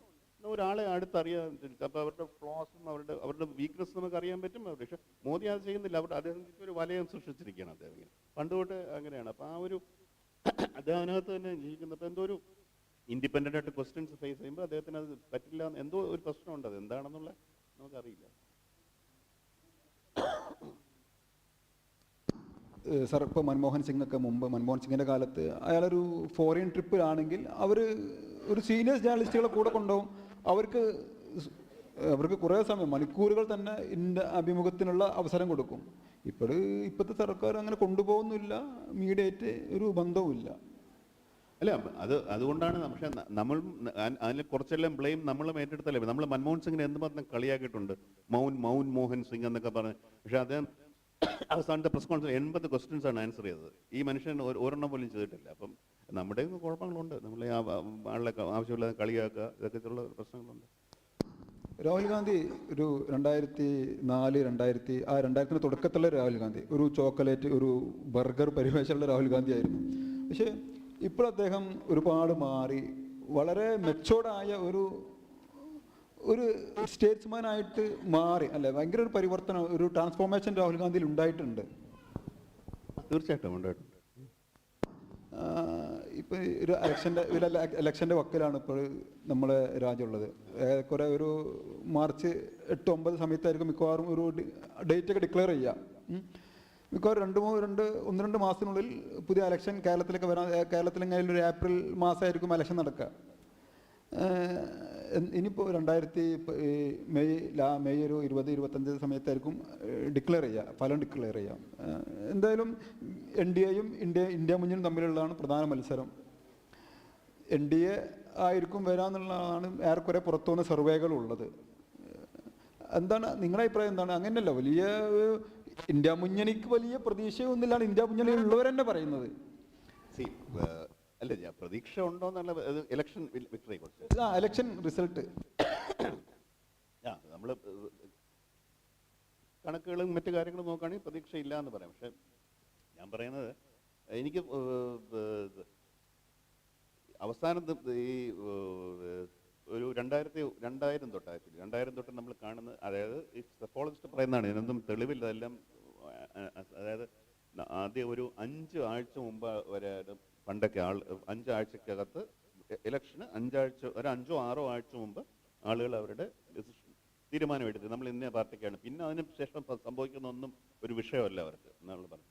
പക്ഷെ ആ ഗ്യാപ്പ് കുറഞ്ഞു വന്ന് ഇപ്പം 3 ദിവസത്തിന് മുമ്പാണ് പലരും തീരുമാനമെടുക്കുന്നത്. അതായത് അൺഡിസൈഡഡ് വോട്ടേഴ്സ് എന്നുള്ളത് 3 ദിവസത്തിന് മുമ്പൊക്കെയാണ് തീരുമാനമെടുക്കുന്നത്. അപ്പം അങ്ങനെയാണെങ്കിൽ, അത് സത്യമാണെങ്കിൽ, നമ്മളിങ്ങനെ ഈ സർവേയിലൊന്നും വലുതായിട്ട് കാര്യമില്ല. പിന്നെ അവസാന നിമിഷം വരെ പൊരുതുക എന്നുള്ളതാണ്. നമ്മുടെ സുഗതകുമാരി ടീച്ചർ പറഞ്ഞിട്ടുണ്ട്, തോൽക്കാനും ഭടന്മാരുടെ ആവശ്യം എന്നുള്ള കാര്യം. അപ്പോൾ നമ്മൾ പൊരുതുക എന്നുള്ളതാണ്. പിന്നെ ഇന്ത്യ ടുഡേയുടെ സർവേസ്, ആ സർവേ ഓവറോൾ ഇപ്പോൾ 400 സീറ്റ് 350 സീറ്റ്. പക്ഷേ നിങ്ങൾ അത് ബ്രേക്ക് ഡൗൺ ചെയ്ത് അവർ ചോദിക്കുന്ന ചോദ്യങ്ങൾ, നിങ്ങളുടെ ജീവിതത്തിന് എന്തെങ്കിലും മാറ്റം ഉണ്ടായിട്ട് പറഞ്ഞതിന് ശേഷം ഒരു ക്വസ്റ്റ്യന് പോലും, അതായത് ഒരു ക്വസ്റ്റ്യന് പോലും 35-36% കൂടുതൽ ആളുകൾ ഞങ്ങളുടെ ജീവിതം നന്നായിട്ടൊന്നും പറയുന്നില്ല. ഇങ്ങനെയുള്ള കാര്യങ്ങൾ, എഡ്യൂക്കേഷൻ്റെ കാര്യത്തിലായാലും ഇൻകത്തിൻ്റെ കാര്യത്തിലായാലും.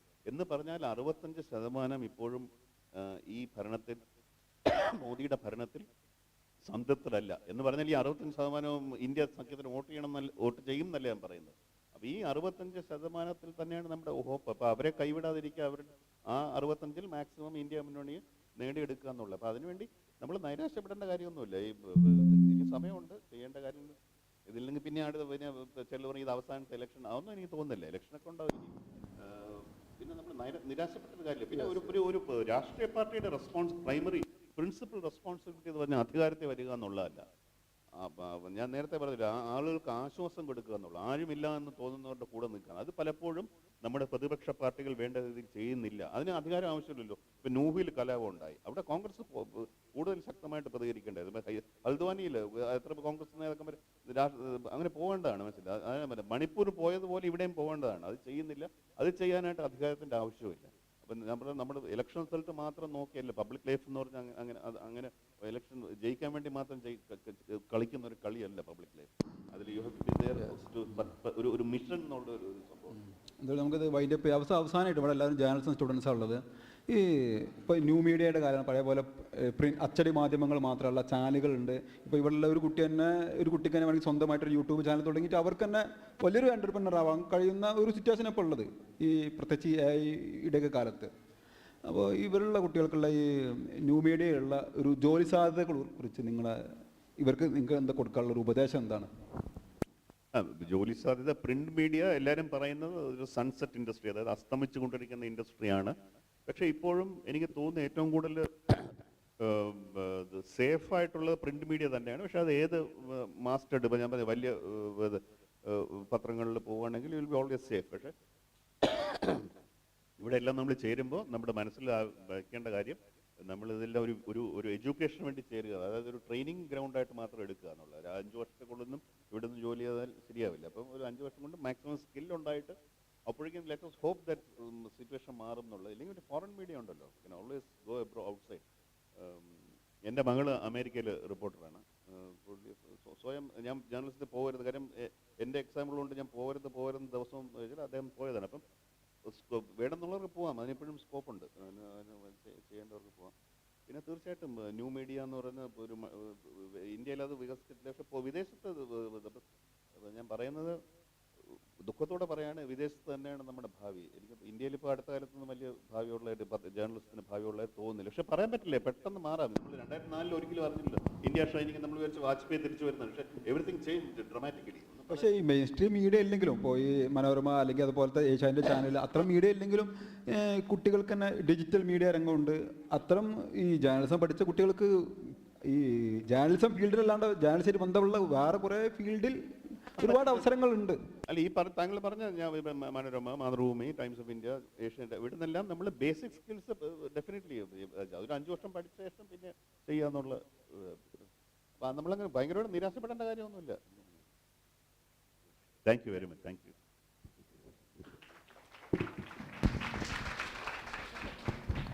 ഓഡിയൻസിന്റെ ഭാഗത്തുനിന്ന് ഇന്ററാക്ഷൻസ് ഉണ്ടെങ്കിൽ ചോദ്യങ്ങൾ ചോദിക്കും.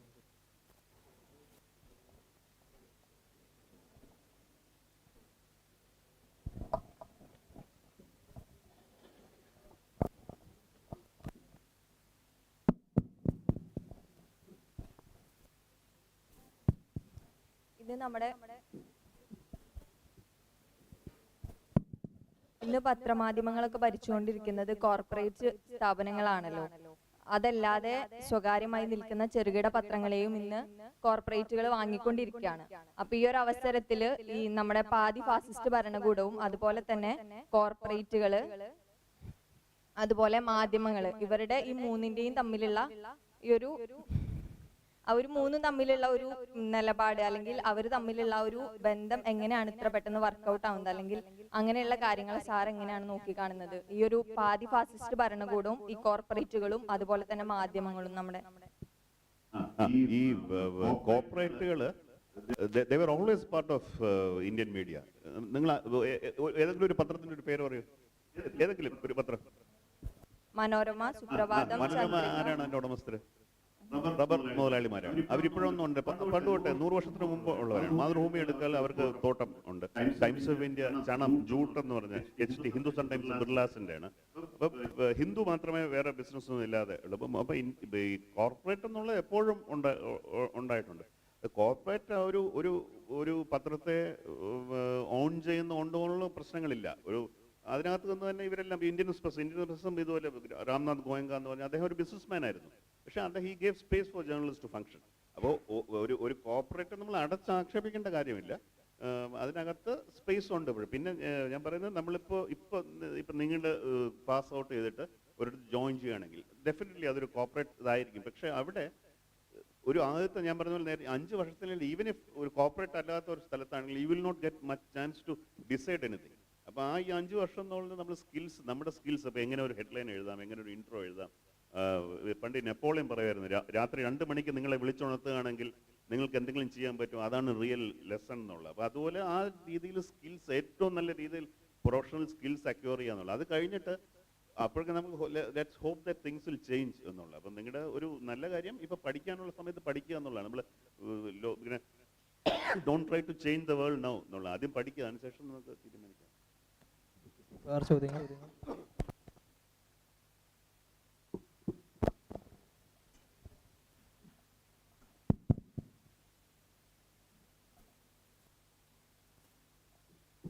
ഹലോ, എൻ്റെ പേര് അനീഷ. നേരത്തെ ഇവിടെ പറഞ്ഞ വിഷയം തന്നെയാണ് ഞാൻ ചോദിക്കുന്നത്, എന്നാലും ഒരു ക്ലാരിറ്റിക്ക് വേണ്ടി ചോദിക്കുകയാണ്. ബാബരി പള്ളി പൊളിച്ചത് ഇന്ത്യയുടെ നാണക്കേടാണെന്ന് പറഞ്ഞ അവര് തന്നെയാണ് അവിടെ തന്നെ അമ്പലം പണിയണമെന്ന് പറഞ്ഞത്. എങ്ങനെയാണ് ഇത്രയധികം ലെഗസിയുള്ള ഇന്ത്യൻ മാധ്യമ സ്ഥാപനങ്ങള് വലതുപക്ഷ കമ്മ്യൂണൽ ഇൻട്രസ്റ്റ് പിടിച്ചെടുത്തത്? താങ്കൾ പറഞ്ഞ ഉദാഹരണം ഏറ്റവും നല്ല ഉദാഹരണം. അതായത് നിങ്ങളെല്ലാവരും നിങ്ങൾക്ക് അറിയാമെങ്കിലും വീണ്ടും 1992 ഡിസംബർ 6 ബാബറി പൊളിച്ചത്. ഡിസംബർ 7 പത്രങ്ങൾ നിങ്ങൾ ഗൂഗിളിൽ അടിക്കുകയാണെങ്കിൽ കൊണ്ടുകിട്ടും.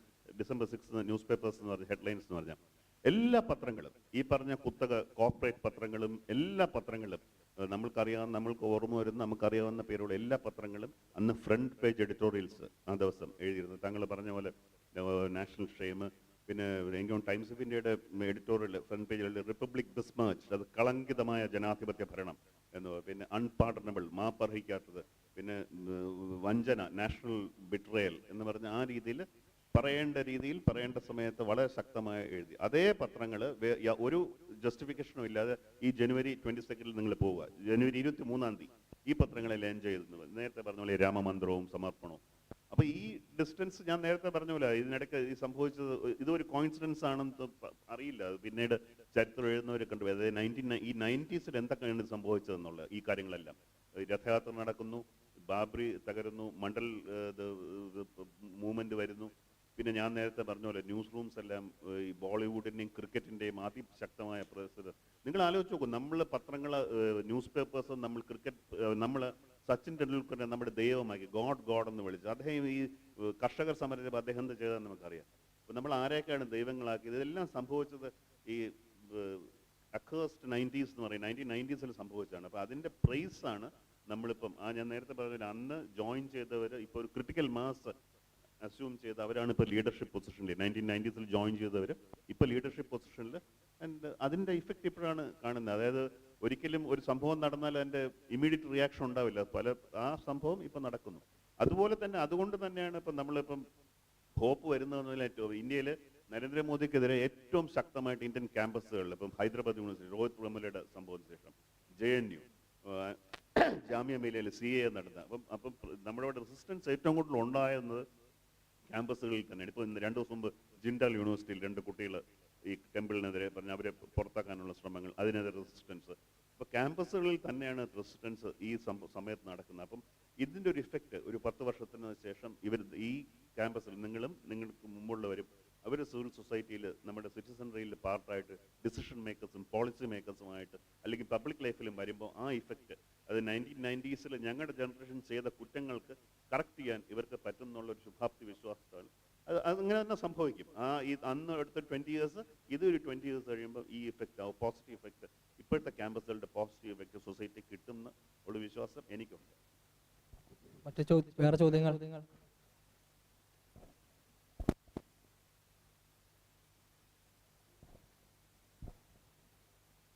സർ, എൻ്റെ പേര് ഷിഫ ജാസ്മിൻ, ഇവിടെ final year BA English literature student ആണ്. എൻ്റെ ചോദ്യം എന്താണെന്ന് വെച്ചാൽ, മോദി ഭരിക്കുന്ന ഈ ഫാസിസ്റ്റ് കാലഘട്ടത്തിലും അതേപോലെ തന്നെ ഹിറ്റ്ലർ ഭരിച്ചിരുന്ന കാലഘട്ടവും പ്രൊപ്പഗണ്ടയ്ക്ക് വേണ്ടിയിട്ട് ഒരുപാട് മീഡിയ ഇൻഫ്ലുവൻസ് ചെയ്തിട്ടുള്ള കാലഘട്ടങ്ങളാണ്. അങ്ങനെയെങ്കിൽ എന്തെല്ലാം സിമിലാരിറ്റീസ് ആണ് ഹിസ്റ്റോറിക്കലി ഈ കെട്ട കാലഘട്ടങ്ങൾ തമ്മിൽ കാണാൻ കഴിയുന്നത്? ഭയങ്കരമായ സിമിലാരിറ്റീസ് ആണ്.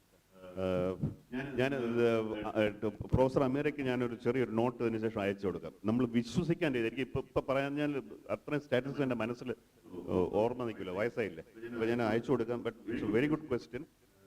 ഞാനത് ഒരു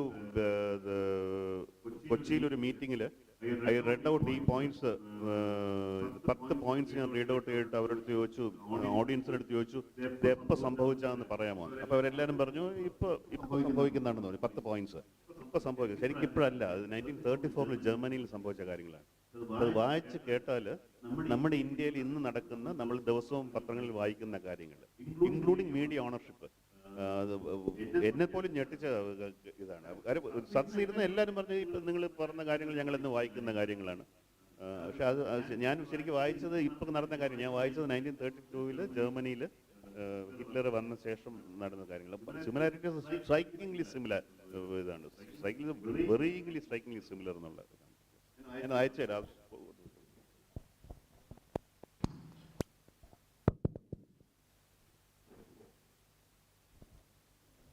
ഹലോ സാർ, എൻ്റെ പേര് റിയ. ഞാനിവിടെ BA ഇംഗ്ലീഷ് സെക്കൻഡ് ഇയർ വിദ്യാർത്ഥിയാണ്. എല്ലാവരും ഈ ഫാസിസ്റ്റ് വിഷയത്തിൽ കീഴടങ്ങിയ സമയത്ത്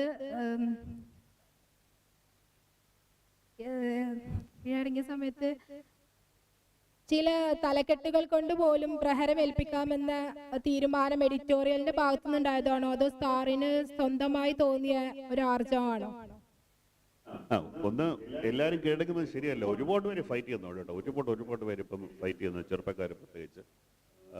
പിന്നെ ഞാൻ മാത്രമല്ല, എൻ്റെ ടീം, എൻ്റെ കൂടെ ഒരു ഹർഷിത കല്യാൺ എന്ന് പറഞ്ഞ പഞ്ചാബി എന്ന് പറഞ്ഞ ഒരു സ്ത്രീയാണ്. ഇവരെല്ലാം സംഭവിച്ചാലും ജേർണലിസം എന്ന് പറഞ്ഞാൽ ഇതാണ്. ഞങ്ങൾ പ്രത്യേകം യൂണീക്കായിട്ടും ഇതാണ് ജേർണലിസം എന്നാണ് ഞങ്ങൾ വിശ്വസിക്കുന്നു. അങ്ങനെ ചെയ്തു. അപ്പം ഇപ്പം എനിക്ക് പ്രൊമോഷൻ തന്ന് പുറത്തിരുത്തിയിരിക്കുകയാണ്. ഈ ഹർഷിത അവർ വേറൊരു വളരെ അപ്രധാനമായിട്ടൊരു പോസ്റ്റിലോട്ട് മാറി അവർ രാജിവെച്ചു. അവരിപ്പോൾ ജോലിയില്ലാതെ വീട്ടിലിരിക്കാം. പലരും അങ്ങനെ അപ്പോൾ എന്നെ സംബന്ധിച്ചിടത്തോളം കുഴപ്പമില്ല, ഈ ശമ്പളം കിട്ടുന്നുണ്ട്, അവർക്ക് അതും കിട്ടുന്നില്ല. അപ്പോൾ എന്നെക്കാട്ടി പ്രഹരമേറ്റ അവർക്കാണ്. അപ്പോൾ എന്നെക്കാട്ടി സിദ്ദിഖാപ്പൻ എന്തുമാത്രം കഷ്ടത സഹിച്ച, ഇപ്പോഴും കഷ്ടത സഹിച്ചുകൊണ്ടിരിക്കും. വീണ്ടും അദ്ദേഹത്തിന് കൊടുക്കാൻ വേണ്ടി മലയാളത്തിലൊരു വെബ്സൈറ്റ് എന്തോ പ്രശ്നങ്ങളൊക്കെ ഉണ്ടാക്കുക അല്ലേ. അപ്പോൾ അവരെ സംബന്ധിച്ചിടത്തോളം എനിക്ക് അങ്ങനെയുള്ള സംഭവങ്ങളും പ്രശ്നങ്ങളൊന്നും ഉണ്ടായിട്ടില്ല. പിന്നെ ഇതാണ് ജേർണലിസം എന്നുള്ള ഇതൊരു വലിയ എൻ്റെ കൂടെ ജോലി ചെയ്ത പലരും തന്നെ, ഞാൻ അവിടെ ജോലി ചെയ്യുമ്പോൾ എന്നെ പൂർണ്ണമായിട്ട് സപ്പോർട്ട് ചെയ്യുന്നവർ ഇപ്പം എനിക്ക് അധികാരമില്ല എന്ന് കണ്ടപ്പോൾ എന്നെ പലരും എനിക്ക് ഡയറക്റ്റായിട്ട് എനിക്ക് ഇതൊക്കെയുണ്ട്, നിങ്ങൾ പത്രത്തിനെ ഡിസ്ട്രോയ് ചെയ്തു, നിങ്ങൾ ചെയ്ത് ശരിയായില്ല എന്ന് പറയുന്നവരുണ്ട്. അപ്പോൾ നമുക്കത് ഓരോരുത്തരുടെ നമ്മുടെ വിശ്വാസം നമ്മളെ രക്ഷിക്കട്ടെ.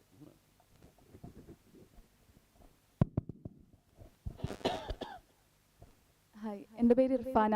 ഞാൻ കണ്ണൂർ യൂണിവേഴ്സിറ്റി പാലയാട് ക്യാമ്പസിലെ MA ഇംഗ്ലീഷ് സ്റ്റുഡൻ്റ് ആണ്. So we've been talking about print media, digital media and new media lately. So what I have to ask is, ഇപ്പം ഡാനിഷ് സിദ്ദീഖിയെ പോലെ ഉള്ള photo ജേർണലിസ്റ്റുകളുണ്ട് who capture terrorism, who capture terror, state sponsored attacks, military conflict. അപ്പം Danish Siddiqui was murdered by the Taliban in a military conflict. അതുപോലെ മസ്രത് സഹറയെ പോലുള്ള photo ജേർണലിസ്റ്റുകൾ, UAPA case was filed against her for anti-national media post. So what is your take on the current state of photojournalism in India and the world? Photo journalism ഇപ്പോൾ ഗസയിലും മറ്റു സ്ഥലത്തും ഈ new face ചില photographer photo എടുത്തുകൊണ്ടിരിക്കും മരിക്കുന്നത് കാണുന്നുണ്ട്. പക്ഷേ photo ജേർണലിസത്തിന് ഏറ്റവും അത്യാവശ്യമായിട്ടുള്ള ഇറ്റ് നീഡ്സ് ഒരു ടാക്ടൈൽ ഫീൽ, നമ്മുടെ കയ്യിൽ ഹോൾഡ് ചെയ്യാൻ പറ്റുന്നത്. അതായത് ഒരു സ്ക്രീനിൽ പലപ്പോഴും ഫോട്ടോയ്ക്ക് അതിൻ്റെ പൂർണ്ണമായ രീതിയിൽ പുറത്ത് കൊണ്ടുവരാൻ പറ്റില്ല. പ്രിന്റിൽ വരുന്ന പോലെ നമുക്ക് എന്തായാലും സ്ക്രീനിൽ രണ്ടും തമ്മിലുള്ള വ്യത്യാസമുണ്ട്. അതുകൊണ്ട് ഫോട്ടോ ജേർണലിസ്റ്റിന് എത്രമാത്രം ഫ്യൂച്ചറിനെ കുറിച്ച് I am not very sure about it, but it is ഒരു 20th century second part of 20th centuryയിൽ ജേർണലിസത്തിൽ ഏറ്റവും റെവല്യൂഷണറിയും ഏറ്റവും ഇൻഫ്ലുവൻഷ്യൽ ആയിട്ടുള്ള ഒരു സാധനം തീർച്ചയായിട്ടും ഫോട്ടോഗ്രാഫിയാണ്. ഈ ഡിജിറ്റൽ ഏജിൽ അത് എത്രമാത്രം, കാര്യം നമ്മുടെ ഡിവൈസിനും കൂടെ, നമ്മൾ വളരെ ചെറിയ ഡിവൈസിലാണ് പലപ്പോഴും നമ്മൾ കാര്യങ്ങൾ കാണുന്നത്. അപ്പോൾ അതിനകത്ത് എത്ര അറസ്റ്റിംഗ് ആയിട്ട് ഇമേജസ് കൊണ്ടുവരാൻ പറ്റുന്നുള്ള ഒരു പ്രശ്നമുണ്ട്. പിന്നെ രണ്ടാമത് താങ്കൾ പറഞ്ഞ ഹൈ റിസ്ക് എൻവയോൺമെൻറ്റ്, അവിടെ നിന്നുള്ള ഫോട്ടോസ് ഡെഫിനറ്റ്ലി അത് മേക്ക് എൻ ഇമ്പാക്ട്. പക്ഷേ ഈ ഒരു കോൾ ഒരു എഡിറ്റർക്ക് ഒരു ജേർണലിസ്റ്റിനും അത് സ്വയം നമ്മൾ എടുക്കേണ്ട കാര്യം, ഈസ് ഇറ്റ് വർത്ത് ഇറ്റ് എന്നുള്ളൊരു ചോദ്യം വരുന്നുണ്ട് പലപ്പോഴും. നമ്മൾ ഇങ്ങനെ ഒരു ജീവൻ പണയം വെച്ച് നമ്മൾ ജേർണലിസം ചെയ്യേണ്ട, ഈസ് ഇറ്റ് വർത്ത് ഇറ്റ് എന്നുള്ള ഒരു ക്വസ്റ്റ്യൻ ഇതിനകത്ത് വരുന്നുണ്ട്. അപ്പോൾ ഇറ്റ്സ് എ ഡിഫിക്കൽട്ട് ക്വസ്റ്റ്യൻ. അത് മാത്രമല്ല ടെക്നോളജി വളരെ റാപ്പിഡായിട്ട് ചേഞ്ച് ചെയ്തുകൊണ്ടിരിക്കുകയാണ്. അതുകൊണ്ട് എനിക്ക് I haven't thought through actually. I will think through, and if I get an answer I will. But definitely 20th century, the second part of 20th century, photojournalism played a very important role in revolutionizing news media. People, I'm not very sure about it. കാര്യം ഈ ഞാൻ പറഞ്ഞ ഈ device നമ്മുടെ ഫോണിൻ്റെ നമ്മൾ കാണുമ്പോൾ image എത്രമാത്രം സ്ട്രൈക്കിംഗ് ആവും എന്നുള്ള ഒരു പ്രശ്നം. അതുമാത്രമല്ല, പിന്നെ ഹിസ്റ്ററിയുടെ നമ്മളിപ്പോൾ ജീവിക്കുന്ന ഹിസ്റ്ററിയിലെ മോസ്റ്റ് ഫോട്ടോഗ്രാഫ്ഡ് മൊമെന്റിൽ കൂടെ നമ്മൾ കടന്നു കൊടുക്കുന്നത്. Everybody is a photographer because ഒരു ഫോണുള്ളവരെ. അപ്പോൾ അതിൻ്റെ കൂടെ ഒരു ഫോട്ടോ ജേർണലിസ്റ്റിനെ കമ്പീറ്റ് ചെയ്യണമെങ്കിൽ it has to be nuances. അപ്പോൾ ഈ നീഡ്സ് ബിഗ് സ്പേസ് ടു, അപ്പോൾ ആ സ്പേസ് അവൈലബിൾ ആവുന്നുള്ള പ്രശ്നം. സർ, എനിക്കൊരു ചോദ്യം ചോദിക്കാനുണ്ടായിരുന്നു. ഒരു എഡിറ്ററുടെ ടെക്നിക്കിനെ കുറിച്ചിട്ടാണ് ചോദിക്കുന്നത്. അപ്പോൾ ബാബുൾ സുപ്രിയോനായിട്ടൊരു കോൺട്രവേഴ്സി ഉണ്ടായിരുന്നല്ലോ സാറിൻ്റെ. അപ്പോൾ അവിടെ ബുള്ളിൻ ചൈന ഷോപ്പിനെ ഓർമ്മിപ്പിക്കുന്ന പോലെ ബാബുൾ അറ്റ് ജയു എന്നിടത്ത് ഉപയോഗിച്ചിട്ട് കുറച്ച് അയാൾ മോശമായി പെരുമാറിയ ഇൻസിഡന്റ് ഉണ്ടല്ലോ. അപ്പോൾ അതിൽ പിന്നെ പറയുന്നത് അത് it can be for any untimed protester എന്ന് പറയുന്നുണ്ട്. അതൊരു എഡിറ്ററുടെ ടെക്നിക്ക് അല്ലേ? അതുപോലത്തെ ടെക്നിക്കുകൾ പിന്നെയും പലപ്പോഴും യൂസ് ചെയ്യാറുണ്ടോ സാർ, ഇങ്ങനത്തെ ഒരു ലീഗൽ ഇന്റർവെൻഷൻ വരാതിരിക്കാൻ വേണ്ടിയിട്ട്? എഡിറ്ററുടെ ടെക്നിക്ക്, അതായത് അത് നമ്മൾ ബാബുളിനെ ഉദ്ദേശിച്ചിട്ടല്ല, മറിച്ച് അത് ഏത് പ്രൊട്ടസ്റ്ററെ ഉദ്ദേശിച്ചിട്ട് ആവാന്നൊരു എക്സ്പ്ലനേഷൻ വരും. അപ്പൊ അങ്ങനെ ഒരു ടെക്നിക്ക് എല്ലാത്തിലും സാർ യൂസ് ചെയ്യാറുണ്ടോ? ഇതെല്ലാം നമ്മൾ താങ്കൾ പറഞ്ഞത് ശരിയാണ്. അങ്ങേരെ ബുള്ളെന്ന് വിളിച്ചാൽ നമുക്ക് ഡെഫമേഷൻ കേസ് ഉണ്ടാവും എന്നുള്ളതുകൊണ്ടുള്ള അത് പറഞ്ഞായിരിക്കും ലീഗൽ.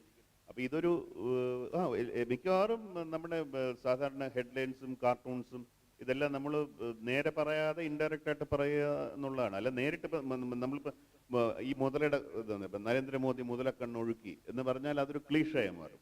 നമ്മൾ അങ്ങനെ ഒരു ഹെഡ്ലൈൻ, അപ്പം അത് പറയാതെ ഇതുവഴി പറയുക എന്നുള്ള ഒരു നോവൽറ്റി വാല്യൂ ഉണ്ട്. പിന്നെ പലപ്പോഴും നമ്മൾ അതെ, അപ്പം ഞാൻ വേറൊരു ഉദാഹരണം പറയാം. അത് സ്ക്രീനിൽ കാണിക്കാൻ പറ്റുകയായിരുന്നെങ്കിൽ ഇറ്റ് ഹാവ് ബീൻ മോർ. നമ്മൾ ഈ ബാബ്രി സ്ഥലം സുപ്രീം കോടതി വിധി വന്നപ്പം, അതായത് അവിടെ രാമക്ഷേത്രം പണിയാമെന്നും 5 കിലോമീറ്റർ മാറി. അപ്പോൾ അന്ന് ഞങ്ങളുടെ ഹെഡ്ലൈൻ അത് നമ്മൾ ഹിന്ദുസ്ഥാൻ എന്നായിരുന്നു. ഹിന്ദു മാറ്റിയിട്ട് സ്ഥാൻ 2 വേർഡ്സ് ആയിട്ട്, അതായത് നമ്മൾ ഇന്ത്യ ഒരു ഹിന്ദുസ്ഥാൻ ആയി കഴിഞ്ഞു എന്നുള്ള ഈ കോടതി വിധിയോടെ. അത് പക്ഷെ അത് ഹിന്ദു എന്ന് വെച്ചിട്ട് സ്ഥാൻ താഴെ ബ്രേക്ക് ചെയ്താൽ ഒരു വെച്ചിട്ടിരുന്നെങ്കിൽ കോടതിയല്ലപ്പോൾ നമ്മുടെ കോടതി ഇലക്ഷത്തിന് കേസെടുക്കാമായിരുന്നു. ഇതാകുമ്പോൾ നമുക്ക് ഡിഫെൻഡ് ചെയ്യാം. നമ്മൾ പറഞ്ഞാൽ അങ്ങനെയല്ല, ഞങ്ങളല്ല കോടതിയല്ലേ പറഞ്ഞത് ഹിന്ദുക്കൾക്കാണ് സ്ഥലം എന്നുള്ളത്, അതുകൊണ്ട് എന്ന് പറയാമെന്നല്ല. അത് പക്ഷേ വിലപ്പോണമെന്നില്ല. ഈ ഇങ്ങനെയുള്ള ഭരണകൂടങ്ങളൊപ്പം ഇതെല്ലാം നമ്മുടെ ഒരു ആശ്വാസത്തിന് വേണ്ടി ചെയ്യുന്നതാണ്. പക്ഷെ അത് പലപ്പോഴും അങ്ങനെ അത് ഇവിടെ പറയാൻ പറ്റുമെന്ന് അറിയില്ല. സ്വദേശാഭിമാനി ചെയ്തു കുറച്ച് ഇൻഡീസൻ്റ് ആയിട്ടുള്ള ഇതാണ്. അതായത് ഞാൻ നേരത്തെ പറഞ്ഞു, രാജഗോപാൽ എന്ന് പറഞ്ഞൊരു ദിവാനായിരുന്നു ട്രാവൻകൂറിൽ. അപ്പോൾ അദ്ദേഹത്തിനെ കുറിച്ച് രാമകൃഷ്ണപിള്ള വളരെ നിശിതമായിട്ട് എഴുതുന്ന ആളായിരുന്നു. അപ്പോൾ അദ്ദേഹം ഈ രാജഗോപാൽ അദ്ദേഹം ഒരു ചെറിയ എന്തോ ഒരു പാലസിനകത്ത് സ്കാൻഡൽ എന്തോ ഉണ്ടായിരുന്നു. അപ്പം ഇതെനിക്ക് സത്യമാണെന്ന് അതുകൊണ്ട് കേട്ട കഥയാണ് ചെറുതായിരിക്കുമ്പോൾ. അപ്പോൾ ഈ സ്വദേശാഭിമാനി അവരുടെ പത്രത്തിൽ രാമകൃഷ്ണപിള്ള എഴുതി ജാരഗോപാൽ രാജഗോപാൽ ജാരഗോപാൽ എന്ന് എഴുതി. അപ്പോൾ കൊട്ടാരത്തെ വിളിപ്പിച്ചു പിറ്റേ ദിവസം. പറഞ്ഞു നിങ്ങൾ പറഞ്ഞു അയ്യോ സ്പെല്ലിംഗ് മിസ്റ്റേക്ക് പറ്റിപ്പോയതാണ്, ക്ഷമിക്കണം, അപ്പോൾ നാളെ തന്നെ കറക്ഷൻ കാര്യമാണ്. ശരി എന്ന് പറഞ്ഞു. പിറ്റേ ദിവസം സത്യമാണെന്ന് എനിക്കറിയില്ല, പക്ഷെ ഞാൻ താങ്കളുടെ ക്വസ്റ്റ്യൻ ആൻസേഴ്സ് അതുകൊണ്ട് പറയാം. പിറ്റേ ദിവസം എഴുതി അച്ചടി പെശ കൊണ്ട് പറ്റിയാണ്, പക്ഷെ അച്ചടി പെശല ഡാ അങ്ങ് മാറ്റി, അപ്പൊ അച്ചി പെശ കൊണ്ട് പറ്റി. അപ്പൊ ഇങ്ങനെയുള്ള ഇത്രയും ഇത് ഇപ്പൊ പറയുകയാണെങ്കിൽ it's politically to use such words, പക്ഷെ ഇത്രയും കൂടി ധൈര്യമുള്ള എഡിറ്റേഴ്സ് ഉണ്ട്. ആ ധൈര്യവും നമുക്കില്ല, നമുക്ക് ഒന്നും ചെയ്യാൻ പറ്റില്ല. പക്ഷെ ഓൺലി നാഷണൽ എന്ന് എഴുതാനുള്ള ധൈര്യം സാറ് കാണിച്ചിട്ടുണ്ട്. അല്ല, ഓൺലി നാഷണലും ഇതും അത് ഞാൻ ഇപ്പം അതിനെക്കുറിച്ച് സംസാരിക്കാം. കാര്യം ഞാൻ കോഴിക്കോട്ട് കോയിൻസിഡൻ്റലി ഞാൻ കോഴിക്കോട്ട് ഒരു 3 വർഷം വന്നപ്പോൾ ഒരു ലേഡി എൻ്റെ അടുത്ത് പറഞ്ഞു she found it very offensive, അതായത് സെക്സിസ്റ്റ് ഹെഡ്ലൈൻ ആണെന്ന്. അപ്പോൾ ഞാൻ പറഞ്ഞു അത് ഒരിക്കലും അങ്ങനെ വിചാരിച്ച് കൊടുത്തതല്ല അത്. കാരണം ആൻറ്റി നാഷണൽ എന്നുള്ള രീതിയിൽ സ്മൃതി ഇറാനി അന്ന് ജെഎൻയുവിൽ പിള്ളേരെ രോഹിത് മെഹ്മുല മരിച്ച ശേഷം രോഹിത് മെഹ്മുലെ ചൈൽഡ് എന്നവർ രോഹിത് മെഹ്മുല ഒരിക്കലും ഒരു ഇൻഫൻറ്റൈൽ ചെയ്യാനുള്ള ആളല്ല. വളരെ അദ്ദേഹത്തിൻ്റെ കത്ത് വായിച്ചാൽ ഒരു ചൈൽഡിൻ്റെ കത്തല്ല, ഇവർ ചൈൽഡ് എന്ന് വിളിക്കുകയും മറ്റുള്ളവരെ ആൻറ്റി നാഷണൽ, അതുകൊണ്ടാണ് ആൻറ്റി എന്നുള്ള എഴുതി. പക്ഷെ ഇവർ ഈ ലേഡി ഇങ്ങനെ പറഞ്ഞപ്പോൾ ഞാൻ പറഞ്ഞു since you have said it I have to accept it. ഇത് ഇനി ഒരിക്കലും ഞാൻ അങ്ങനെ ഒരു ഹെഡ്ലൈൻ യൂസ് ചെയ്യില്ല. കാര്യം അങ്ങനെ അത് ചില വനിതകളെ ഹേർട്ട് ചെയ്യുന്നുള്ളതാണെങ്കിൽ we have to accept that. ഇനി ചോദ്യങ്ങളില്ലെങ്കിൽ കൺക്ലൂഡ് ചെയ്യാവുന്നതാണ്. ചോദ്യങ്ങളില്ലാന്ന് വിചാരിക്കുന്നു. Friends and esteemed attendees, please join me in welcoming Dr. V. Amira, Head of English Department, to propose a vote of thanks.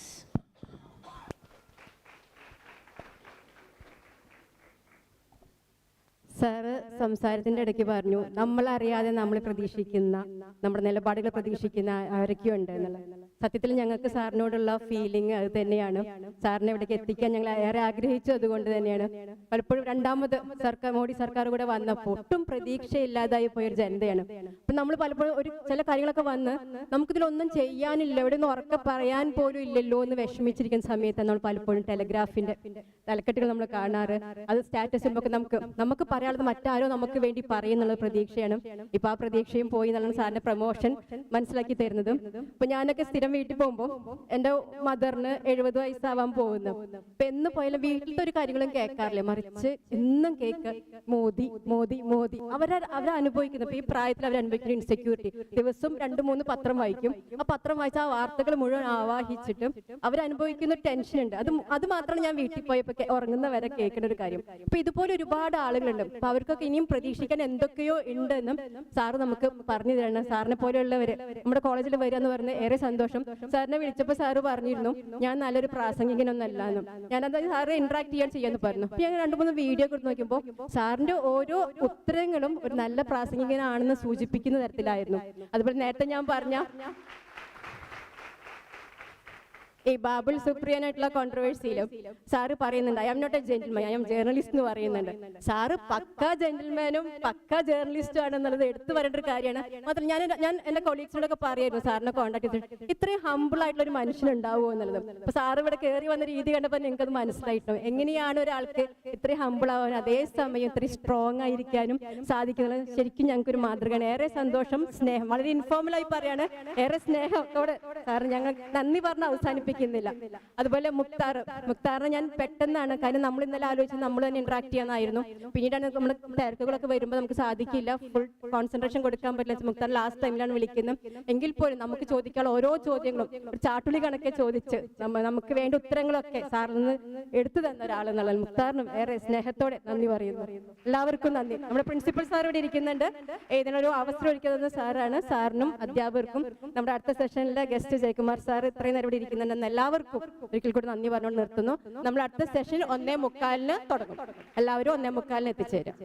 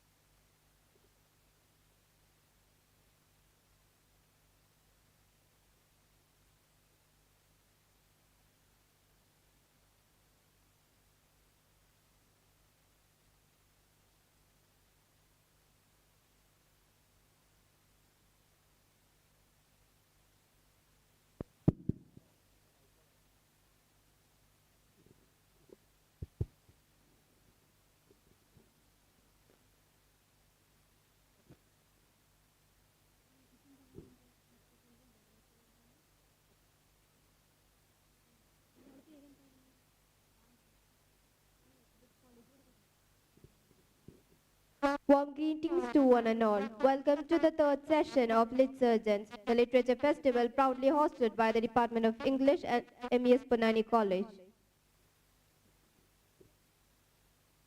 It's an honor to welcome Dr. Rashmi Ravindran to the stage to deliver the welcome address for our esteemed guest speaker.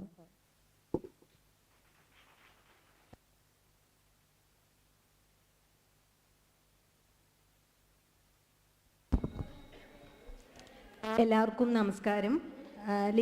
ലിറ്റ്സർജൻസ് literary fest നമ്മൾ രണ്ടാം ദിവസത്തിൽ നമുക്ക് മൂന്നാമത്തെ സെഷനിൽ നമ്മളോട് സംസാരിക്കാൻ എത്തിയിരിക്കുന്നത് KP Jayakumar സാറാണ്. സാറിനെ കുറിച്ച് പറയുകയാണെങ്കിൽ സാഹിത്യകാരൻ, മാധ്യമപ്രവർത്തകൻ, അധ്യാപകൻ, ഗവേഷകൻ എന്നീ നിലകളിലെല്ലാം സ്വന്തമായുള്ള നിലപാടുകളുള്ളൊരു വ്യക്തിത്വമാണ് KP ജയകുമാർ സാറ്. നമ്മൾ പറയില്ലേ uniqueness, the sense of being യൂണിക്ന്ന്, അത് കൃത്യമായി സാറിൻ്റെ സൃഷ്ടികളിലെല്ലാം നമുക്ക് കാണാൻ സാധിക്കും.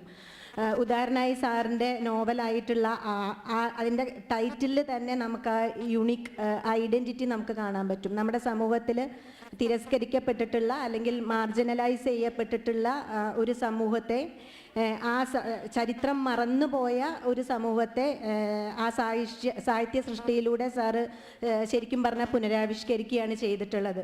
സാറിൻ്റെ വിദ്യാഭ്യാസ ചരിത്രം നമ്മൾ നോക്കുകയാണെങ്കിൽ നെടുങ്കണ്ടം പഞ്ചായത്ത് UP സ്കൂളിൽ നിന്നും കല്ലാർ ഗവൺമെൻറ് ഹയർ സെക്കൻഡറി സ്കൂളിൽ നിന്നുമാണ് സാറിൻ്റെ പ്രൈമറി, ഹൈസ്കൂൾ, ഹയർ സെക്കൻഡറി വിദ്യാഭ്യാസം പൂർത്തിയാവുന്നത്.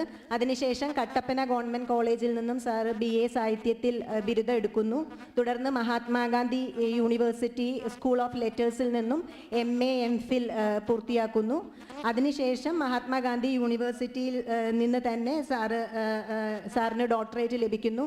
നമ്മൾ നേരത്തെ പറഞ്ഞ ആ യുണിക്നെസ്, ആ സെൻസ് ഓഫ് ബീയിങ് യുണിക് എന്നുള്ളത് സാറിൻ്റെ ആ പ്രബന്ധത്തിലും നമുക്ക് കാണാൻ പറ്റും. സാറ് നല്ലൊരു ചലച്ചിത്ര നിരൂപകൻ കൂടിയാണ്. സാറിന് ഒരുപാട് ഫെലോഷിപ്പ് ലഭിച്ചിട്ടുണ്ട്. തീവ്ര ഇടതുപക്ഷ രാഷ്ട്രീയം പ്രമേയമാക്കുന്ന സമകാലീന മലയാള സിനിമകൾ എന്ന സാറിൻ്റെ ഗവേഷണത്തിന് സാറിന് സംസ്ഥാന ചലച്ചിത്ര അക്കാദമിയുടെ ഫെലോഷിപ്പ് ലഭിച്ചിട്ടുണ്ട്. ഇതുകൂടാതെ സാറ് ഏറ്റെടുക്കുന്ന മേഖലകളിലെല്ലാം അത് ഗവേഷണമായാലും സാറ് നല്ലൊരു മാധ്യമപ്രവർത്തകനാണ്. മാധ്യമത്തിൻ്റെ ദ സൺഡേ ഡെയിലിയുടെ എല്ലാം ഈ പത്രങ്ങളിലെല്ലാം സാറ് പ്രവർത്തിച്ചിട്ടുണ്ട്. ഏറ്റെടുക്കുന്ന മേഖലകളിലെല്ലാം സ്വന്തമായിട്ടുള്ള കാഴ്ചപ്പാടുകളും സ്വന്തമായിട്ടുള്ള അഭിപ്രായങ്ങളും, പ്രത്യേകിച്ച് നമ്മുടെ ഈ ലിറ്റ്സർജൻസിൻ്റെ സ്പിരിറ്റ് പറയുന്നത് പോലെ തന്നെ അടിച്ചമർത്തപ്പെട്ട, ഒരു പക്ഷേ മാറ്റി നിർത്തപ്പെട്ടിട്ടുള്ള, മാർജിനലൈസ് ചെയ്യപ്പെട്ടിട്ടുള്ള ആ സമൂഹത്തിന് വേണ്ടി ആ വോയിസ് റെപ്രസെൻ്റ് ചെയ്യുന്ന ഒരു വ്യക്തിത്വം തന്നെയാണ് KP ജയകുമാർ സാറ്. ഇംഗ്ലീഷ് ഡിപ്പാർട്ട്മെൻറ്റിൻ്റെ പേരിൽ, MES പൊന്നാനി കോളേജിൻ്റെ പേരിൽ, നമ്മുടെ ഓരോരുത്തരുടെയും പേരിൽ തീവ്ര രാഷ്ട്രീയതയുടെ ദൃശ്യപാഠങ്ങൾ എന്ന വിഷയം അവതരിപ്പിക്കുന്നതിനായി നിറഞ്ഞ മനസ്സോടെ ഏറ്റവും ബഹുമാനത്തോടെ സാറിനെ സ്വാഗതം ചെയ്യുന്നു.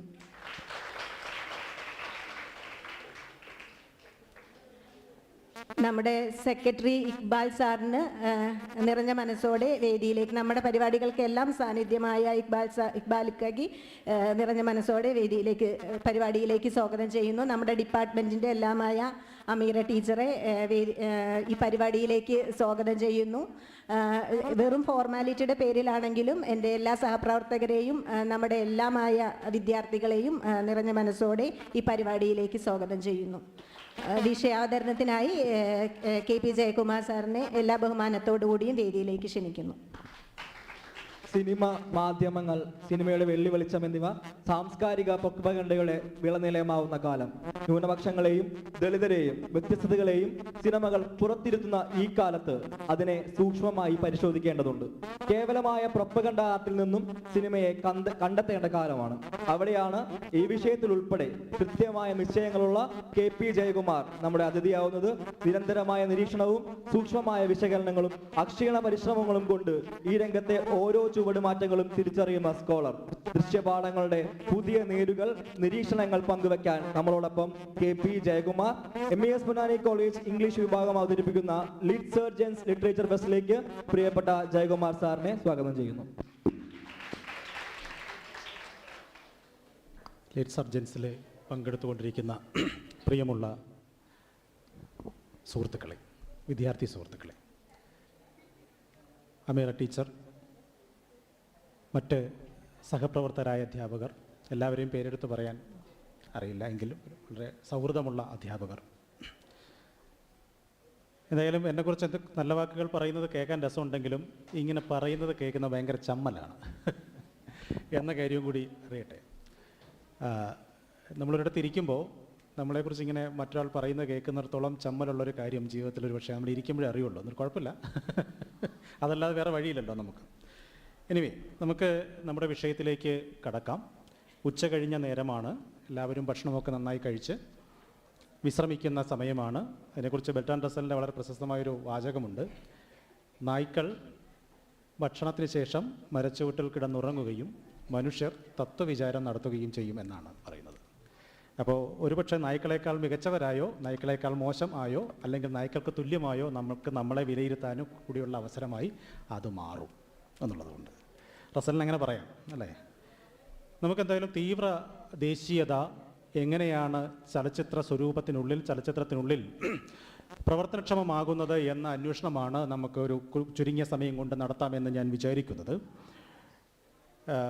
ദേശീയത എന്ന ഒരു വികാരത്തെ അല്ലെങ്കിൽ ഒരു അനുഭവത്തെ നാം എങ്ങനെയാണ് മനസ്സിലാക്കുന്നത് എന്നത് പ്രധാനമാണ്.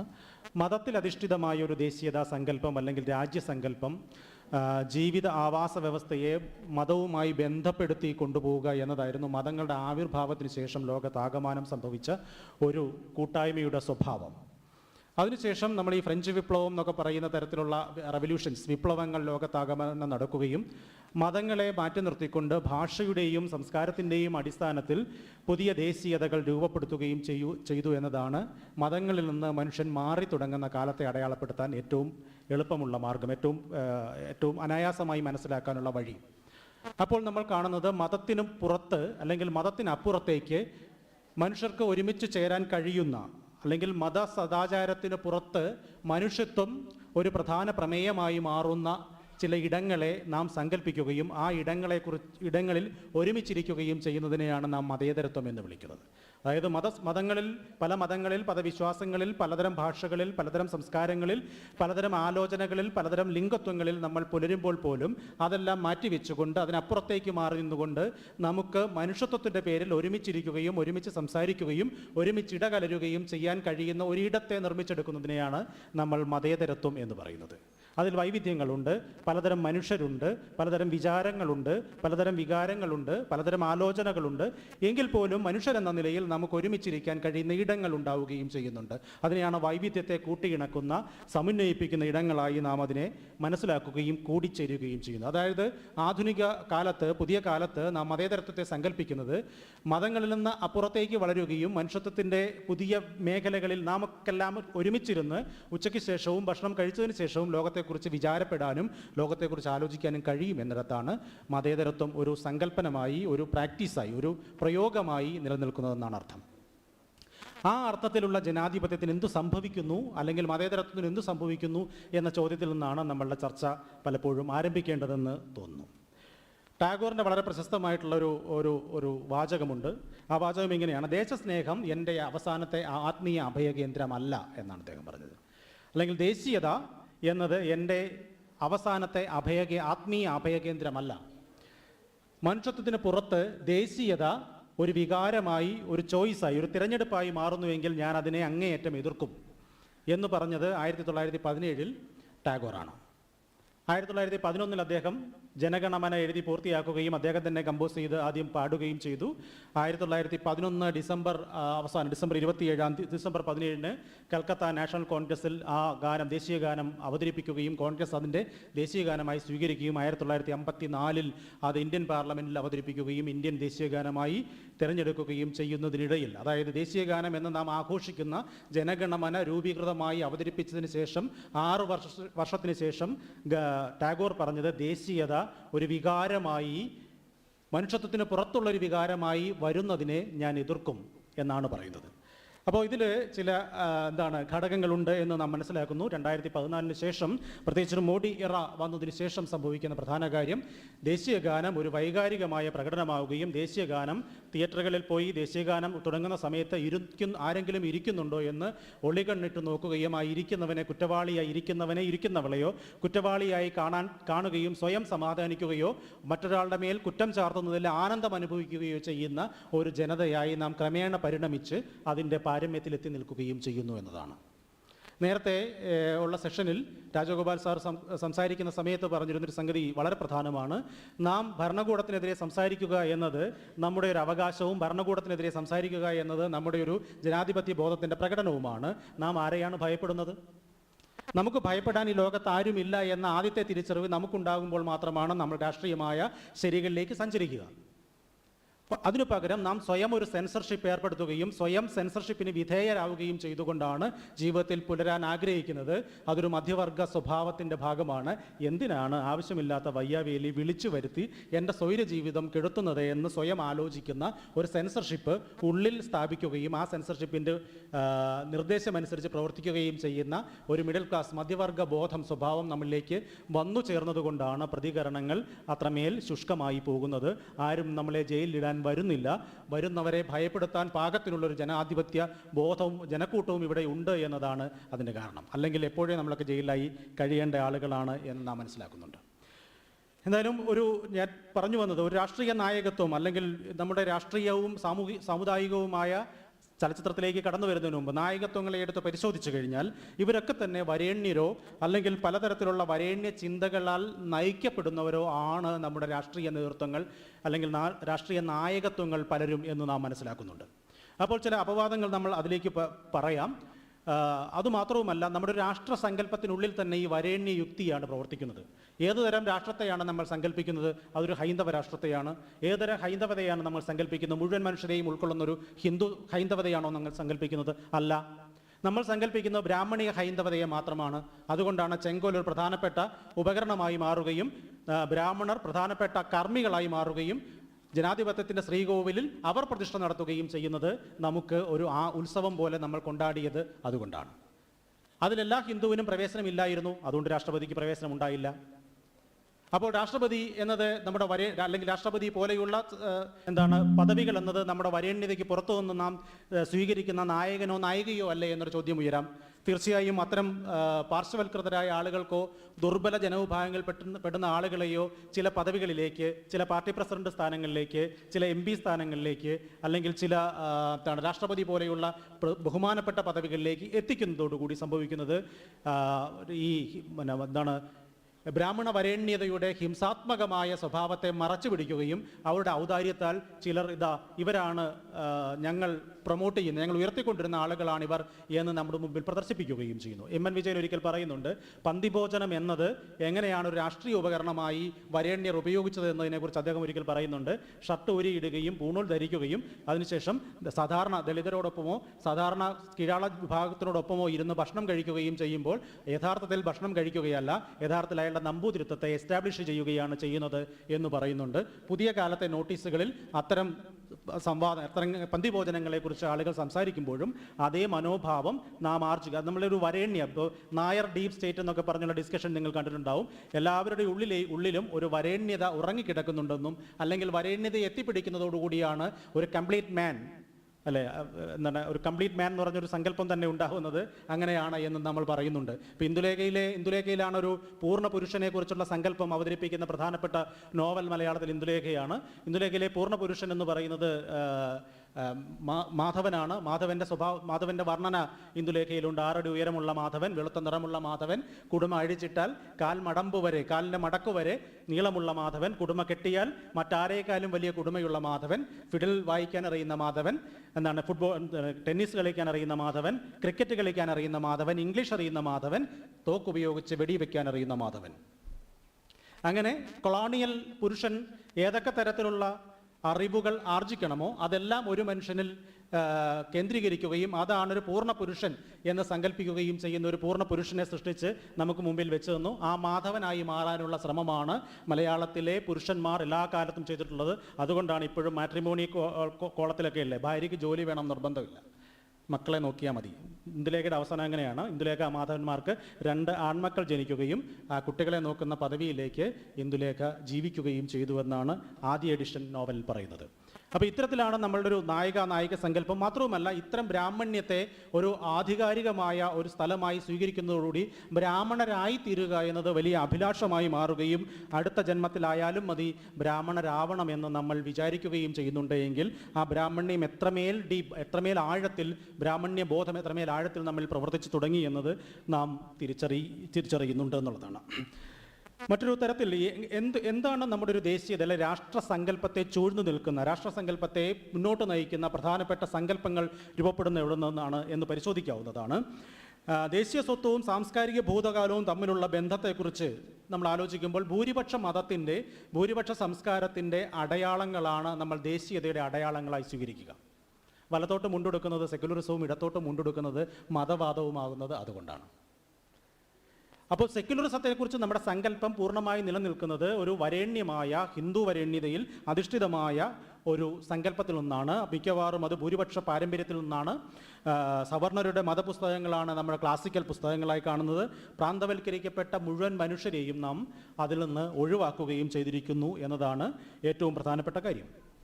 മാത്രമല്ല, സാംസ്കാരിക ഭൂതകാലത്തെ ഹിന്ദു എന്ന് വിളിച്ച് കൈയടക്കുകയും മറ്റെല്ലാ സാമുദായിക സ്വത്വങ്ങൾക്കും അപരത്വം കൽപ്പിക്കുകയും ചെയ്യുക എന്നതാണ് ബ്രാഹ്മണികതയുടെ ഏറ്റവും പ്രധാനപ്പെട്ട സ്വഭാവം.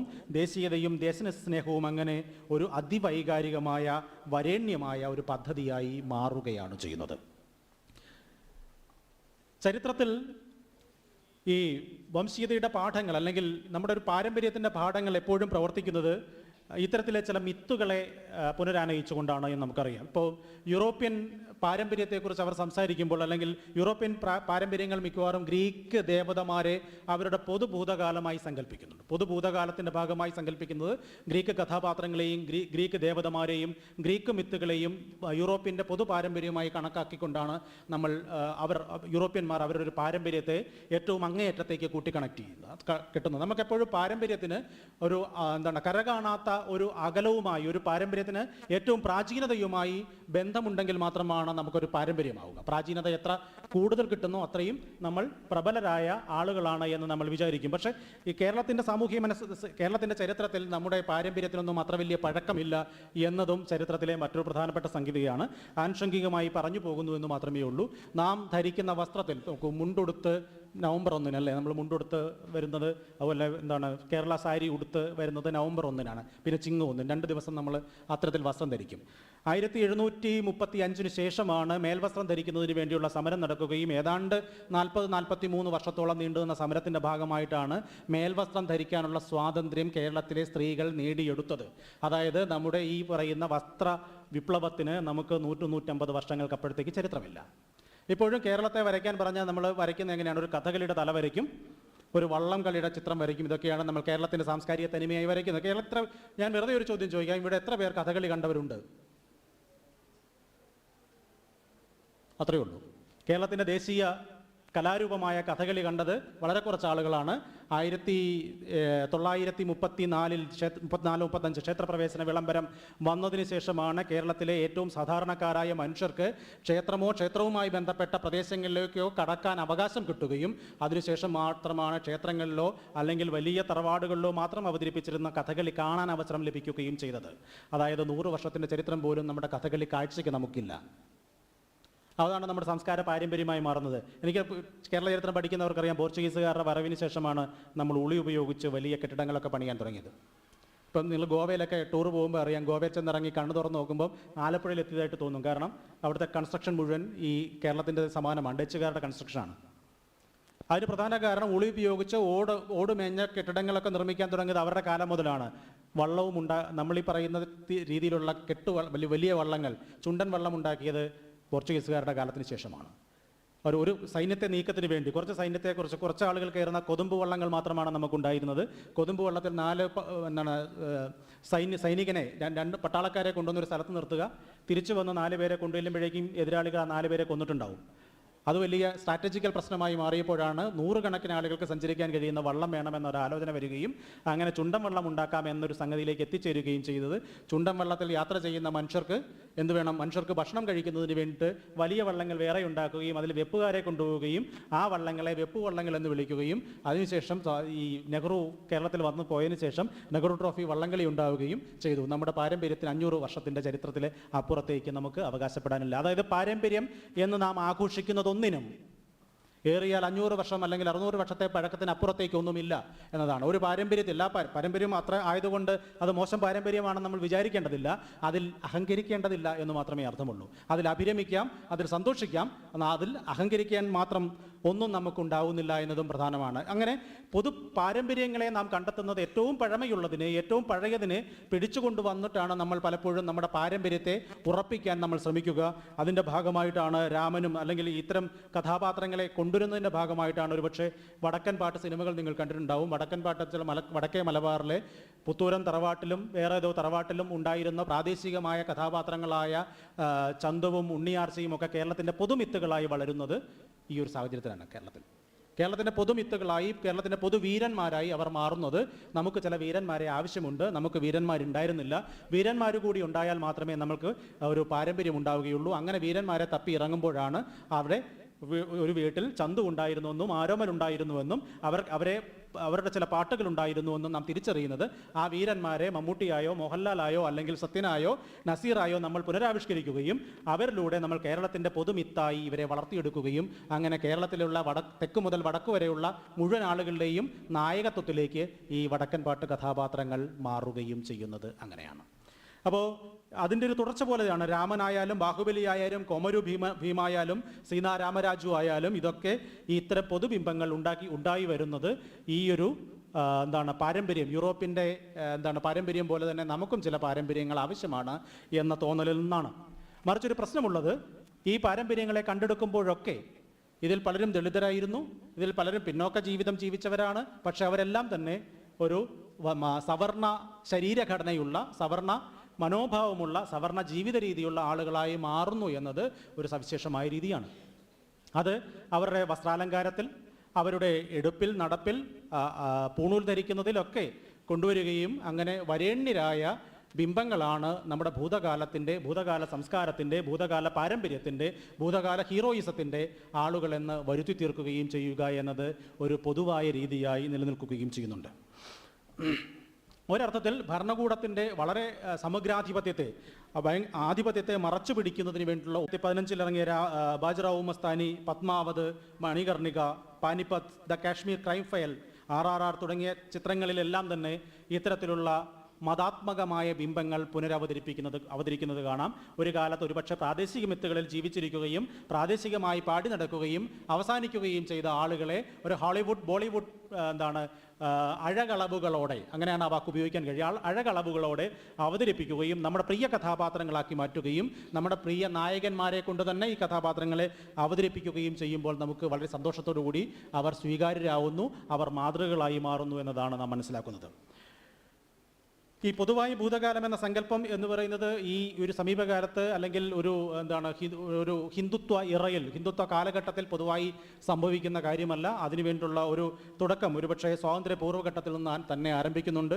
നിങ്ങൾക്കറിയാം, ആ കാലത്ത് മലയാളത്തിൽ ഇന്ത്യൻ സിനിമയിൽ ആദ്യമായി ഉണ്ടായ സിനിമകളെല്ലാം എടുത്ത് പരിശോധിച്ച് കഴിഞ്ഞാൽ രാജാ ഹരിശ്ചന്ദ്ര അല്ലെങ്കിൽ ഭക്തകുചേല, കാളിയമർദ്ദൻ, ഭക്തപ്രഹ്ലാദ് എന്നൊക്കെ പറയുന്ന സിനിമ 1929-30 വരെയുള്ള കാലഘട്ടങ്ങളിൽ ഇന്ത്യയിൽ വരുന്നുണ്ട്. മിക്കവാറും മറാഠി സിനിമകളാണ്. അതെല്ലാം മറ്റു ഭാഷകളിലേക്കും പുനർനിർമ്മിച്ചു കൊണ്ടുവരുന്നുണ്ട്. ഈ സിനിമകളെല്ലാം തന്നെ മുന്നോട്ട് വെച്ച ഏറ്റവും പ്രധാനപ്പെട്ട ആശയം, ഭക്തപ്രഹ്ലാദ് ആണെങ്കിൽ ദേശീയതയ്ക്ക് വേണ്ടി സ്വാതന്ത്ര്യ സമര കാലമാണ്, ഓം ഹിരണ്യായ നമ എന്ന് തന്നെ ഉച്ചരിക്കണം എന്നതായിരുന്നു നിയമം.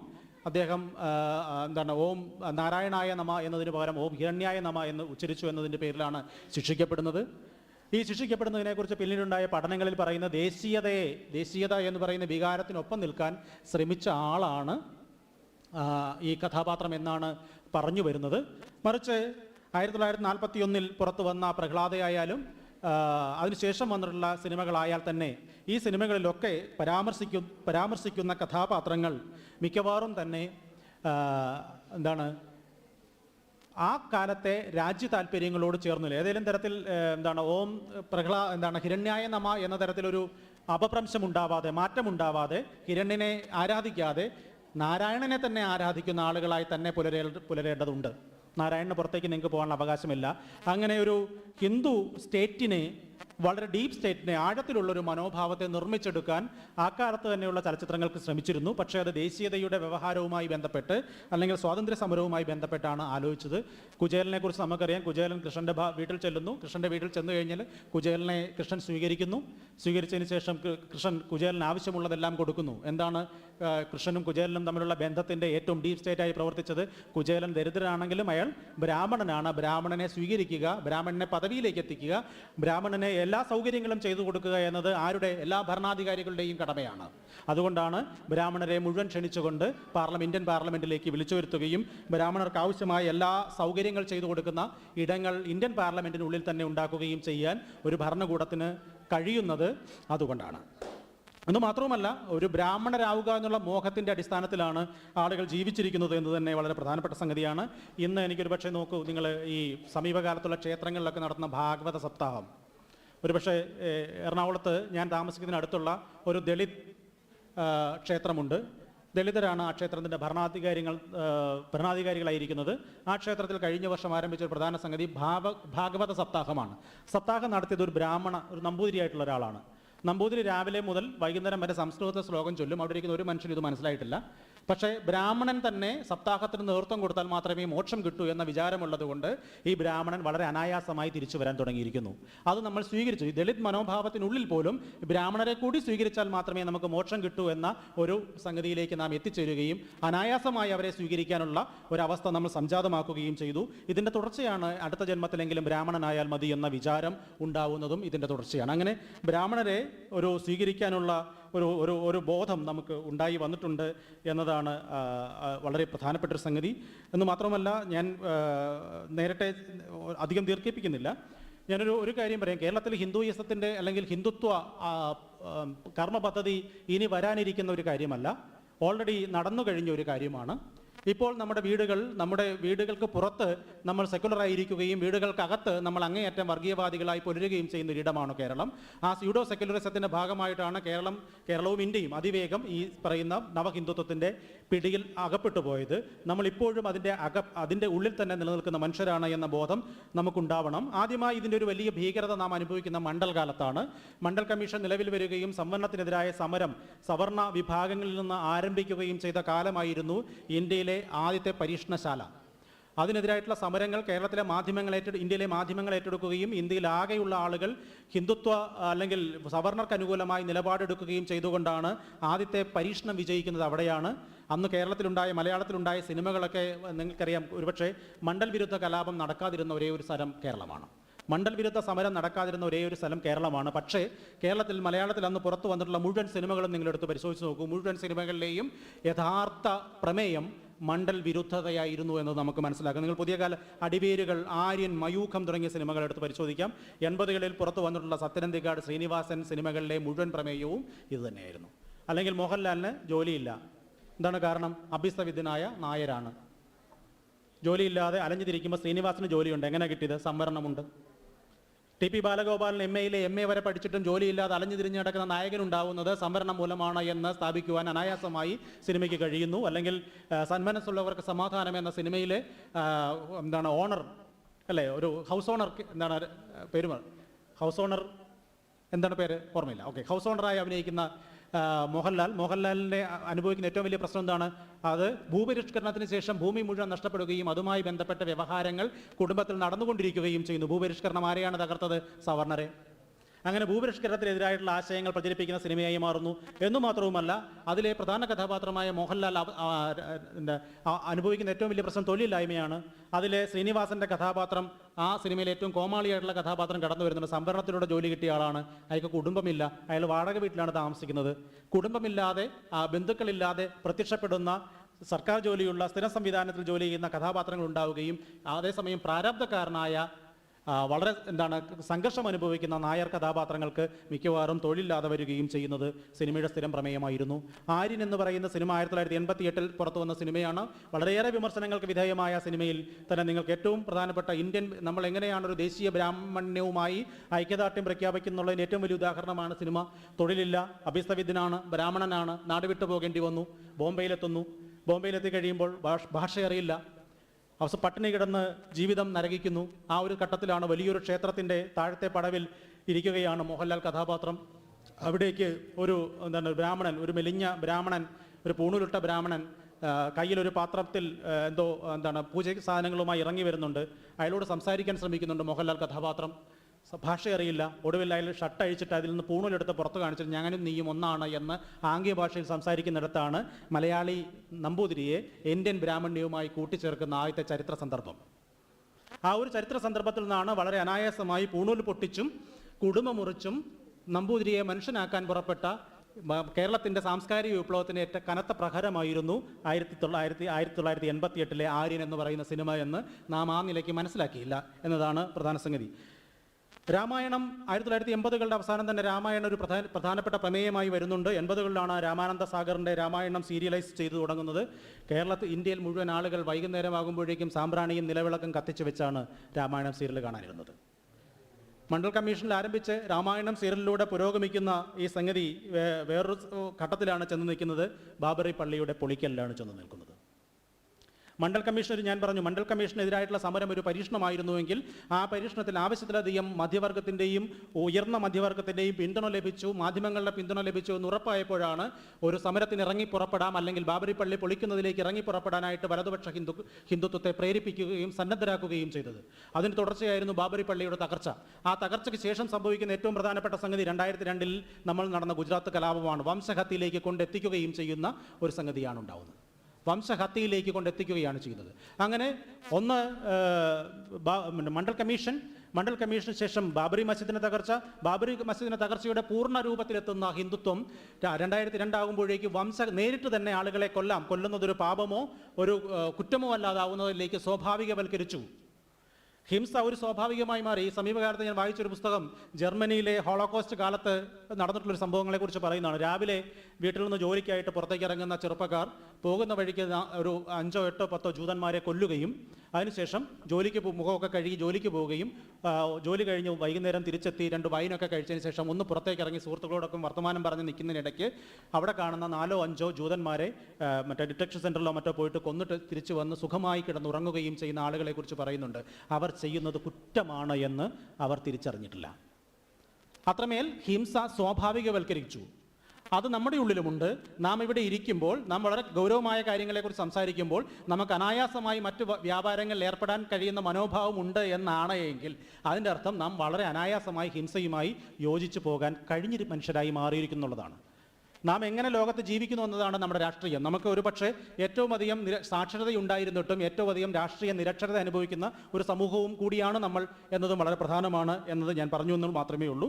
അപ്പോൾ ബാബറി മസ്ജിദിൻ്റെ തകർച്ചയ്ക്ക് ശേഷം നമ്മൾ സംഭവിക്കുന്നത് ഒരു തരത്തിലുള്ള 1992 ശേഷം പുറത്തു വന്നിട്ടുള്ള സിനിമകളെടുത്ത് പരിശോധിച്ച്, ചലച്ചിത്രത്തെക്കുറിച്ച് പറയുന്നതുകൊണ്ടാണ്, സിനിമകളെടുത്ത് പരിശോധിച്ച് നോക്കൂ. വളരെ പെട്ടെന്ന് സിനിമയുടെ ഒരു ഫോർമാറ്റ് മാറുന്നു, സ്വഭാവം മാറുന്നു.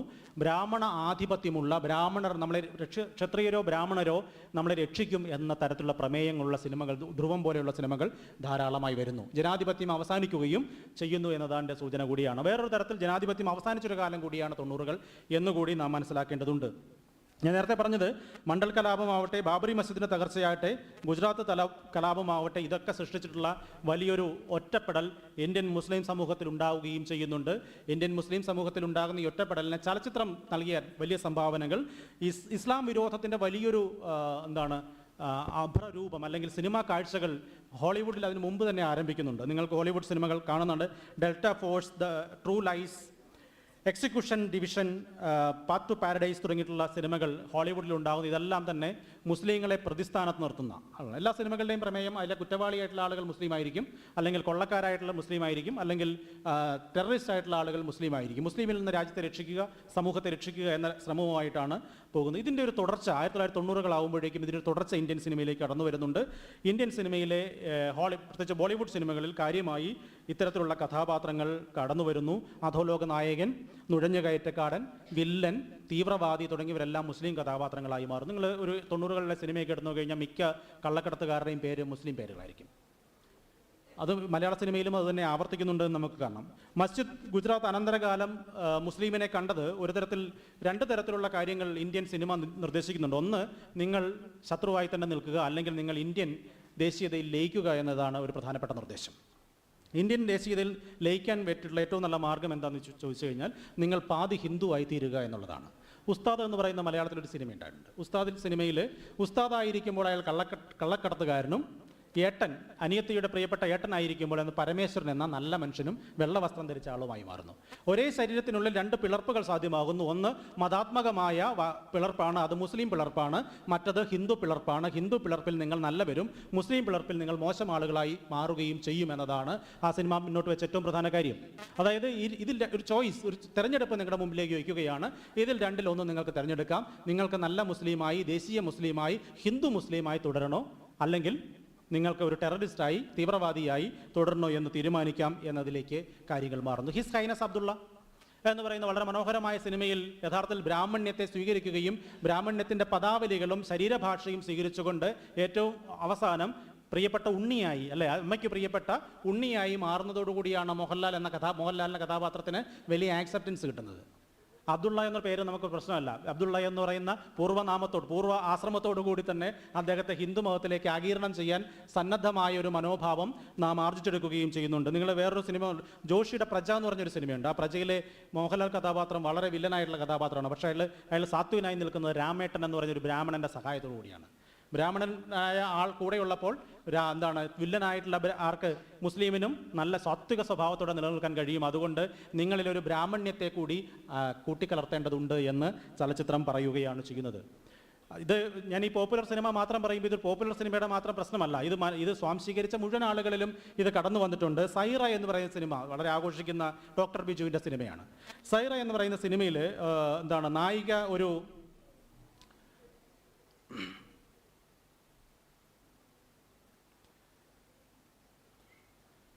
ആ സിനിമയിലെ നായിക ഒരു അൽജിഹാദി നേതാവിനെ അഭിമുഖം നടത്തുന്നതിനുമായി ബന്ധപ്പെട്ടാണ് വിവാഹത്തിലാവുന്നത്. അതിൻ്റെ പേരിലാണ് അവൾ പീഡിപ്പിക്കപ്പെടുകയോ അല്ലെങ്കിൽ മാധ്യമ വേട്ടയോ സാമൂഹിക വേട്ടയോ ഒക്കെ ആരംഭിക്കുന്നത്. അതിൽ അബ്ബാസ് എന്ന ഭീകരൻ ഒരിക്കൽ അലി ഹുസൈൻ എന്ന് പറയുന്ന ഈ സൈറയുടെ പിതാവിനോട് സംസാരിക്കുന്ന സന്ദർഭമുണ്ട്. അത് ചോദിക്കുന്നു, ഉസ്താദ്, നിങ്ങൾ ഇസ്ലാമിൽ വിശ്വസിക്കുന്നില്ലേ? അപ്പോൾ ഖാസി പറയുന്ന മറുപടി, ഉണ്ട്, പക്ഷേ നിങ്ങൾ വിശ്വസിക്കുന്ന ഇസ്ലാം അല്ല എന്ന് പറയുന്നുണ്ട്. അത് ഏത് തരം ഇസ്ലാമാണ് എന്ന ചോദ്യത്തിനുള്ള ഉത്തരവും സത്യത്തിൽ ആ സിനിമ മുന്നോട്ട് വയ്ക്കുന്നുണ്ട്. അതിന് മുമ്പായിട്ട് നമുക്ക് പരിശോധിക്കാവുന്ന മറ്റൊരു സിനിമ എന്ന് പറയുന്നത് അതിന് കുറച്ച് മുമ്പ് വന്നിട്ടുള്ളൊരു സിനിമയാണ്. ജോഷിയുടെ സംവിധാനത്തിൽ പുറത്തു വന്നൊരു സിനിമ FIR എന്ന് പറയുന്ന സിനിമയുണ്ട്. ആ സിനിമയിൽ കുഞ്ഞലവി എന്ന് പറയുന്ന കഥാപാത്രം ചോദിക്കുന്നൊരു ചോദ്യമുണ്ട്. അയാളൊരു മന്ത്രിയായി മാറുന്നു. മന്ത്രിയായി മാറുമ്പം അവിടേക്ക് പോലീസ് ഉദ്യോഗസ്ഥനായിട്ടുള്ള ഒരാളെ വിളിച്ചു വരുത്തുകയാണ് ചെയ്യുന്നത്.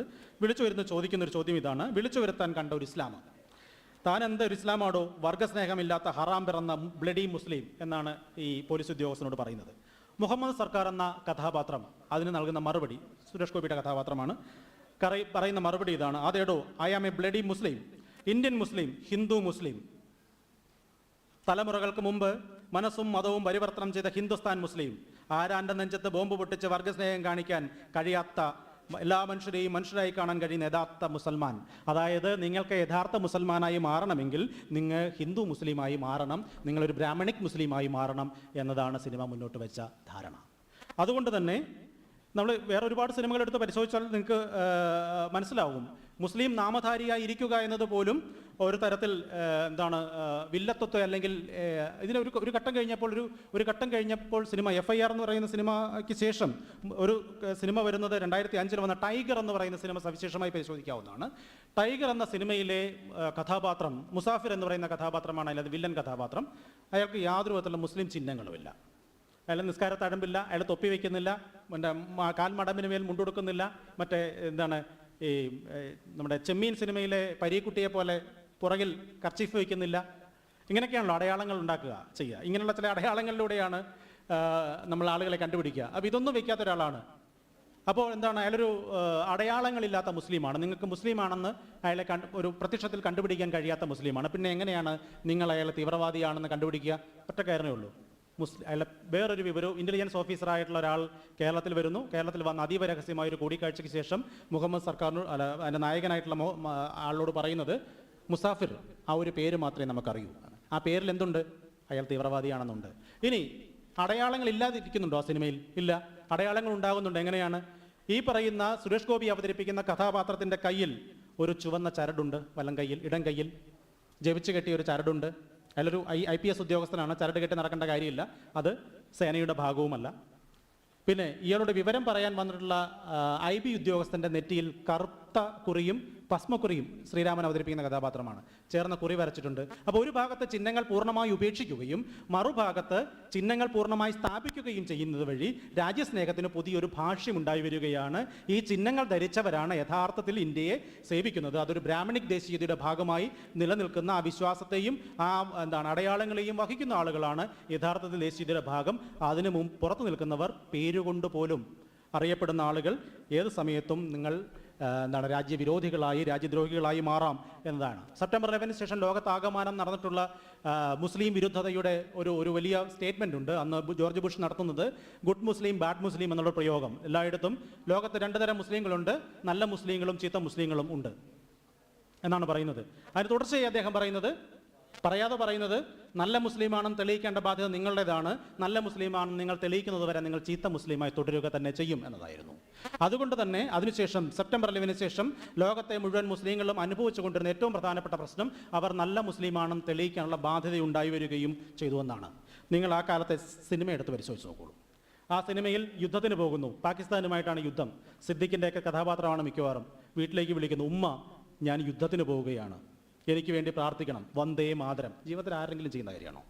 പട്ടാളത്തിൽ ചേരുക എന്ന് പറഞ്ഞ് തന്നെ ഏറ്റവും കുറഞ്ഞ വിദ്യാഭ്യാസത്തിന് ഒരാൾക്ക് കിട്ടാവുന്ന ഏറ്റവും നല്ല ജോലി പട്ടാളത്തിൽ ചേരലാണ്. അല്ല, രാജ്യസ്നേഹമൊന്നും പട്ടാളത്തിൽ ചേരാനുള്ള കാര്യമല്ല. ഏറ്റവും കൂടുതൽ ആളുകൾ പട്ടാളത്തിൽ ചേർന്നുണ്ട് ആലപ്പുഴ ജില്ലയിൽ നിന്നും കൊല്ലം ജില്ലയിൽ നിന്ന്. രണ്ടിടത്തും കയറും കശുവണ്ടിയും വൻ തകർച്ച നേരിട്ട് കഴിഞ്ഞപ്പോൾ പണിയില്ലാതാവുകയും വിദ്യാഭ്യാസം ഇല്ലാതാവുകയും ചെയ്ത് കഴിഞ്ഞപ്പോൾ അവർ 2 കൂട്ടരും പോയത് പട്ടാളത്തിലേക്കാണ്. 18 വയസ്സും നല്ല ഉയരവും നെഞ്ചളവും ഒക്കെ മാത്രം മതി പട്ടാളത്തിൽ ചേരാൻ, ബുദ്ധി വേണ്ട.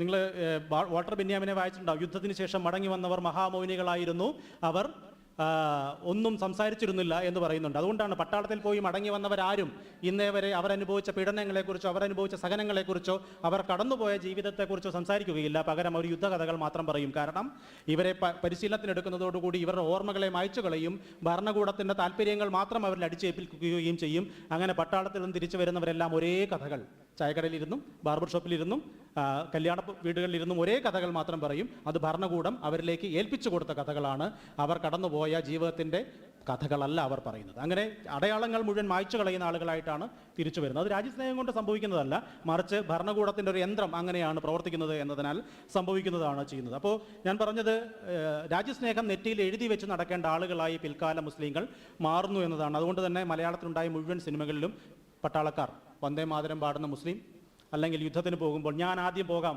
ഞാൻ വെടിയേറ്റ് മരിച്ചോട്ടെ, എൻ്റെ മാതൃരാജ്യത്തിന് വേണ്ടിയല്ലേ എന്ന് പറയുന്ന മുസ്ലിം. അങ്ങനെ ധാരാളം മുസ്ലിം കഥാപാത്രങ്ങളെ സൃഷ്ടിച്ചുകൊണ്ടാണ് നാം ഈ മതേതര മുസ്ലിമിനെ അല്ലെങ്കിൽ നല്ല മുസ്ലിമിനെ സൃഷ്ടിക്കാൻ ശ്രമിച്ചത് എന്നും പറയും. നിങ്ങൾ മൈ നെയിം ഈസ് ഖാൻ എന്ന് പറയുന്ന സിനിമ ഒരുപക്ഷെ കണ്ടിട്ടുണ്ടാവും. My name is Khan but I am not a terrorist എന്നാണ് പറയുന്നത്. എന്ന് മാത്രമല്ല അദ്ദേഹം ചെയ്യുന്നത് എന്താണ്? ഇവിടെ ആരെയും ബോധ്യപ്പെടുത്തുകയല്ല ചെയ്യുന്നത്. ആ വൃദ്ധനായ മനുഷ്യൻ യാത്ര ചെയ്യുന്നത് അമേരിക്കൻ പ്രസിഡന്റിനെ കാണാനാണ്. നിങ്ങൾ ഇവിടുത്തെ പ്രധാനമന്ത്രിയെ മാത്രം ബോധ്യപ്പെടുത്താൻ പോരാ, ഒരു ആഗോള രാഷ്ട്രീയത്തെ കൂടി അല്ലെങ്കിൽ അമേരിക്കൻ സാമ്രാജ്യത്തെ കൂടി നിങ്ങൾ ബോധ്യപ്പെടുത്തേണ്ടതുണ്ട് നിങ്ങളൊരു ടെററിസ്റ്റ് അല്ലെന്ന്. അതുകൊണ്ട് ഇവിടുത്തെ മാത്രം പ്രാദേശിക പ്രശ്നം മാത്രമല്ല, അതുകൊണ്ട് നിങ്ങളുടെ ഉത്തരവാദിത്വം കൂടുകയാണ്. നിങ്ങൾ പുറത്തേക്ക് സഞ്ചരിക്കുമ്പോൾ മോഹൻലാലിനെ സെർച്ച് ചെയ്യാതിരിക്കുകയും മമ്മൂട്ടിയുടെ ശരീരം മുഴുവൻ പരിശോധിക്കുകയും ചെയ്യുന്നതിൽ രാഷ്ട്രീയമില്ല എന്നല്ല, രാഷ്ട്രീയമുണ്ട് എന്നാണ് എൻ്റെ അർത്ഥം. അപ്പോൾ ഇത്തരത്തിലുള്ളൊരു ഒരു സംഗതികൾ കൂടി കടന്നു വരുന്നു എന്നുള്ളതാണ്. അതുകൊണ്ട് ഇരയാക്കപ്പെടുന്ന മുസ്ലിം അല്ലെങ്കിൽ ഇരയാക്കപ്പെടുന്ന മനുഷ്യൻ അവർ തന്നെ സ്വയം നിങ്ങൾ തെളിയിക്കണം, നിങ്ങൾ ഒരു രാജ്യസ്നേഹിയാണെന്ന്. നിങ്ങൾ അമൽ നീരദിൻ്റെ സിനിമ കണ്ടിട്ടുണ്ടാവും, അൻവർ എന്ന് പറയുന്ന സിനിമ. അതിൽ അൻവറിൻ്റെ കാമുകി അവൾ കുറ്റക്കാരിയല്ല എന്ന് തെളിയിക്കാനുള്ള ഉത്തരവാദിത്തം ആർക്കാണ്? അൻവറിനാണ്. അതിനുവേണ്ടിയാണ് അയാൾ ഒരു ഹവാല ഇടപാട് നടത്തുകയും അങ്ങനെ ജയിലിൽ പോവുകയും ജയിലിൽ നിന്ന് ആ തീവ്രവാദി ബന്ധമുള്ള ആളുകളുമായി കൂട്ടുകൂടുകയും അങ്ങനെ അവരെ പൊളിക്കുകയും ചെയ്തുകൊണ്ടാണ് അയാൾ കുറ്റവാളിയെല്ലാം തെളിയിക്കുന്നത്. അങ്ങനെ നമ്മൾ കുറ്റം ചെയ്തിട്ടില്ലെങ്കിലും നമ്മൾ കുറ്റം ചെയ്തിട്ടില്ല എന്ന് തെളിയിക്കേണ്ട ഉത്തരവാദിത്വവും അങ്ങനെ മുസ്ലിങ്ങളിലേക്ക് തിരിച്ച് വെച്ചു കൊടുക്കുന്ന തരത്തിലേക്കുള്ള ഒരു ആലോചന ചലച്ചിത്രം മുന്നോട്ട് വയ്ക്കുന്നുണ്ട്. അത് പുതിയ കാലത്തിൻ്റെ ഒരു പ്രത്യേകതയായി മാറുകയും ചെയ്യുന്നുണ്ട് എന്നതാണ് പ്രധാനം. ഞാൻ ദീർഘിപ്പിക്കുന്നില്ല. ഞാൻ നേരത്തെ കുറേ സിനിമകൾ, ക്രൈം ഫയൽ പോലുള്ള സിനിമകൾ ധാരാളമായി വന്നതിനെക്കുറിച്ച് പറഞ്ഞു. രാമായണത്തെ ഉപജീവിച്ച് സമീപകാലത്ത് വന്നിട്ടുള്ള ഒരു സിനിമയെക്കുറിച്ച്, ആദിപുരുഷ് എന്ന് പറയുന്ന സിനിമ നിങ്ങൾ കണ്ടിട്ടുണ്ടാവും.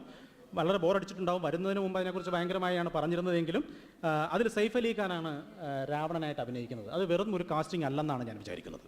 വെറുതെ ഒരു കാസ്റ്റ് ചെയ്യല്ല. സൈഫ് അലി ഖാനെ രാവണനായി തീരുമാനിക്കുന്നതിൽ ചില ദുരുദ്ദേശങ്ങൾ ഉണ്ടായേക്കാം. പക്ഷേ അത് സിനിമ റിലീസായപ്പോൾ വർക്കായില്ല എന്നുള്ളത് വേറെ തരത്തിൽ നമുക്ക് നോക്കാം. അതുമാത്രവുമല്ല, ഈ നായിക പ്രതിനായിക സങ്കല്പങ്ങളിൽ വളരെ കൃത്യമായി ജാതി മതബോധങ്ങൾ പ്രതിഷ്ഠിക്കുക എന്നതും വളരെ പ്രധാനപ്പെട്ട ഒരു സംഗതിയായി മാറുന്നുണ്ട്. എന്നു മാത്രമല്ല, ഒരു തരത്തിൽ പറഞ്ഞാൽ ഒരു ഹിംസയുടെ ഹിതപരിശോധന നടത്തുകയാണ് യഥാർത്ഥത്തിൽ സിനിമയിലൂടെ ചെയ്യുന്നതെന്നാണ് ഞാൻ മനസ്സിലാക്കുന്നത്. ഇപ്പോൾ നടന്നുകൊണ്ടിരിക്കുന്ന വയലൻസിന്, ഇനി നടക്കാൻ പോകുന്ന ഹിംസാത്മകമായ രാഷ്ട്രീയ പ്രവർത്തനങ്ങൾക്ക്, ഇനി വരാൻ പോകുന്ന തെരഞ്ഞെടുപ്പ് അടക്കമുള്ള കാലങ്ങളിൽ വരാൻ പോകുന്ന ഹിംസാത്മകമായ പ്രവർത്തനങ്ങൾക്ക് ഒരു ഹിതപരിശോധന നടത്തണം. ആ ഹിതപരിശോധന എവിടെയാണ് ആരംഭിക്കുന്നത്? അത് ഹിന്ദു പുരുഷൻ എന്ന് പറയുന്ന ഒരു ആൾ, അയാളൊരു ഹിംസയുടെ പ്രതീകമായി മാറുന്നത് എങ്ങനെയാണ്? ചില സ്ഥായി ബിംബങ്ങളെ മാറ്റിമറിക്കുകയാണ് ചെയ്യുന്നത്.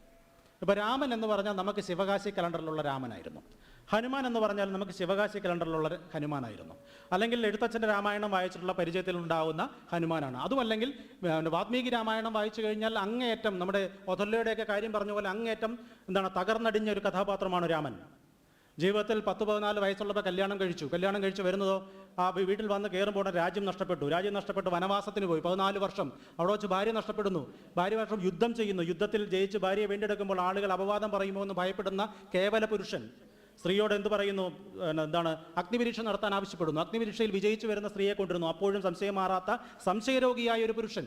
അങ്ങനെ ജീവിതത്തിൻ്റെ തുടക്കം മുതൽ ദാമ്പത്യം അങ്ങേയറ്റം പരാജയപ്പെട്ട ഒരു മനുഷ്യൻ. ഏറ്റവും അവസാനം ഭാര്യയെ തിരിച്ചു വിളിച്ചുകൊണ്ടുവരുമ്പോൾ അവളുടെ കൺമുന്നിൽ നിൽക്കാനാവാതെ ഭൂമിയിൽ നിന്ന് അന്തർദാനം ചെയ്യുന്നത് കണ്ട് സരയൂ നദിയിലേക്ക് ഇറങ്ങിപ്പോയി ആത്മഹത്യ ചെയ്ത ഒരു മനുഷ്യനാണ് രാമൻ.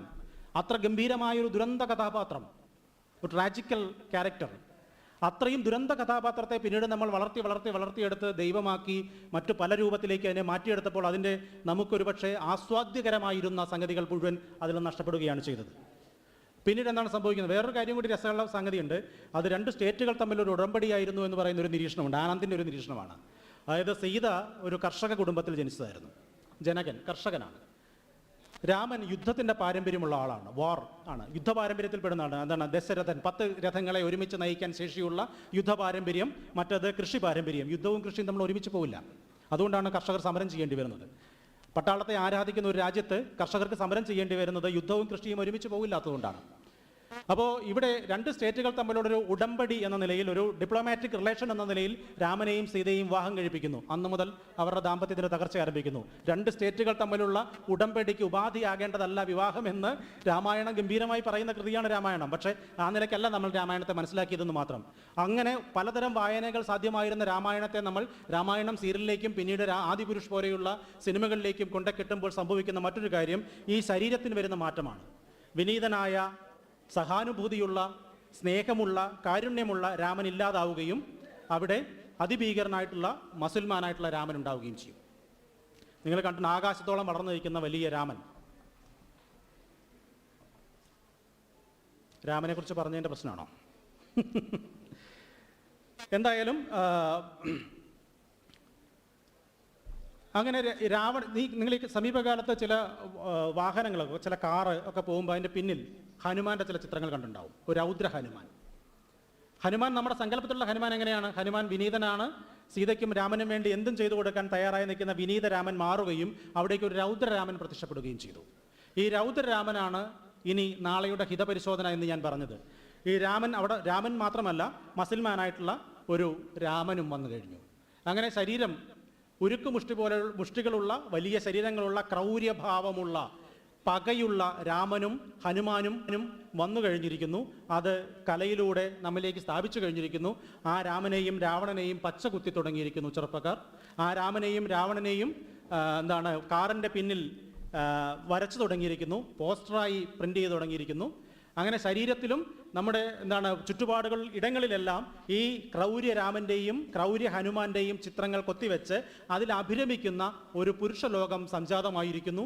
ആ പുരുഷ ലോകം നാളെ കൊല്ലില്ല എന്ന് യാതൊരു തരത്തിലുള്ള ഉറപ്പും നമുക്ക് നൽകാൻ കഴിയില്ല എന്നതാണ് പുതിയ കാലമാകുമ്പോഴേക്കും മാറുന്നത്. ഇനി ഒരു ക്രൗര്യ ബുദ്ധനെ കൂടി മാത്രമേ നമുക്ക് കാണാനുള്ളൂ. ബുദ്ധനെ കൂടി ആരും നിലയ്ക്ക് മാറ്റിമറിക്കില്ല എന്ന് യാതൊരു ഉറപ്പുമില്ല എന്ന ഒരു ആലോചന കൂടി പങ്കുവെച്ചുകൊണ്ട് ഇപ്പോൾ തന്നെ ഏതാണ്ട് 1 മണിക്കൂറായിരിക്കുന്നു. ഞാൻ അവസാനിപ്പിക്കുകയാണ്.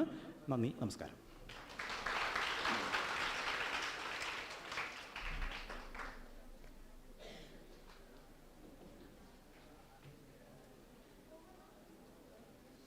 ഇന്ററാക്ഷൻ ഉള്ള സമയമാണ്. ചോദ്യങ്ങൾ ഉണ്ടെങ്കിൽ ഓഡിയൻസിന്റെ സൈഡിൽ നിന്ന് ചോദിക്കാം. ഞാൻ തന്നെ ഒരു ചോദ്യം ചോദിക്കാം. ഇപ്പൊ ഈ 2012 വരെ തട്ടതിമരത്ത് ഇറങ്ങുന്ന സമയത്ത് ഇതുപോലെ ഒരു മോശം മുസ്ലിം വീട്, അവിടെ നിന്ന് രക്ഷപ്പെട്ട് വരുന്ന ഒരു നല്ല സ്വാതന്ത്ര്യമുള്ള നായർ വീട് എന്നുള്ളൊരു സാധനം അതുവരെ കാണാൻ പറ്റുന്നുണ്ട്. പക്ഷെ നമ്മുടെ നായർ വീടിന്റെ ഒരു റിയാലിറ്റി നമുക്കറിയാം. പക്ഷെ അത് 2012 വരെ അങ്ങനെ ഉണ്ടെങ്കിലും 2012 ശേഷം കുറച്ചുകൂടി ഒരു മുസ്ലിം നറേറ്റീവ് മലയാള സിനിമയിൽ കുറച്ചുകൂടി ഒരു റിയൽ റെപ്രസെന്റേഷൻ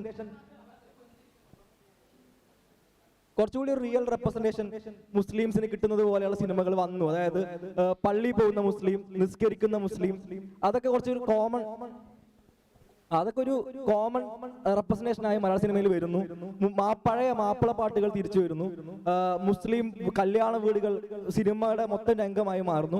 ഇത് കേരളത്തിൽ ഉണ്ടാവുന്ന കൾച്ചറൽ സ്പേസിൽ ഉണ്ടാവുന്ന ഒരു റെസിസ്റ്റൻസിന്റെ ഭാഗമായിട്ടുണ്ടാവുന്നത് തന്നെയാണോ? അതോ ഒരു ചോദ്യം. രണ്ടാമത്തെ ഒരു ചോദ്യം ഉള്ളത്, ഇത്ര വളരെ പ്രൊപ്പഗൻഡ മൂവി പോലെ കാശ്മീർ ഫയലിലും കേരള സ്റ്റോറിയൊക്കെ വരുന്ന സമയത്ത് മലയാളത്തിൽ ഒരു പോസ്റ്റ് മോഡി സമയത്ത് എങ്ങനെയാണ് മലയാള സിനിമ ഈ റൈറ്റ് വിങ് കമ്മ്യൂണലിനെ എങ്ങനെയാണ് ഇപ്പൊ ഉൾക്കൊള്ളുന്നത്? അല്ലെങ്കിൽ പ്രിയദർശനെ പോലെയുള്ള ഡയറക്ടർമാരുണ്ടാവുമ്പോഴും എങ്ങനെയാണ് ഇപ്പൊ നമുക്ക് മലയാള സിനിമയിൽ കാണാൻ പറ്റുന്നുണ്ടോ ആ റൈറ്റ് വിങ് സാധനം?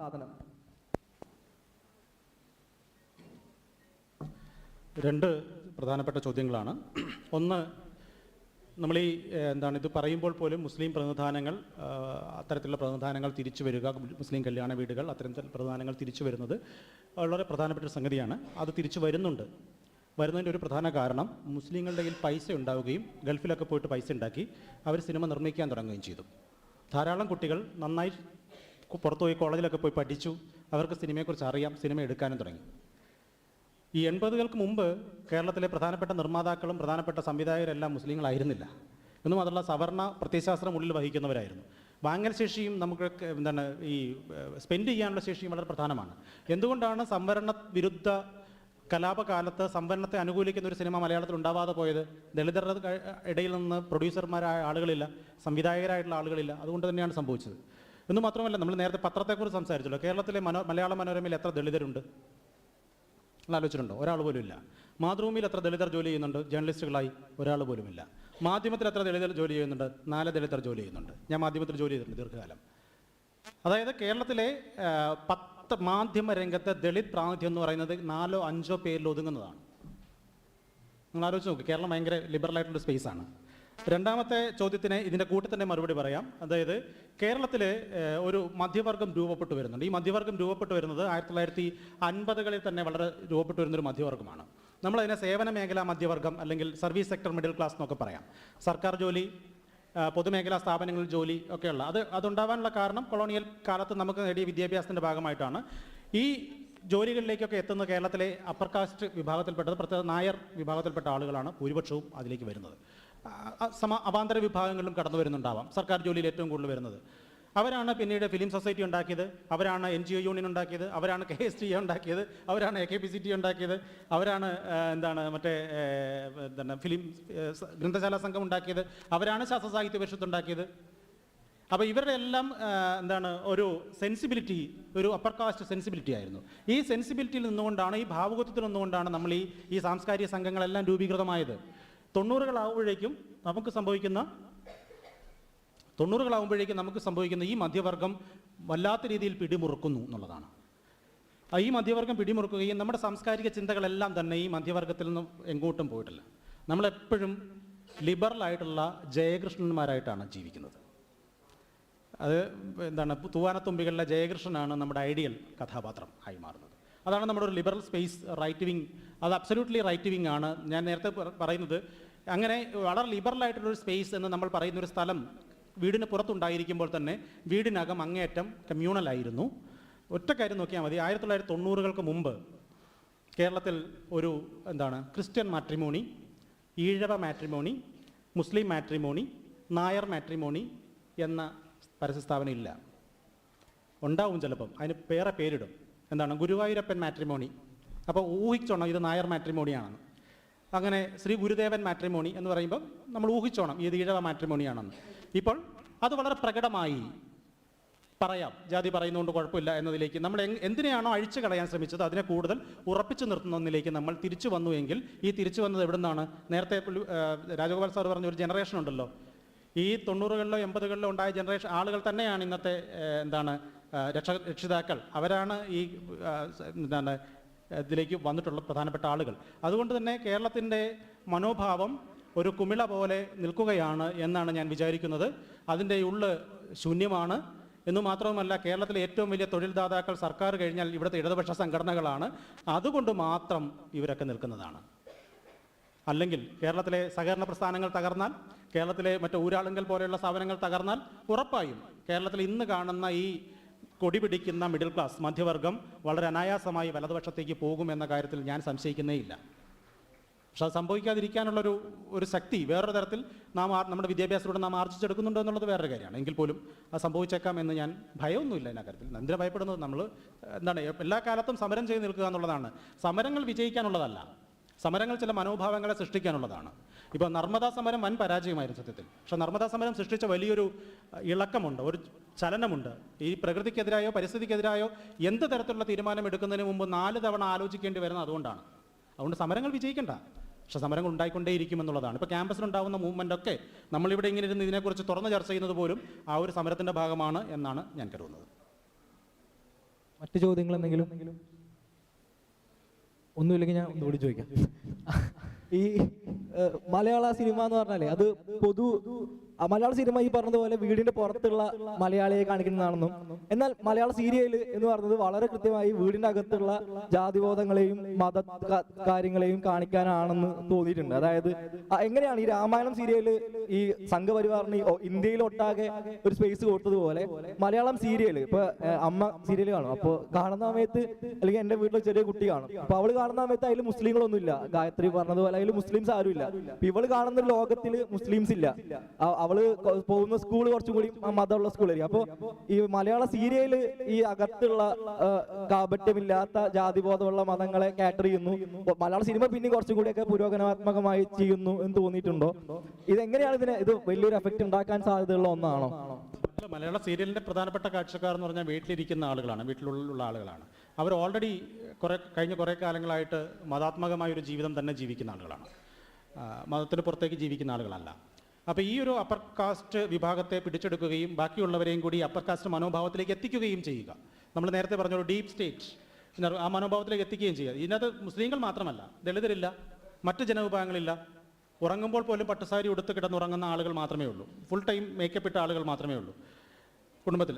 യഥാർത്ഥത്തിൽ സീരിയലുകളെ വേറെ തരത്തിൽ പരിശോധിച്ച് കഴിഞ്ഞാൽ കേരളത്തിൻ്റെ കുടുംബങ്ങളുടെ തകർച്ചയുടെ ഏറ്റവും വലിയ കുടുംബ ബന്ധങ്ങളിലെ തകർച്ചയുടെ ഏറ്റവും വലിയ പ്രതീകമാണ് അത്. കാരണം എല്ലാം തകർന്ന കുടുംബങ്ങളുടെയും പരസ്പരം സ്നേഹമില്ലായ്മയുടെയും കഥകളാണ് അല്ലേ സീരിയലുകളുടെ പൊതു. പക്ഷേ അത് അങ്ങനെയല്ല നമ്മൾ കാണുന്നത്, മറിച്ച് നമ്മൾ വേറൊരു സെൻറ്റിമെൻറ്റ്സ് ഉപയോഗിച്ചിട്ടാണ് അതിനെ വായിക്കുന്നത്.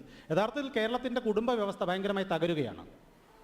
100 വർഷത്തിൻ്റെ ചരിത്രമേ കേരളത്തിൻ്റെ ഈ കുടുംബ വ്യവസ്ഥയ്ക്കുള്ളൂ, അത് തകരുകയാണ്. അപ്പോൾ ഇന്ദുലേഖയുടെ കാര്യത്തിൽ പറഞ്ഞ പോലെ ഇന്ദുലേഖയിലെ അവസാനമാണ് ഇന്ദുലേഖയും മാധവനും മാധവൻ്റെ അച്ഛനും അമ്മയും കൂടി മദിരാശിയിലേക്ക് പുറപ്പെട്ടു എന്നിടത്താണ് നമ്മുടെ ന്യൂക്ലിയർ ഫാമിലി ആരംഭിക്കുന്നത്. 100 വർഷം കഴിയുമ്പോൾ നമ്മൾ കാണുന്നത് കേരളത്തിൽ ഏറ്റവും അധികം ഡിവോഴ്സ് റേറ്റ് കൂടുന്നുണ്ട്. അത് നല്ല കാര്യമാണ്. കാരണം വെച്ച് കഴിഞ്ഞാൽ കുടുംബം എന്ന് പറയുന്ന സ്ഥാപനത്തെ പൊളിച്ചുകൊണ്ട് പുറത്തേക്ക് പോകാൻ കഴിയുന്ന ആളുകൾ ഉണ്ടായി വരികയും അത്തരം ചിന്തകൾ ഉണ്ടായി വരികയും കുടുംബം എന്ന് പറയുന്ന ഒരു സ്ഥാപനത്തെ വെച്ചുകൊണ്ടാണ് സമുദായങ്ങൾ ഇന്ന് മനുഷ്യൻ നിയന്ത്രിക്കുന്നത്. ഈ കുടുംബത്തെ പൊളിക്കാൻ കഴിഞ്ഞാൽ അന്ന് സമുദായങ്ങളുടെ ശക്തി ക്ഷയിക്കുകയും നിയന്ത്രിക്കാൻ കഴിയാത്തൊരവസ്ഥയിലേക്ക് പോവുകയും ചെയ്യും. അതുകൊണ്ട് അത്തരത്തിലൊരു മൂവ്മെൻറ്റ് കേരളത്തിൽ ആകെ നടക്കുന്നുണ്ട്. കേരളത്തിലെ പുതിയ ചെറുപ്പക്കാർ അത്ര മോശം ആളുകളായിരിക്കാൻ ഇടയില്ല. കേരളത്തിലെ കുടുംബത്തെ തകർത്തുകൊണ്ട് അവർ പുറത്തു വരുമെന്ന് തന്നെയാണ്. അപ്പോൾ മാത്രമേ നമുക്കിനി പരിഹാരമൊന്നുമല്ല, ഒരു പുതിയ സംഗതി ഉണ്ടായി വരും. നമ്മളെന്തിനാ പരിഹാരം കാണുന്നത്? ഈ മോശം ഒരു അവസ്ഥയിലാണ് തുടരുന്നതെങ്കിൽ അതിനെതിരെ മോശമായ ഒരു ചുവടുവയ്പ്പാണെങ്കിൽ പോലും അത് നല്ലതാണ്. ചുവട് വെച്ചല്ലോ, അതാണ്. മറ്റു ചോദ്യങ്ങളില്ലെങ്കിൽ വൈൻഡപ്പ് ചെയ്യാം.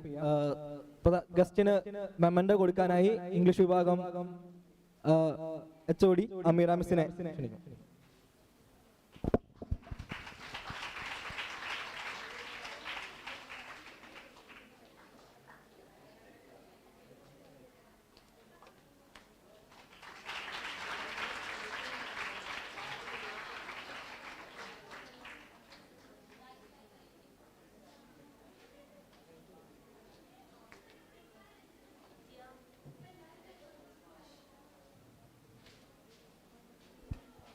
Dear attendees and distinguished guests, I'm delighted to invite Amal to the stage to propose the vote of thanks for KP Jayakumar's insightful speech.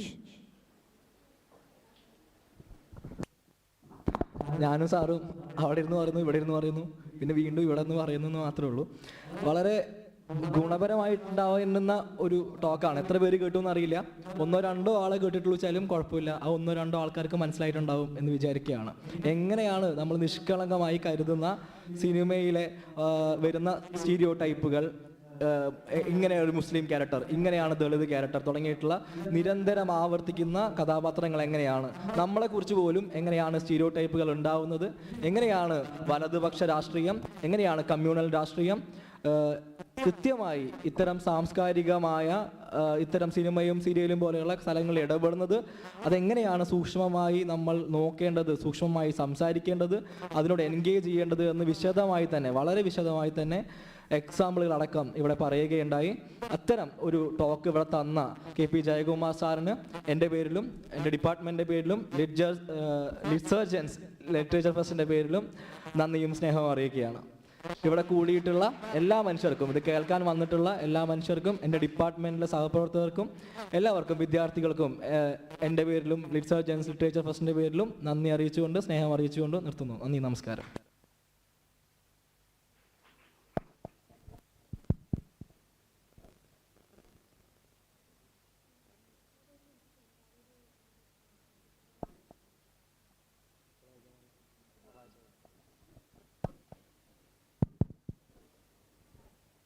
ഹെഡ്വേർഡ് അക്കാദമിയുടെ ഏറ്റവും അഭിമാനകരമായ പ്രോജക്റ്റാണ് കിഡ്വേർഡ്. 3 വയസ്സ് മുതൽ 15 വയസ്സ് വരെയുള്ള കുട്ടികളെ ഇംഗ്ലീഷ് പഠിപ്പിക്കുക എന്നതാണ് കിഡ്വേർഡിന്റെ ലക്ഷ്യം. കേരളത്തിൽ ഏറ്റവും ആദ്യമായി ആക്ടിവിറ്റി ഹാമ്പർ ഉപയോഗിച്ചുകൊണ്ടുള്ള ഇംഗ്ലീഷ് പഠന രീതി കൊണ്ടുവരുന്നതും ആക്ടിവിറ്റി ഹാമ്പർ ഉപയോഗിച്ച് കുട്ടികളെ ഇംഗ്ലീഷ് പഠിപ്പിക്കുക എന്ന ഏക സ്ഥാപനവും കിഡ്വേർഡ് ആണ്. ഇങ്ങനെ ഒരു കോൺസെപ്റ്റ് ബിൽഡ് ചെയ്തതും അതുപോലെ തന്നെ ഈ സ്ഥാപനത്തിന്റെ ഫൗണ്ടറും സിഇഒയും പൊന്നാനിക്കാരനായ നിസാം തവയിലാണ്. ഇന്ന് ഇവിടെ നടക്കുന്നത് കിഡ്വേർഡിന്റെ അഭിമാനമായ ആക്ടിവിറ്റി ഹാമ്പർ ലോഞ്ച് ചെയ്യുന്ന ചടങ്ങാണ്. അത് ലോഞ്ച് ചെയ്യുന്നതിനായി കിഡ്വേർഡിന്റെ managing director Miss Adini Ullas, academic director Sahal, academic coordinator Lubna Parveen എന്നിവരെ വേദിയിലോട്ട് ക്ഷണിക്കുന്നു. അതോടൊപ്പം ആക്ടിവിറ്റി ഹാമ്പർ സ്വീകരിക്കുന്നതിനായി ആരതിയെ ലിറ്റ്സർജൻസ് പ്രോഗ്രാം കോർഡിനേറ്ററിനെയും ക്ഷണിക്കുന്നു. കിഡ്വേർഡിന്റെ കോൺസെപ്റ്റ് ഷെയർ ചെയ്യുന്നതിനും അക്കാദമിക് ഡയറക്ടറായ ഓക്സ്ഫോർഡ് ഡിക്ഷണറി തിരുത്തിക്കൊണ്ട് യൂണിവേഴ്സിറ്റി ഓഫ് ഓക്സ്ഫോർഡിന്റെ അംഗീകാരം നേടിയ സഹൽ സാറിനെ ക്ഷണിക്കുന്നു.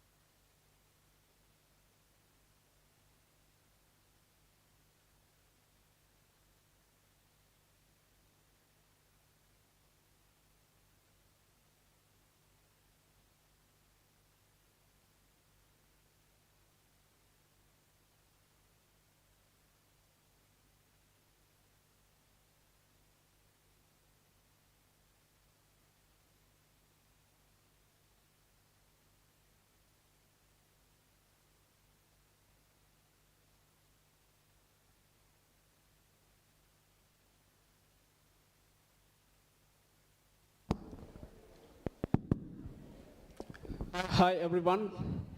I hope everyone is fine here today here. So I'm so glad to be here with you to talk something about our institute. It's learning something about learning English language. It's a very nice institute to talk about more things about this actually. Anyway, ഇവിടെ നമ്മളിപ്പം launch ചെയ്തിരിക്കുന്നത് കാലിക്കറ്റ് ആസ്ഥാനമായി പ്രവർത്തിക്കുന്ന English academy അഥവാ ഹെഡ്വേർട്ട് എന്ന പേരുള്ള English അക്കാഡമിയുടെ ഏറ്റവും prestigious ആയിട്ടുള്ള ഒരു കോഴ്സാണ് കിഡ്വേർട്ട് കോഴ്സ് എന്ന് പറഞ്ഞാൽ 3 വയസ്സ് മുതൽ 11 വയസ്സ് വരെയുള്ള കുട്ടികളെ ഇംഗ്ലീഷ് പഠിപ്പിക്കുക എന്ന മനോഹരമായ ഒരു course. It's a beautiful course apart from all the courses that we can see many courses in Kerala but apart from those courses it's really pretty good in all the ways. So we proudly say that we can really make all the students perfect in English language. We proudly say that. So ഇത്തരത്തിലുള്ള ഒരു സദസ്സിൽ വെച്ചുകൊണ്ട് ഇത് launch ചെയ്തതിൽ നിങ്ങളുടെ company വളരെയധികം അഭിമാനിക്കുകയാണ്. So വളരെ നല്ല രീതിയിൽ തന്നെ ഇതിൻ്റെ ഒരു ഏറ്റവും നല്ല ബെനിഫിറ്റ് എന്ന് പറയുന്നത് യൂറോപ്യൻ കൾച്ചേർഡ് ആയിട്ടുള്ള യൂറോപ്യൻ കോൺസെപ്റ്റ് ആയിട്ടുള്ള ആക്ടിവിറ്റി ഹാമ്പർ അത് ഉപയോഗിച്ച് കുട്ടികളെ പഠിപ്പിക്കുക എന്ന ഏറ്റവും സ്പ്ലെൻഡിഡ് ആയിട്ടുള്ള ഏറ്റവും മനോഹരമായിട്ടുള്ള ഒരു രീതിയാണ്. നമുക്കറിയാം ഇന്ന് ഒരുപാട് കുട്ടികൾ ഇംഗ്ലീഷ് പഠിക്കുന്നുണ്ട്, വ്യത്യസ്ത ഇൻസ്റ്റിറ്റ്യൂട്ടിൽ ഇംഗ്ലീഷ് പഠിക്കുന്നുണ്ട്. അതിൽ നിന്ന് വ്യത്യസ്തമായിക്കൊണ്ട് ഒരു കുട്ടിക്ക് എങ്ങനെ ബോറടിക്കാതെ വളരെ രസകരമായിക്കൊണ്ട് കളിച്ച് രസിച്ച് പഠിക്കുന്ന ഒരു രീതിയാണ് ഹാമ്പർ ആക്ടിവിറ്റി. സോ ഇത് ഇവിടെ നമ്മൾ പൊന്നാനിയുടെ മണ്ണിൽ വെച്ച് ലോഞ്ച് ചെയ്യാൻ അതിന് പിറകിൽ ഒരു കാരണമുണ്ട്. നേരത്തെ ഇവിടെ ആങ്കർ പറഞ്ഞതുപോലെ നിങ്ങൾക്കറിയാം, നിങ്ങൾക്കേവർക്കും അഭിമാന നിമിഷമായ ഹെഡ്വേർട്ട് അക്കാഡമിയുടെ CEO cum founder Nizam sir തവയിൽ അദ്ദേഹം പൊന്നാനിക്കാരനാണ്. അപ്പോൾ ഈ ഒരു കാരണം കൊണ്ടാണ് നമ്മുടെ ഈ ഒരു കോഴ്സ് കിഡ്വേർട്ട് എന്ന കോഴ്സിൻ്റെ ലോഞ്ചിങ് ഇവിടെ നടക്കുന്നത്. സോ ഇത് കേരളത്തിൽ ഏറ്റവും ഫസ്റ്റ് മറ്റാരും കണ്ടുപിടിക്കാത്ത നമ്മുടെ കമ്പനി അഥവാ കിഡ്വേർട്ട് മാത്രം കണ്ടുപിടിച്ചിട്ടുള്ള ഒരു കോഴ്സാണ്. ഈ ഒരു കോഴ്സിലൂടെ വളരെ ലളിതമായി you can learn a lot, you can train a lot. It's one of the most beneficial course of that you can learn very well in English language. So it's today it's a literature festival named LITSURGENCE, right? So it's a pretty good time to say something about the English language. Everyone can learn English. It's very nice talk to be here, one of the most beautiful world. So we are so happy, so glad to be here for getting an opportunity to present such an occasion, be here to introduce our course Kidwood. So anyway, we have our MD, Managing Director Adini ma'am, to talk with you something. For delivering a few words, I warmly call upon our Managing Director Adini ma'am. Ma'am, thank you. Thank you once again everyone for giving this opportunity to introduce this course. Thank you so much.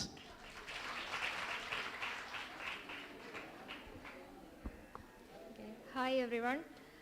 നമ്മുടെ ഹെഡ്വേർഡ് അക്കാഡമിയുടെ ഒരു prestigious ആയിട്ടുള്ള ഒരു കോഴ്സാണ് കിഡ്വേർഡ് എന്ന് പറയുന്നത്. So അതിൻ്റെ activity ഹാമ്പറിൻ്റെ ലോഞ്ചാണ് ഇപ്പോൾ കഴിഞ്ഞിട്ടുള്ളത്. അത് നമ്മുടെ അക്കാഡമിക് ഹെഡ് ആയിട്ടുള്ള സഹൽ സാർ പറഞ്ഞിട്ടുള്ള പോലെ ഇത് നമ്മുടെ കുട്ടികൾക്ക് ബോറടിക്കാതെ പഠിക്കാൻ വേണ്ടിയിട്ട് ആക്ടിവിറ്റീസിലൂടെ കൂടെ പഠിക്കാൻ വേണ്ടിയിട്ട് ഉള്ള ഒരു ഉദ്ദേശം വെച്ചിട്ടാണ് നമ്മൾ ഈ ആക്ടിവിറ്റി ഹാമ്പർ എന്ന് പറഞ്ഞൊരു കോൺസെപ്റ്റ് കൊണ്ടുവന്നിട്ടുള്ളത്. ഈ ഒരു യുണീക്ക് ഐഡിയ കൊണ്ടുവന്നിട്ടുള്ളത് നമ്മുടെ സിഇഒയും ഫൗണ്ടറും ആയിട്ടുള്ള mister Nizam തവയിലാണ്.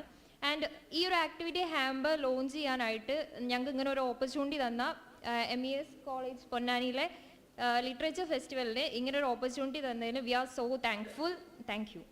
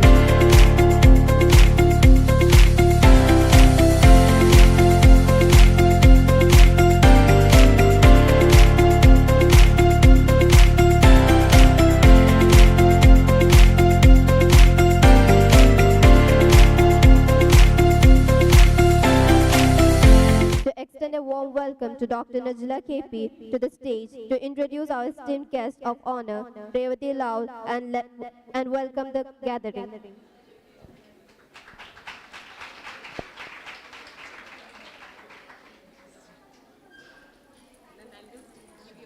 Welcome, and then you can come over. Please.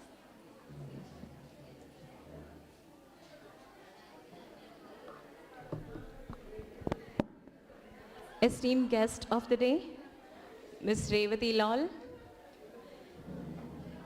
faculty from various departments, our guests here, dear students, a very good evening to you all. We come to the culmination of the two-day literature festival, LITSURGENCE, that has been organized by our department, students and teachers alike. And the tone of the talks that you heard here, from morning till evening, would have been something that would have maybe sparked a flame of hope, at least in some of us. Because we listen to news every day, and sometimes these create such images of horror and such images of doubt that we sometimes feel, is there a future ahead for us as a nation, as a people? I remember that when I was young, I think this is important that we talk about all these things, and all these events that are recounted here is important because we have our students here. I remember that my son was asking me once about the Twin Tower and all those events in America. So I was thinking, these are our common knowledge, but the kids who are growing up now do not know how we got here. So the students here, they need to hear of this. They need to hear about the demolition of the Babri Masjid. They need to hear about the 2002 Gujarat pogrom. I remember that when I was young, I heard something about hushed conversations inside homes about the mosque being demolished. There could be protests. There could be people coming in.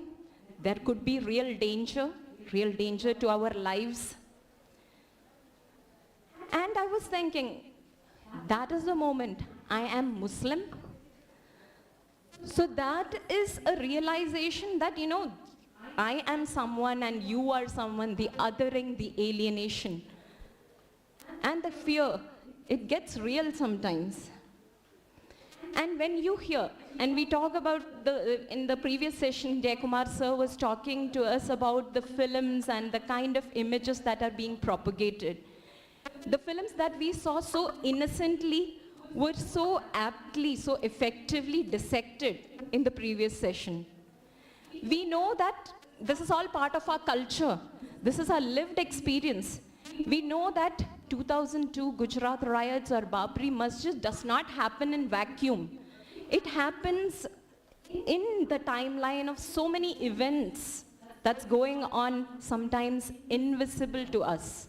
And it's very easy to be invisible now because nobody is paying attention too much because everybody is in their own worlds, maybe so many other things to distract us. So in 2002, there was this horror of this riot that was happening. And there were so many narratives that came out after that. But in 2019, almost 2 decades, not 2 decades, but yes, 15 to 16 years later, came out Ms. Revati Lal's book, The Anatomy of Hate. It was a huge event about this watershed event in history. I mean, it's, you think, you see so many narratives coming out, but you see how hate has grown in people. And at least we hope that if at least the people who read it will realize how hate is systematically injected into us, into the society that we constitute. And she is someone who has been in this field for so long, an independent journalist, but we know that journalists are also people, and we heard in the second session about fear. It could infect anybody. And we know that even before 2019, there were so many, murders, Gauri Lankesh, and in those situations, too, Ms. Revati decided to speak out. Not thinking about what it could bring, what consequences it could bring to her. And most recently, we all know of the Bilkis Banu case.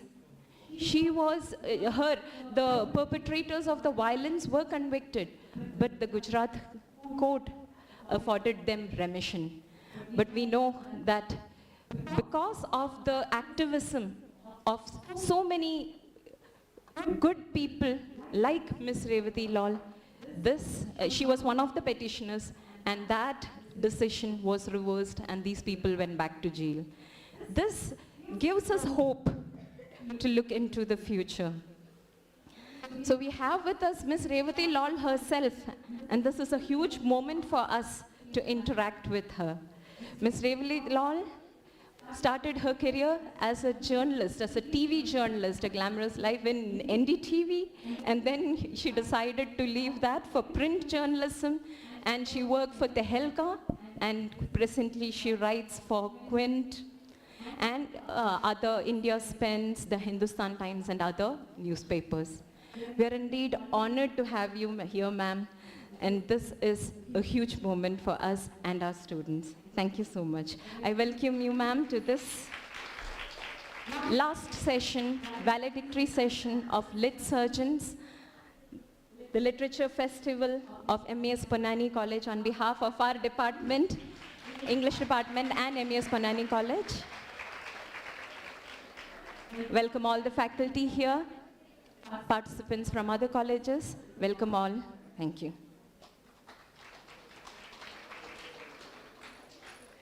This is a very big moment for me also. It's lovely to be at a literary festival which has the word surge in it. Because surge is that kind of energy that we need when we're surrounded all over the country, with the exception of a few parts of Kerala and Tamil Nadu, by a big orange beast which has swallowed the country whole. And it's very nice that your symbol has solidarity with Palestine on it. Big clap for that. I apologize, I don't speak any Malayalam, but my book is available. A really dear friend, Srijit, translated it into Malayalam. Verupinte Sharirish Shastram, it's available in Malayalam as well. I want to talk to you about only one thing. When I was a student, just like many of you, the Babri Mosque in Ayodhya in Uttar Pradesh was demolished, and that made me want to become a journalist. And 10 years later, while I was reporting, and I was a television journalist, this pogrom against Muslims took place in Gujarat in the year 2002. And all the years that I was a journalist, the 20, 25 years of journalism, I kept asking myself, what is the point of describing these dark waters which are getting darker and darker and darker? Can our writing, can my writing also be part of the creating of a solution, part of the creating of a window of hope? And that led me to the story that I'm going to tell you a little bit about, because we're talking about hope, then that's the reason to write. That's the reason to write today, when we need it the most. So the big question that loomed before me as a journalist, seeing how engulfed we were with this us and them, with the hate towards Muslims, with the Hindu nationalism that has become the only nationalism in this country now, I was interested in understanding why this was so attractive. It wasn't, it was very distracting to look at, let's say, the rape of someone like Bilkis Banu or many others who were attacked, raped, killed. If you keep focusing on the actual crime, you don't see who's doing it and the people and why are they doing it as a performance. Because now this is not just a private act. It's not a murder of some rich woman, old rich woman who's leaving an inheritance to somebody in their house. These murders are not murders. There are mass killings which has the approval of a mass of people. So why is it attractive? So if we don't understand what is attractive about it, and we keep saying, oh, us, people living in Ponnani are exceptions, so we don't really care about the rule, but that rule is swallowing you up as well. So it's important to look at why this is attractive. And so I went about trying to write the story of people who took part in this violence. Because unless you look like, for example, if you go to any murder, any normal crime scene, you will never understand what has happened in that crime scene by looking at the dead body, right? You need to understand who did this. So at a mass level, when a whole political society is doing this, you need to understand why they're doing this. Are they getting power out of it? Are they getting identity out of it? Is this making them something that they are not? And if it is, then if we need to reverse it, first we need to look at what is giving to people. And the first thing that made me write this was one man who I met who was in college. He was a little older than some of you. He was doing a master's in liberal arts in Gujarat. And this pogrom happened and the mobs came to his hostel. And they said, you have a window of opportunity. All of you can go and you can loot this shop because we're going to ransack this Bata shoe shop tomorrow at this time. And you can go because it's owned by a Muslim. So once the shop is once we done away with the Muslim, you will have this window of opportunity to attack the shop and take free shoes. So he told me, he said, at that point of time, Gujarat was cut into two halves. The half that was being cut and killed and the half that was out celebrating. And I was with the half that was celebrating. So he didn't want to miss out on the action. So he was from a dominant caste. He was English speaking. He was doing a master's degree. He didn't need stolen shoes, but he wanted to go along to see what was happening, to be part of the action, as it were. So he went out and he went with his friends, took part in this mass violence against Muslims. And once he came back and his degree finished and the violence finished, he was looking for a job. And if you've done a liberal arts degree, like many of you, I think the English department has organized this, so many of you will also be looking for jobs. And the best place to look for jobs with a nice middle class salary was the NGO sector.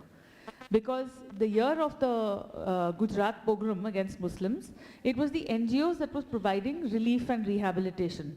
So if you wanted a job with a decent middle class salary, there were many international NGOs over there who were doing this work.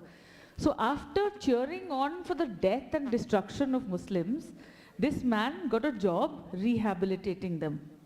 So he started to work in relief camps and he saw pilferage of this material from, he saw some Maulanas taking extra material and he said, oh, these assholes, they should be fucked, they should be killed. Because look at what they're doing, they're stealing from each other. So when this happened, and he was distributing relief and cursing Muslims at the same time. But he had never actually really interacted with Muslims before this moment. Because most cities, most villages in India are segregated. So you live with your caste. If you're a Nair, you live in a Nair household. If you're a Sayyad, you live in a Sayyad neighborhood. If you're a Valmiki, you live in a Valmiki only section of the village. So there's zero interaction with Muslims. And also in most parts of Western and Northern India, and certainly in Gujarat in the year 2002, there was enough stuff being filled in young boys and girls' minds to say, don't talk to the Muslim unless you absolutely have to, you're lost and you don't know where to find the road. These are the upside down people, they write backwards, they're jihadis, they cheer for the Pakistani team during a cricket match, all of these things. So this is what he'd grown up with. Suddenly, while he was distributing relief and rehabilitation, he realized that, array, these people are just like me. And it was a shock because he'd taken part in the violence. So he was very disturbed. He went back home, he couldn't sleep, he couldn't look at his face in the mirror. He didn't know who he was. So first he started to hate himself. Then that wasn't useful. So he started to hate his family and he said, oh, you know, they've brought me up like this, it's not my fault. And when that didn't help either, he just couldn't stand it anymore. He started to talk to people in his NGO, and he didn't realize that it is people in his NGO who had recruited him for this reason.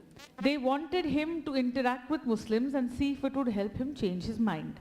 By the time I met him, this man who had taken part in violence against Muslims was undergoing a transformation. He went from being a fanatic to a left liberal atheist. And I was absolutely stunned. I had never come across anybody like this. I didn't know it was possible for this kind of hate to change. So then I said, I as a journalist don't know the first thing about hate. If I imagine that it is fixed and hard and one thing and can't move, then I am also fixing it. In the way I tell stories, I am responsible for this hate being in that place. I am creating an us and them between the liberal and the not liberal, between the people who take part in violence and derive an identity out of it and those who are being victimized. So if I am also drawing a hard line, and that's why people, I was thinking to myself at that time, I said, that's why so many people vote for the politics of hate. Because the person at the top tells them, I know what you're doing. I understand. You don't need to feel guilty. If the rest of the country is making you feel guilty, you don't need to feel guilty. So there is an attraction towards that. So I said, if I tell this man's story of movement, of hate changing, I'm not preaching to the middle class. I'm not preaching to Hindutvavadi people. I'm not telling them, you idiot, you shouldn't be like this. Because then they'll say, who are you to tell me this? So I am just narrating a story of change and allowing this to perhaps be cathartic for other Hindus, middle class people in the country who also feel like this, who are uncertain about how they feel. And if they live in the company of other people who also are in this shaky space, then it can allow them to vent. I pursued this man for 10 years till he finally said, okay, you can tell my story. It took me 10 years to convince him. I would, sort of follow him, call him incessantly every few months for 10 years.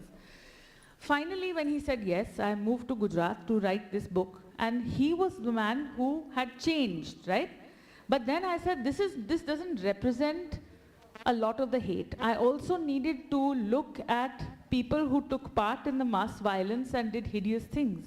So the next character in my book was a man called Suresh, who was until recently serving out a 31-year jail sentence for cutting and killing and raping Muslim women and children. Of course, now he's out, like many other rapists and convicts. So he said publicly to a television journalist, I raped Muslim women till they were pulverized to pickle. And he said this while being married to a Muslim woman. So who is this man called Suresh Jadeja who cuts and kills and rapes Muslim women and children while being married to a Muslim woman? So there were two things that puzzled me about Suresh's story. The first thing that puzzled me was, how is he married to a Muslim woman and doing this to Muslim women? But the second thing is that disturbed me even more was not just him. The fact that he is bragging about this means that the whole reason he's committing this crime is to brag about it, is to tell people about it, because that elevates his status, gives him power, gives him recognition. So Suresh is therefore not a singular person. Suresh represents a whole section of people that are holding him up. Who are they? Suresh is a composite. He is carrying out their orgiastic fantasies of hate. He represents all those people. So, in order to tell Suresh's story, I had to look at who fantasizes about this and uses Suresh to carry out their fantasies. So that took me to Charanagar in Ahmedabad, which is a colony a Muslim colony, half Muslim colony, half tribal, And both communities are people that the rest of the city doesn't want to look at. We're familiar with this. Muslims are consigned to the railway lines, colonies at the furthest end of the city, so no one else has to look at them, except in Kerala. So in Charanagar, Suresh came from a denotified criminal tribe. Now the British had criminalized many tribes because they felt that these nomadic tribes were passing on information as spies to the revolutionaries and it would upturn the British Empire. So they wrote a Criminal Tribes Act of 1871, according to which more than 100 tribes were labeled as criminals for being born in that tribe, and the Charas were one such. So even after independence, whenever the police needed a scapegoat to arrest someone, they would always arrest a Chara or a Tyagi or many of these communities that were criminalized. So then these people became criminals. And it became a matter of pride from Suresh's community. If you wanted to get married, then you needed to have gone to jail a few times, otherwise you were not man enough. So he came from a community that sanctioned a certain amount of criminal activity and violence because they had no other choice. So that's one part of the story. But Suresh's brother, the other people in Charanagar, some of them became doctors, lawyers, journalists. Not everyone went out and attacked Muslims. So what was it about Suresh? Where does the personal fuse with the political? And unless we understand that, we can't change it. So what happened with Suresh was that he was, as a young baby, he had polio. And that disease sometimes makes you lose the muscle movement in your legs. So he couldn't walk. And there was a traditional recipe amongst the Charas, which his father tried out, where you trap a pigeon, and then when the pigeon, you kill the pigeon, and you smear some of the fresh blood of the pigeon on the wounded muscle, and it sometimes starts to work. So his father had trapped this pigeon in an area of Charanagar, and he slipped and fell into the well himself, and his skin came off his leg. So he started cursing and yelling. He said, and he used to drink every evening and curse this. So he said, "This boy is not my son with this bad leg. I don't know who that fucking slut of a wife of mine has slept with to produce this hideous thing. This is not my child." So Suresh grew up with this. Suresh grew up imagining that he doesn't belong to anyone. He grew up with any extreme emotion was one of hate. So now when you join the dots between this boy growing up like this in a colony that has been shunned by the rest of India, then you can see how when there are other Charas, for example, if one Chara is a landlord and the other is a tenant and they want this person to vacate the property and the tenant is not leaving, they'll go to Suresh and say, break his legs. So Suresh started to get power for being violent. And then comes along Hindu right organizations like the Bajrang Dal. They are looking to indoctrinate people like this.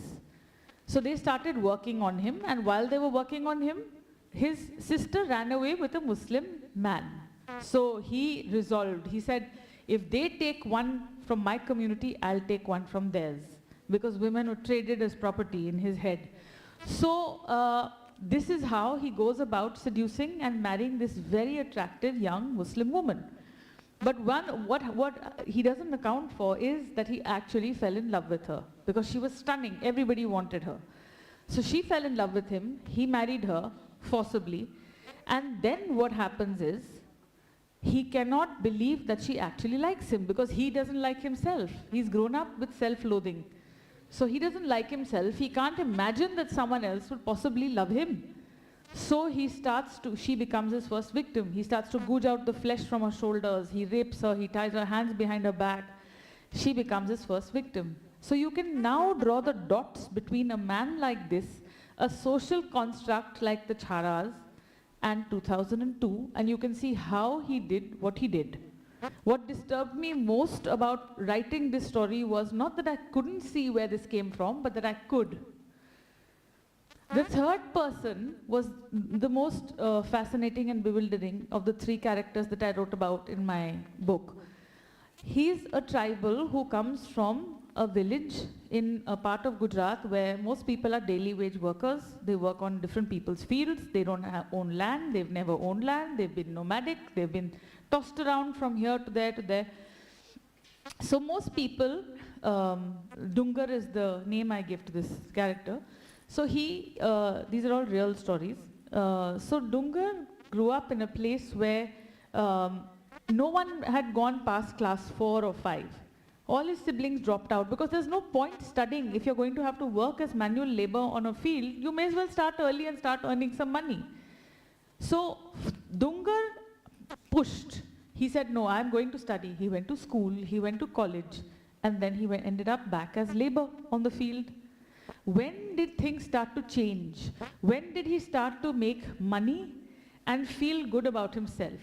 When he got noticed for his bhajans by the VHP, when he started to join the cow protection and love jihad groups, and when he started to use that to gain power and business, and he got projects from the state government of Gujarat and ended up with a house with a marble floor and a nice flourishing business and 3 SUV cars, which he would have never been able to do if he had just stuck to the straight and narrow, being manual labor. So through Dungar, what I'm asking the reader to think about is, if we want people to not go in the direction of the hard right, if we want them to not hate Muslims, other people, what are we giving them on the other side?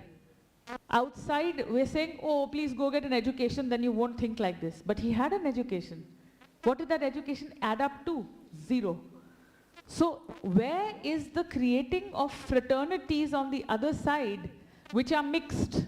Where is the intermingling of different castes and religions on an everyday basis, which allows those castes to actually get a better identity, get more political power and money and jobs?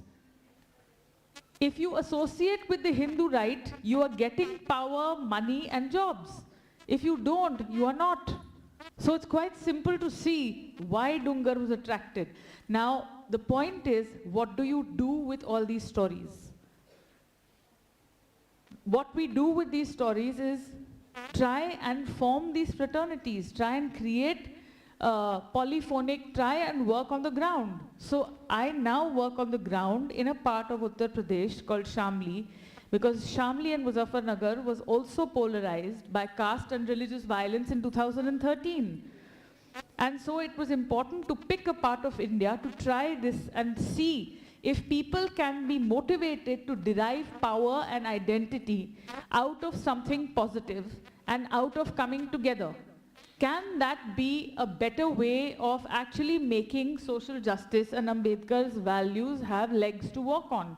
If we don't, then there's no point crying about where the country is going, because we are not manual labor and we are not going to college and then ending up working in back-baking fields, planting sugarcane or wheat or barley. And if we're telling people, you will be condemned to that fate of being daily wage labor or you join the Sangh Parivar, what do you think they're going to do? So we have to give people other ways of associating and deriving power from other alternatives if we actually want those alternatives to exist.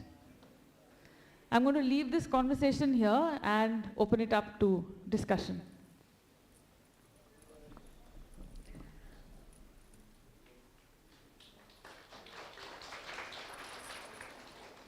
Does anyone want to ask me anything? Or has something that's occurred to them while hearing these stories?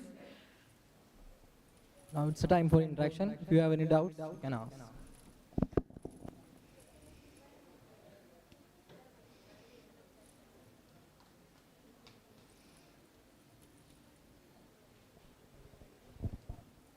Hello ma'am, I'm Shifa Jasmine from final year BA English literature student.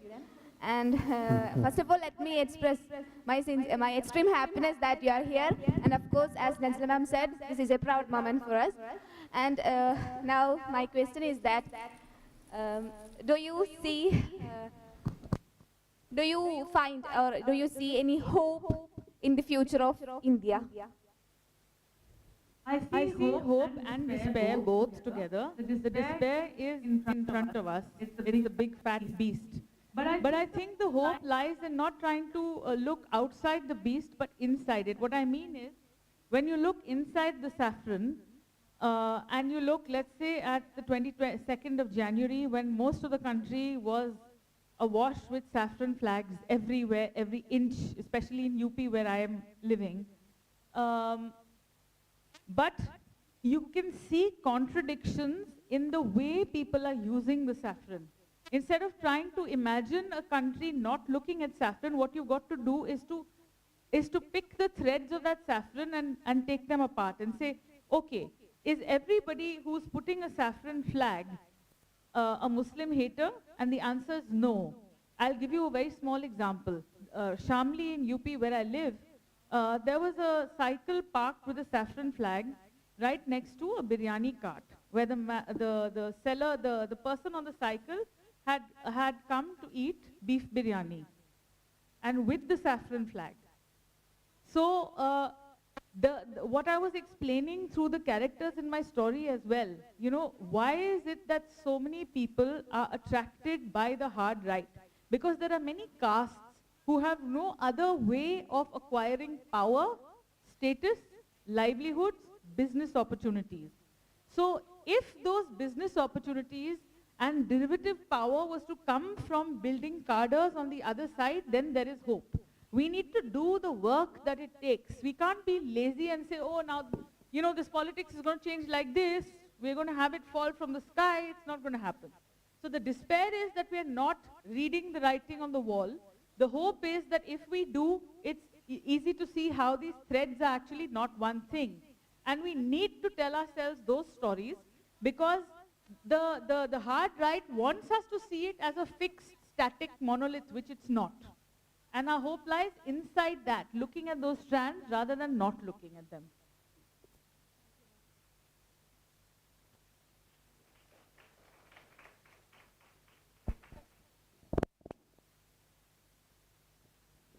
Anyone else?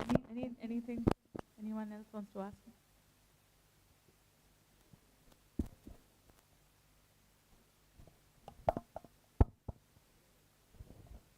Hello, ma'am. My name is Fatima Lamia. I'm third year BA English student. My question for you is, don't you think that the radicalization process that happened in Gujarat is being repeated on a nationwide scale? How can we counteract this? So I think to combat it, again, what I've been saying, I'll just extend that further to say we have to first break the saffron down into its everyday. You know, when people wrote about Nazi Germany, for instance, one of the best pieces of writing on that, Hannah Arendt, who wrote about the totalitarianism and why it came about, she talked about evil as banal, as everyday. And I would argue that the opposite of evil is also banal. It has to be broken down into the everyday. What do I mean? On a daily basis, how many of us look at the person who comes to pick up the garbage from our house and invite them to have a meal with us? We don't. So we are so segregated, but we don't see that that segregation is the reason why this saffronization takes a hold. We refuse to build solidarities. How do you build solidarities? Can we remove these sort of invisible binders between us and the person who takes out the garbage, or people, because you know, we think it's only Hindu, Muslim, but it's also castes. So we need to break this down into everyday activities. Are we celebrating all the festivals together? What are most of the shops when you come down the highway from Kochi to Ponnani selling? They're selling huge brass vessels for Hindu festivals only. So if we break all of these things down into the everyday and say, what can we do incrementally in the everyday, then there's hope. Thank you, ma'am.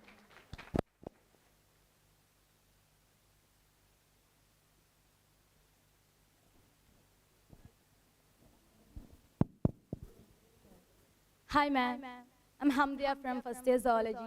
So the question I want to ask to you is, your books are focuses on the life of perpetrators of rights. So what did the stories reveal to you? I think I've sort of talked about that this whole 1 hour, but essentially the stories tell me that hate is not one thing, it's many things. We need to work inside those spaces. We need to stop telling stories from one liberal person to another liberal, or one left or socialist person to another. There's no point. We'll reduce that political space. We need to work within the spaces of the hard right and change them. That's what we need to do. That's what the book told me.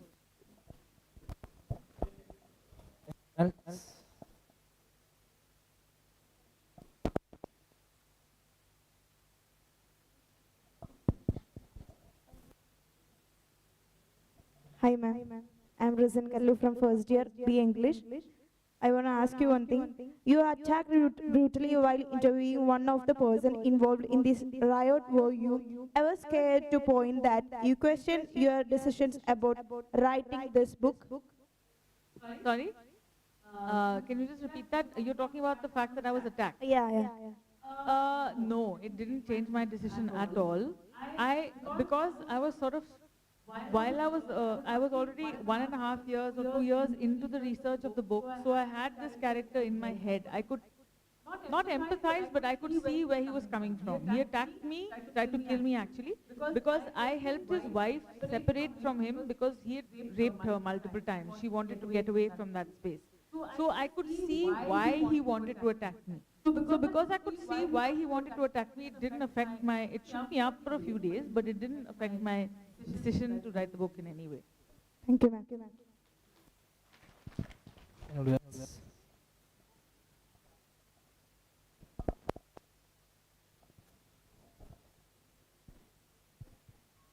Hi, ma'am.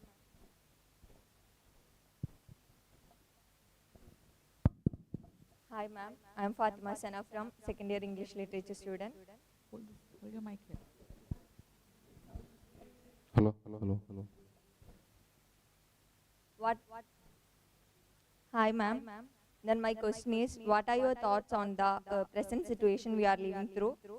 From where, that is our Gujarat CM Narendra Modi is our Prime Minister. So how can we change our narrative discourses in our politics? That's my question. Thanks, Fatima. What we have to do is to keep telling ourselves that we will, on a daily basis, tell ourselves these other stories, that saffron is not one thing, it's many things, that hate is not a big fat monolith that can't be defeated. After all, we cannot say that something big is too scared to be taken down when the whole world was taken down by an invisible virus for 2 years. So how do you deal with a big fat beast? There are folk tales around the world and in India for certain, where, eventually there's a nail and a lion steps on the nail. So we've got to learn to be those nails. We've got to learn to work structurally at the problem and not just keep describing the problem and getting distracted by what the hard right wants to show us. They're showing us what they want to show us. Obviously, they want to expand. But we have to not allow ourselves to get sucked in and see that as the only story. Okay, thank you, ma'am. Anybody else? Ma'am, how do you manage the grief and the pain while interviewing the victims or the people involved in the riot? For example, I know that while Amira was doing her PhD, she gone through a lot of pain because she was dealing with abusive people, and so how do you manage the amount of violence you face while interviewing the other people on a personal level? I actually spoke to victims all at once and for a very short period of time because my book is about the perpetrators. But I remember the things that shook me up the most in those, hearing the victims, especially of Suresh's crimes, because they were horrendous crimes and there were many, was not the big descriptions, but it is the small things. Like there's this man who I start and end my book with called Abdul Majid, who lost 9 members of his family. And when I went to meet him, what shook me up was the fact that he had made an industry out of selling his story to the press. So he had all these cuttings kept under his bed and he immediately started to take them out, and then he was only focused on bragging about, not bragging, but kind of describing in a voyeuristic way. He'd made himself the voyeur of his own pain, because that probably acted like a cover. So he kept saying, nobody else has lost 9 members. I have lost 9 members. So it became like a competitive thing in his mind. So-and-so's lost 2 people. So-and-so's lost 1 person. I have lost 9. You know, and I've seen accounts of other genocides where this numbers becomes something, and the telling and the retelling of the story to the press is actually the most hideous part of this. So when I was a petitioner in the Bilkis case, in fact, a lot of people asked me if I had met her or if I could connect them to her. I said, I haven't met her, I will not meet her, and I will not connect you to her, because the worst thing you can do is to make someone keep describing what you've already read once. Why do you need to go and poke it again? It's not necessary.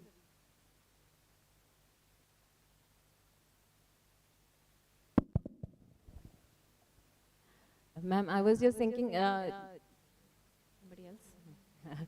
Ma'am, I was just thinking that you were talking about this, and these are really potent measures that we can take to, you know, just seeing hate as not this monolithic whole, and seeing the threads, and we're seeing that just like what, we're all individuals basically, and all people have the same kind of emotions and desires.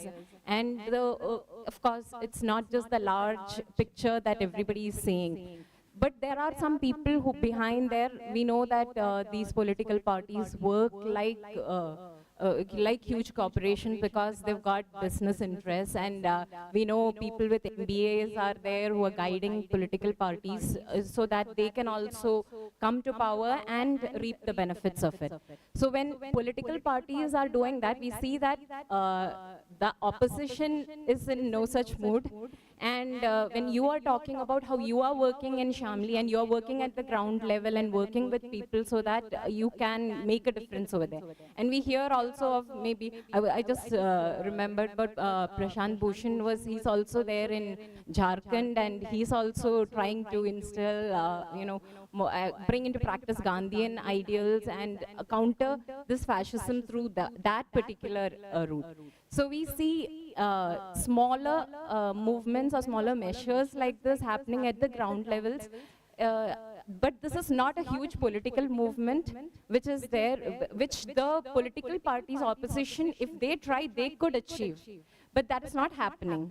So is there a hope for some kind of an alternative to this kind of a thing? You know, maybe we have a solidarity between these kinds of NGOs and organizations so that we can put up a fight against this fascism that's going on. Thank you. I think all of us at various levels have been trying and failing to build these solidarities. And I think we obviously don't feel the pressure around our necks tightly enough to be able to build proper big fat solidarities that can really push back on the ground. We're not doing it because we probably want a bigger bloodbath before we actually act.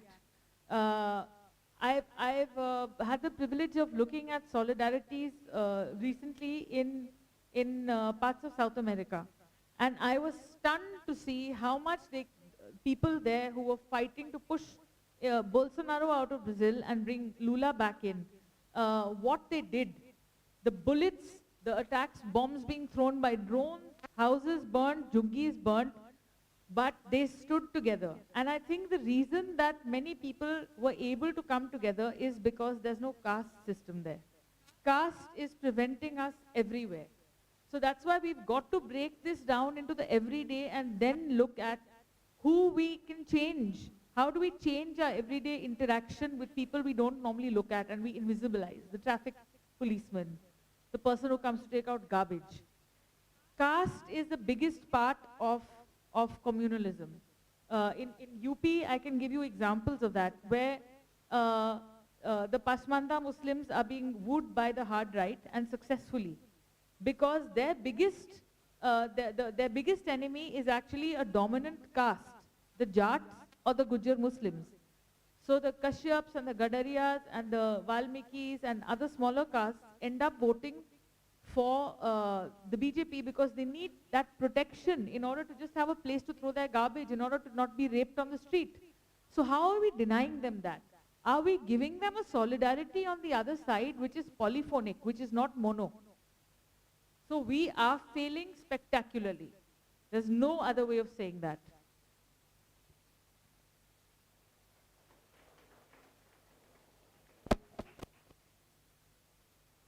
And now it's the end of interaction. Let's conclude the session.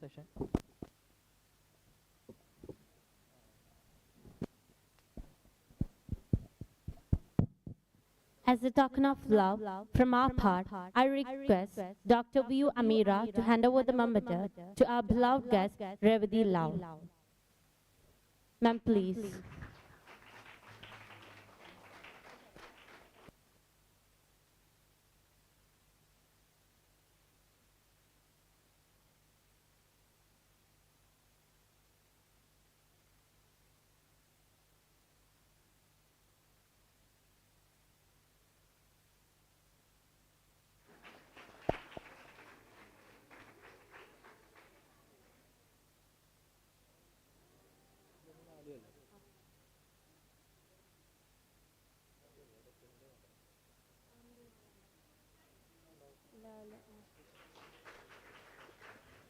Let's extend a warm invitation to Krishnalal, College Union Chairman, to share his felicitation with the audience.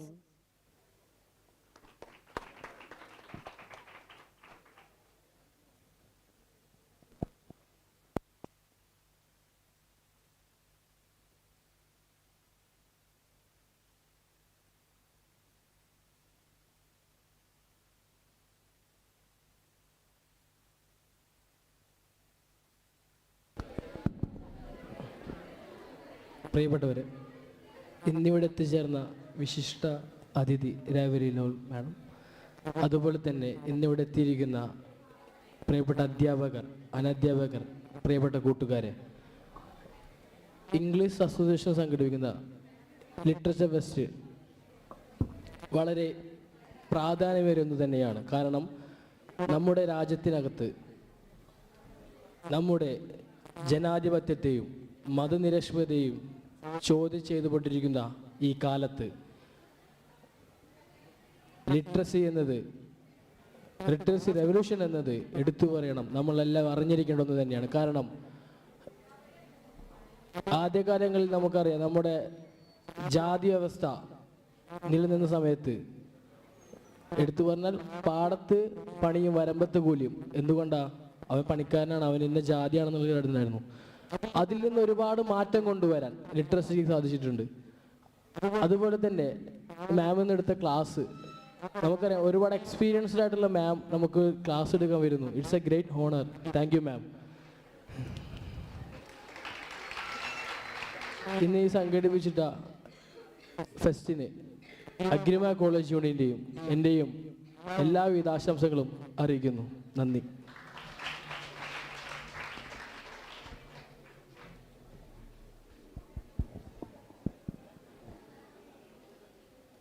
Please join me in welcoming Ms. Parisha to the stage to propose the vote of thanks for Revati Laul's inspiring speech.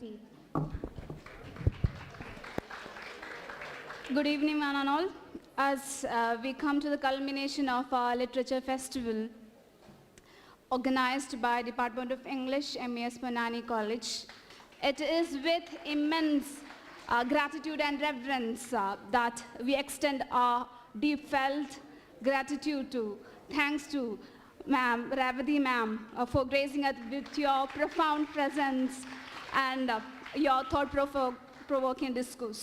So your enlightening speech on unraveling the threads of hate, the healing narratives in the age of animosity that has undoubtedly left an indelible mark in your mind and heart. So throughout this event, we have been privileged to delve into the depths of literature, exploring its power to eliminate the human experience and provoke introspection. And today, as we bid farewell to this gathering of minds and hearts, we cannot help but reflect on your speech, ma'am, because that has shed light on the darkest corners of human behavior, offering us pathways towards commitments that is not only enlightened us but also inspired us to ignite a spark within us, a spark of empathy and understanding and a renewed commitment to fostering harmony in our society, in our world. Also, ma'am, you have very eloquently navigated through the tangled webs of hatred that often entrap our society, and urging us to confront what kind of our uncomfortable truths that, and also embrace empathy as a means of all the transcendence and transformation. Thank you, ma'am. We are immensely grateful to you, ma'am, for sharing your expertise and wisdom with us, and to engage very critically with the issues that very much plague in your society, that to strive towards building a more inclusive or committed society in the future. And on behalf of the organizing committee, I extend my deepest gratitude to you, ma'am Revdi Lal, for your invaluable contribution to this event. I also extend my thanks to all the participants, students, and faculty members, our College Union Chairman Krishna Lal, and the English Association Secretary Naseem, and also to our dear HOD Amira ma'am for making this event a grand and resounding success. So also, I would like to extend my gratitude to who is absent here, our principal, PP Shajid sir, for his earnest support too. Once again, thank you, ma'am, for inspiring us again. Farewell, and may spirit of the literature or the power of words strive us, guide us always. Thank you.